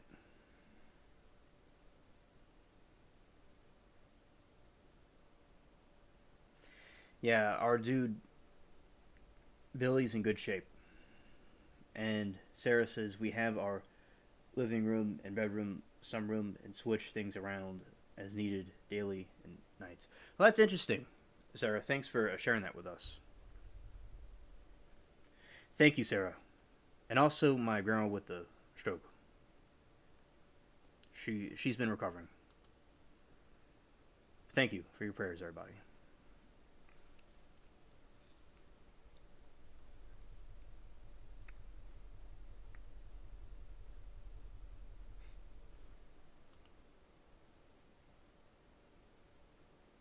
So that's them putting the tiles on the roof.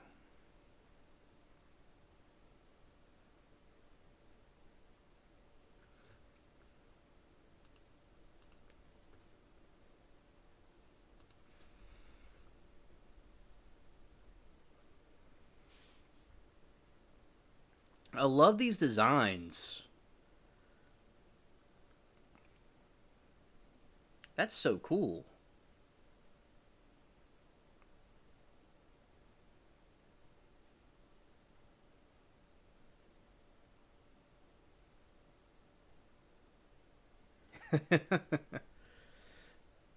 10 push ups. Yeah.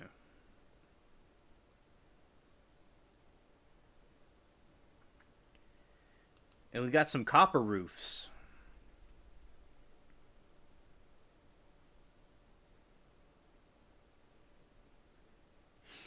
Yeah, exactly. Exactly, Norm. Why don't people barbecue on their roofs?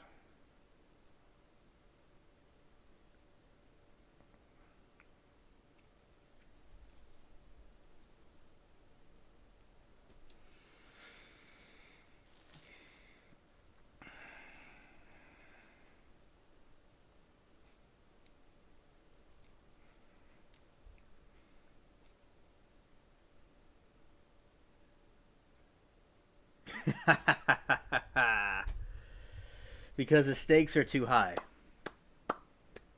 Hilarious.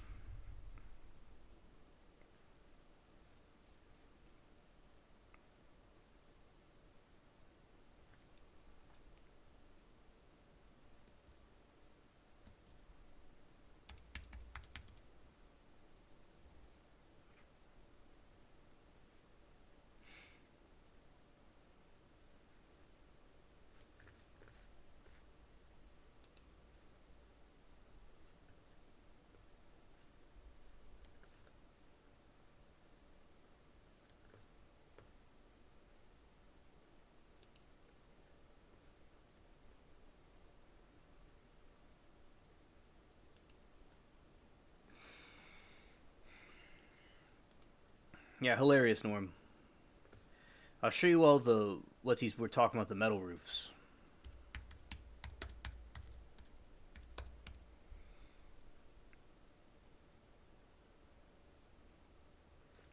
Yeah, these are the metal roofs.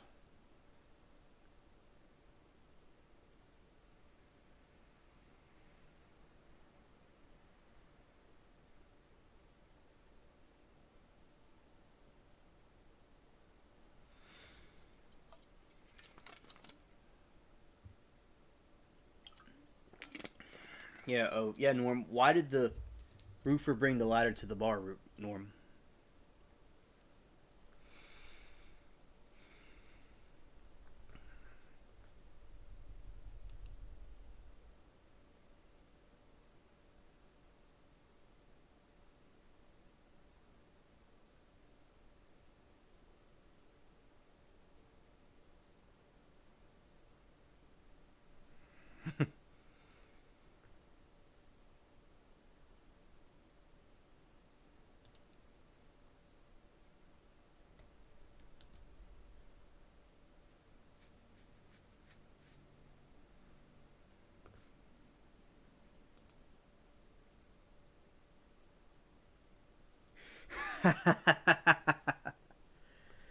Why did the roofer bring a ladder to the bar? He heard the drinks were on the house.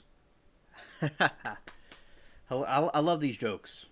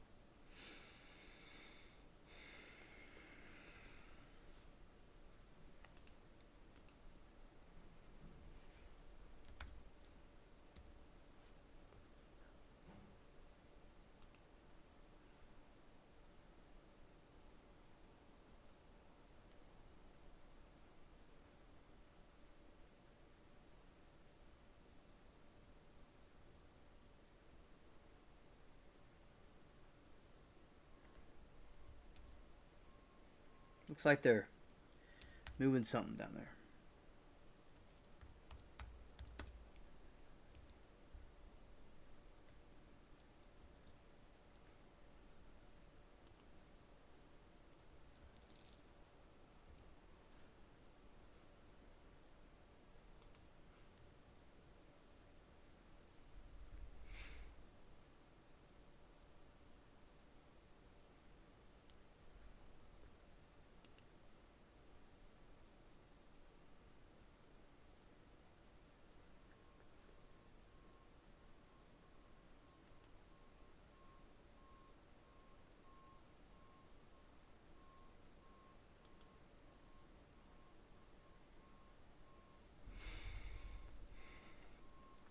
All right.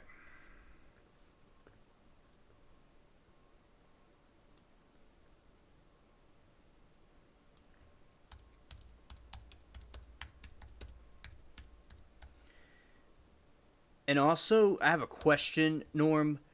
Is tar paper still used on roofs, or they use something else now? Because I see like this kind of stuff, but like, I wonder if they still use the tar paper, the traditional kind. Thanks.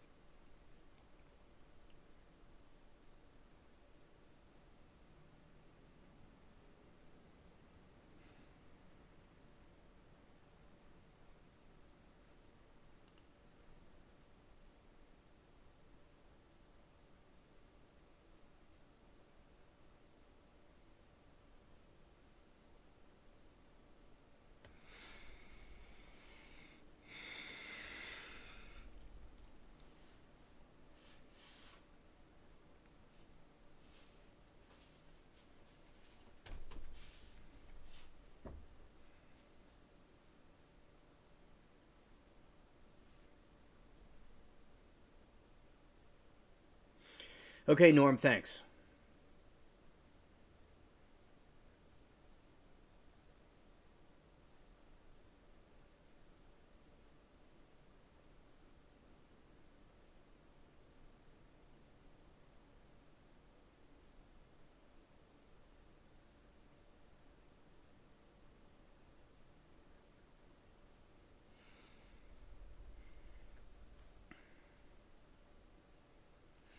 Yeah, I agree. I remember I went to the pool at the JCC. That one was really nice.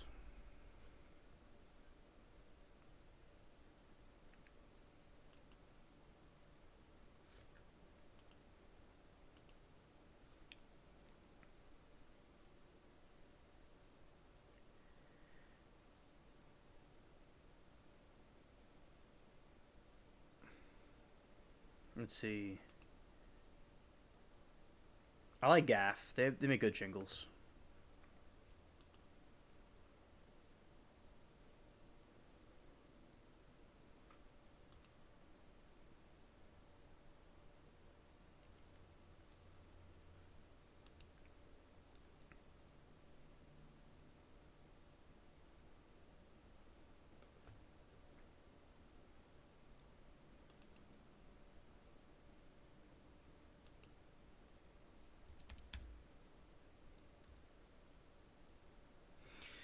While the term felt and tar paper are often used synonymously, they are different. Tar paper is less commonly used by far. It is made of tear-resistant paper, fiberglass, matting, and soaked in tar roofing. Felt is generally made of recycled paper products and impregnated with asphalt. Okay, so tar paper comes in different weights: 20 pounds, 40 pounds. It allows the shingles to lay more evenly and is some insulation. Okay, thanks. Because I remember we used, because I'm seeing these new things they're coming up with, but like the tar paper was the one that I grew up with. Metal roofing.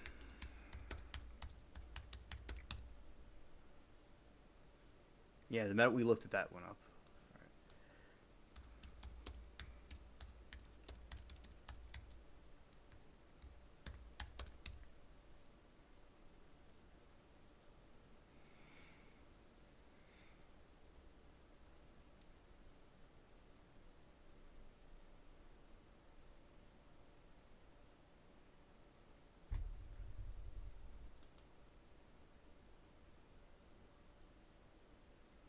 Oh, exactly. Yeah. Thanks, Norm. The shingles could look bumpy. All right.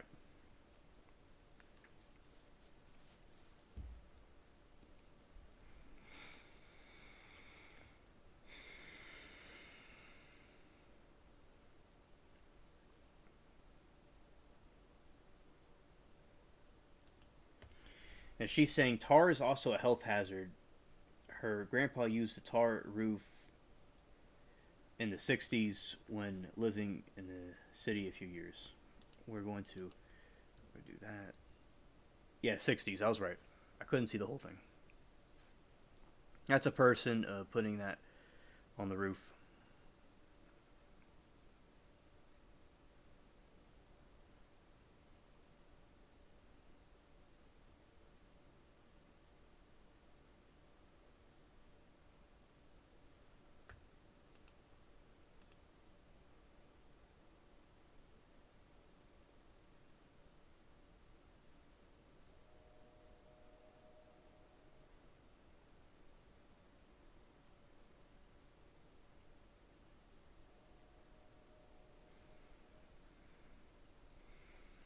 Love that train.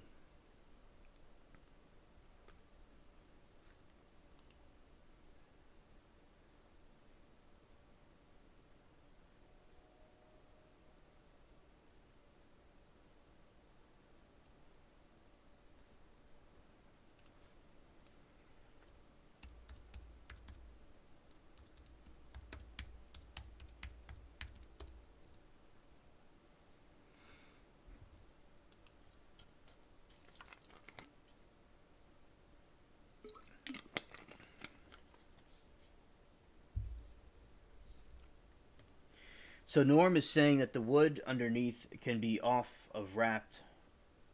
The tar paper smooths out everything. Thank you. Thanks, Norm. Because he always had that, like the tar paper, and then he put the shingles down. So I'm glad that it clarified that point. All right, check out. I will look that up right now. I'll look that up right now. All right.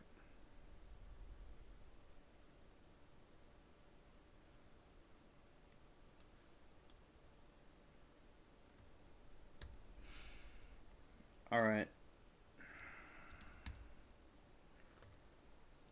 Sass, sass, sass,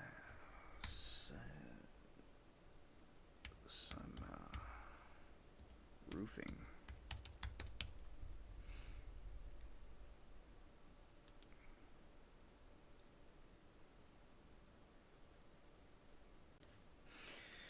Ah, okay. So they put like hay and stuff up there. That's really interesting. This is like medieval roofing.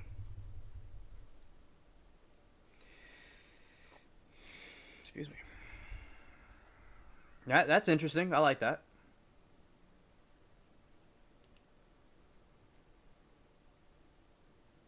Wrapped and twisted.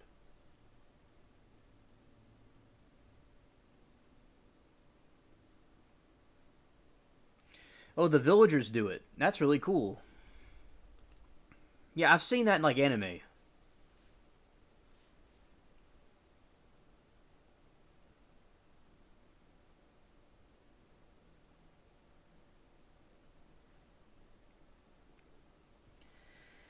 In the Kayabuki roofing.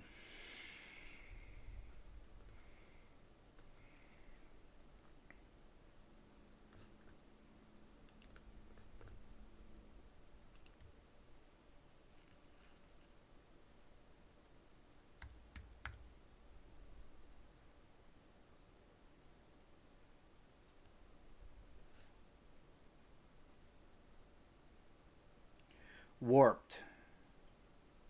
Okay, thanks. Thanks, Norm. I got that mixed up. All right.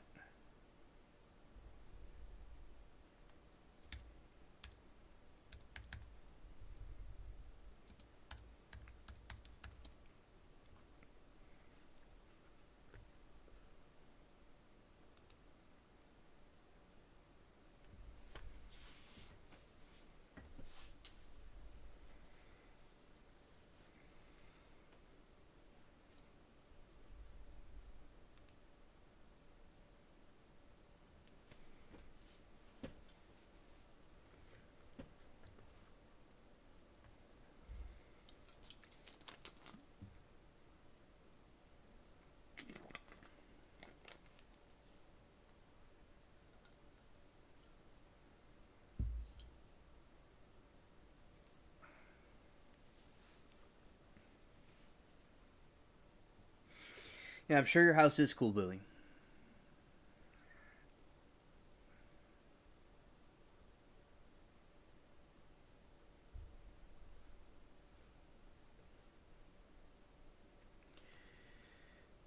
All right, so you have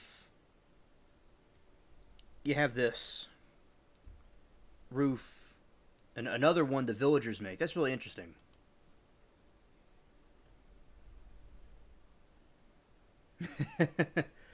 In those countries, just chunk anything up there. If the building inspector stops by offering him a bong hit, hilarious.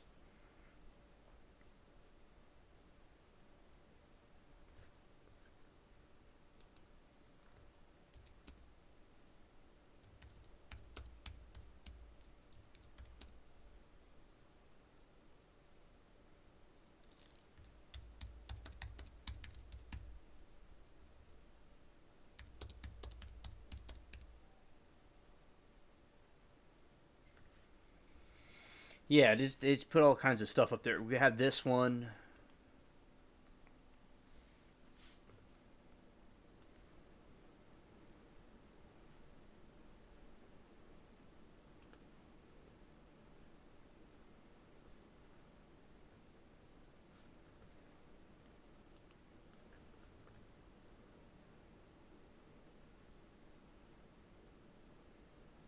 It looks like they got this.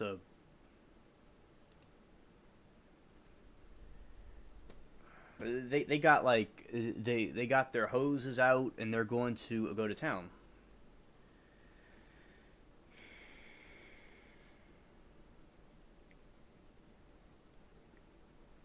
Okay, I'll look up if it's 2,000 years or not. –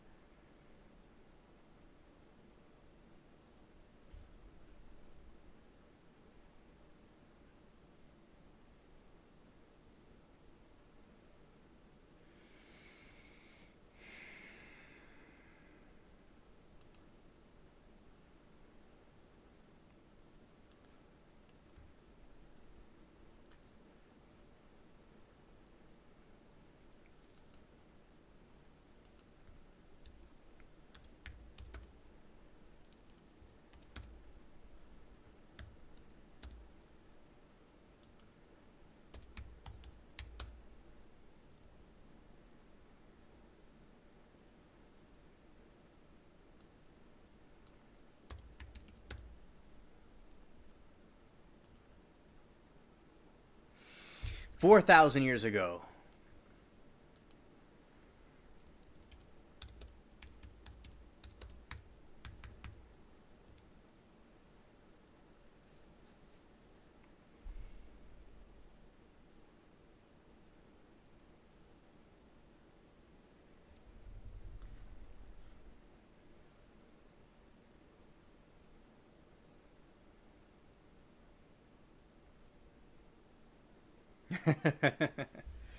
So it was 4,000 years ago that they did this style of roofing.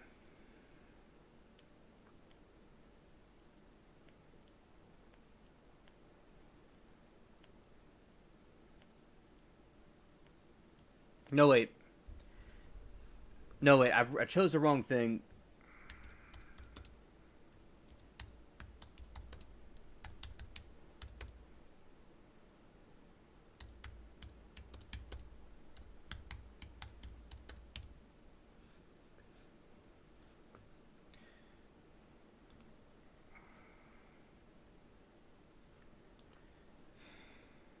No, wrong thing. That was a kayak. It did spell check on me.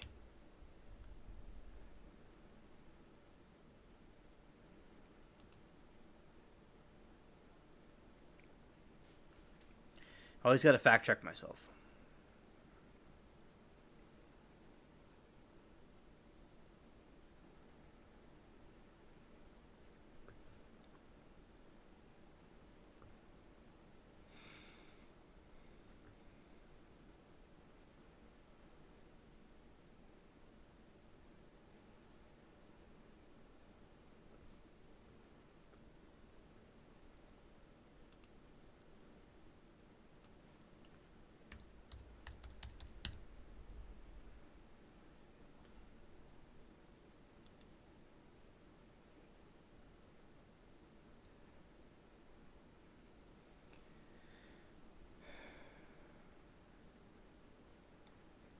Thatched roofs originate with the history of thatch has there been numerous examples going back to antiquity.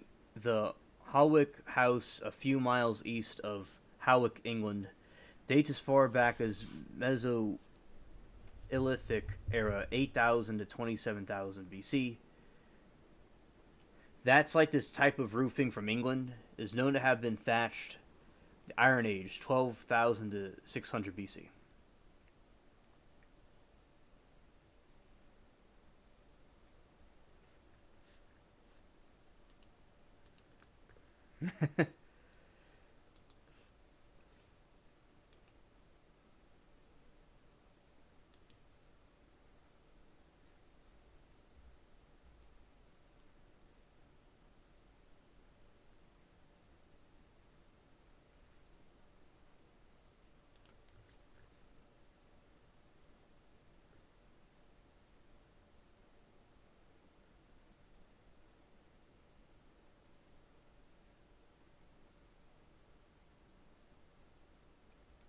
Let's see.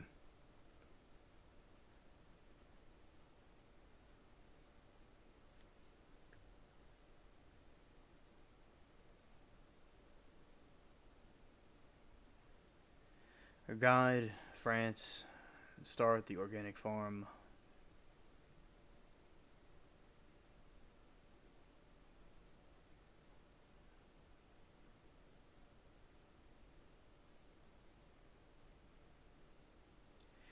I can't really find the date of when this was like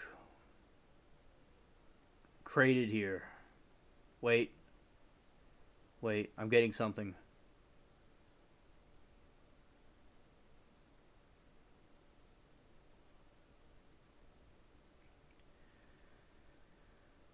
Okay.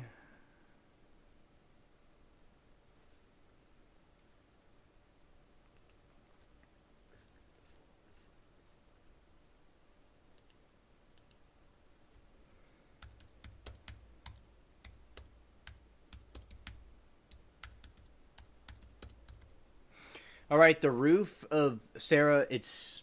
I'm gonna do more research on it, but it seems like it's centuries old. The type of roofing this is, and it goes back like 2,000 years, like you said.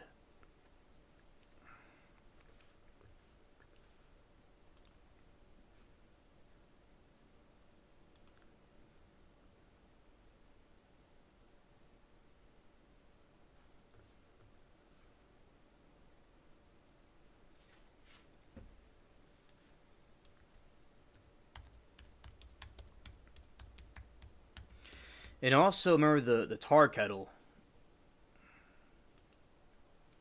So the tar kettle is this big kettle thing, and it pops and boils this black tar, and they use that for roofs, and it's very dangerous.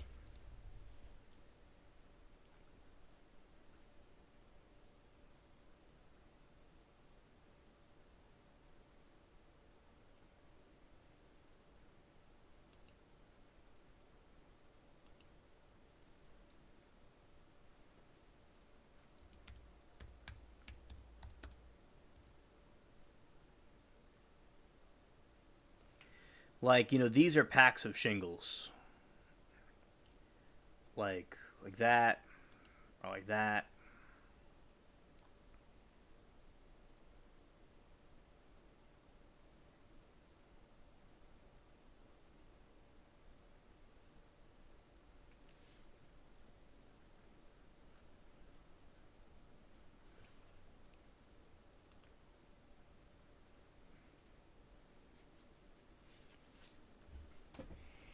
So that's like like you have at the places and stuff like Home Depot and things like that. So and I always liked them. I thought they were so interesting how they're neatly packed and all.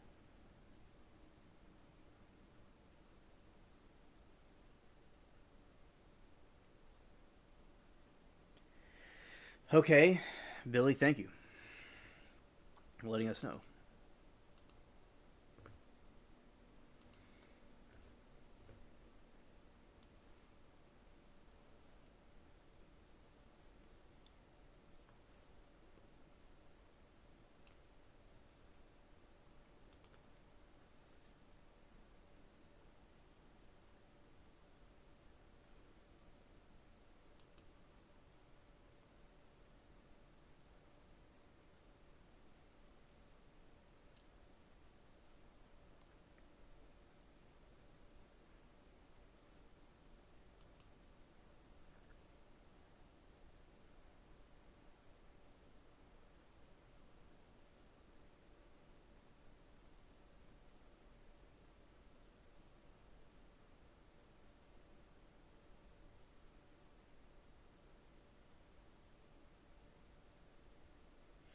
Yeah, hot tar roofing.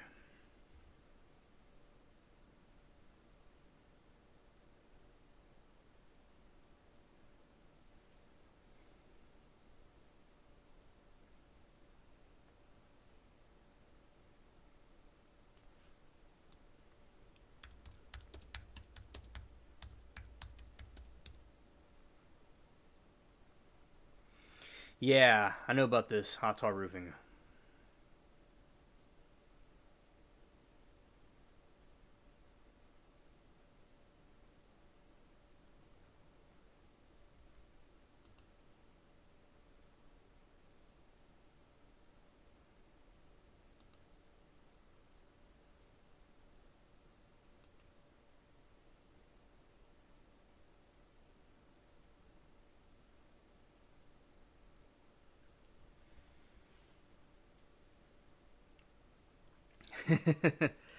And Norm says the only way hot tar roofing could be enjoyable is with a crew of beautiful women.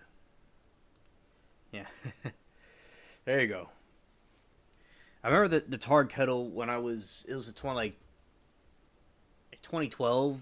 That's when they had it last. I remember the tar kettle. It was like that thing was like crazy looking.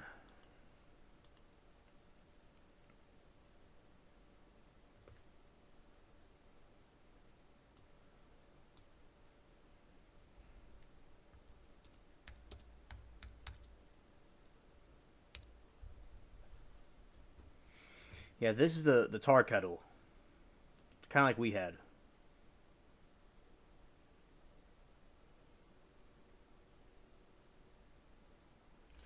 Oh, it is Norm. With the tar, you have to wear this protective clothing.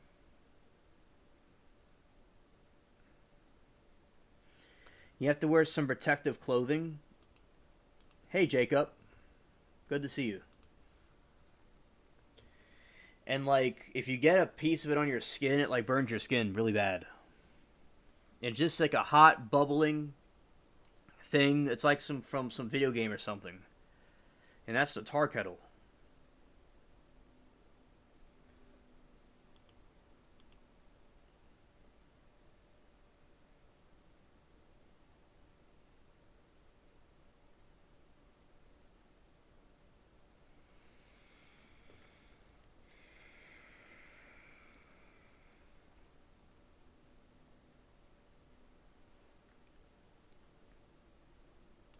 Yeah,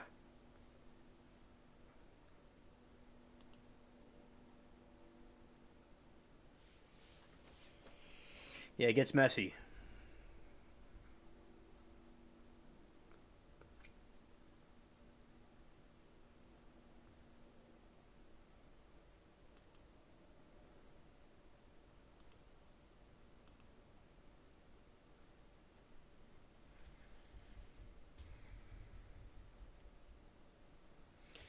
And also with the flat roofs are kind of dangerous in one way because you might think it's safe and you walk off the roof, so you have to like be because the other roofs like that you're more careful, but on a flat roof you might not be as careful. And again, you're not at a strange angle.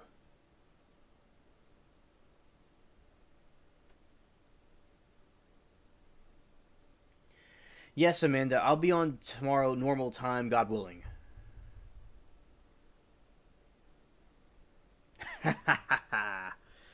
Yeah, Norm, better using politicians. Yeah. All right. Okay. So switching over.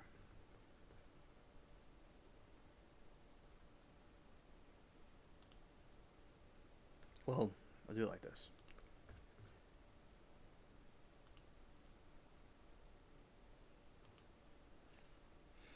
All right, we have the cat crew right here. And hello, Jacob. Good to see you.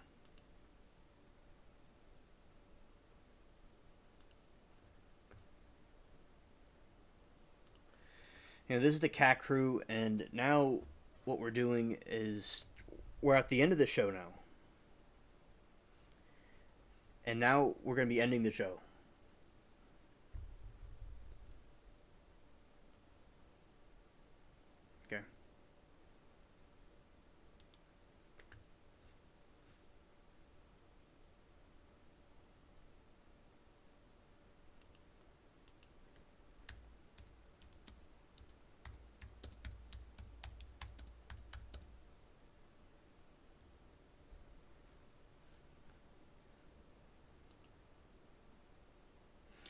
All right, so we had a good stream tonight. We had a good crowd, and I'll still be on tomorrow as usual. And I really like the conversation about roofing and different stuff like that. And I'm glad that all of you came. I really enjoy the company.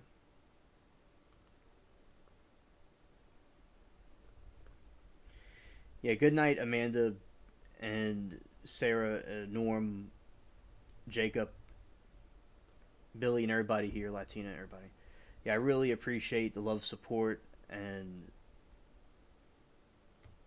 all the different people at the channel and all the stuff, the news, the gaming, and all is very cool. And God willing, tomorrow at the correct time, like 11:15 p.m. Central, God willing, we'll be on again. And also, thank you all. That'll be all for tonight, and peace.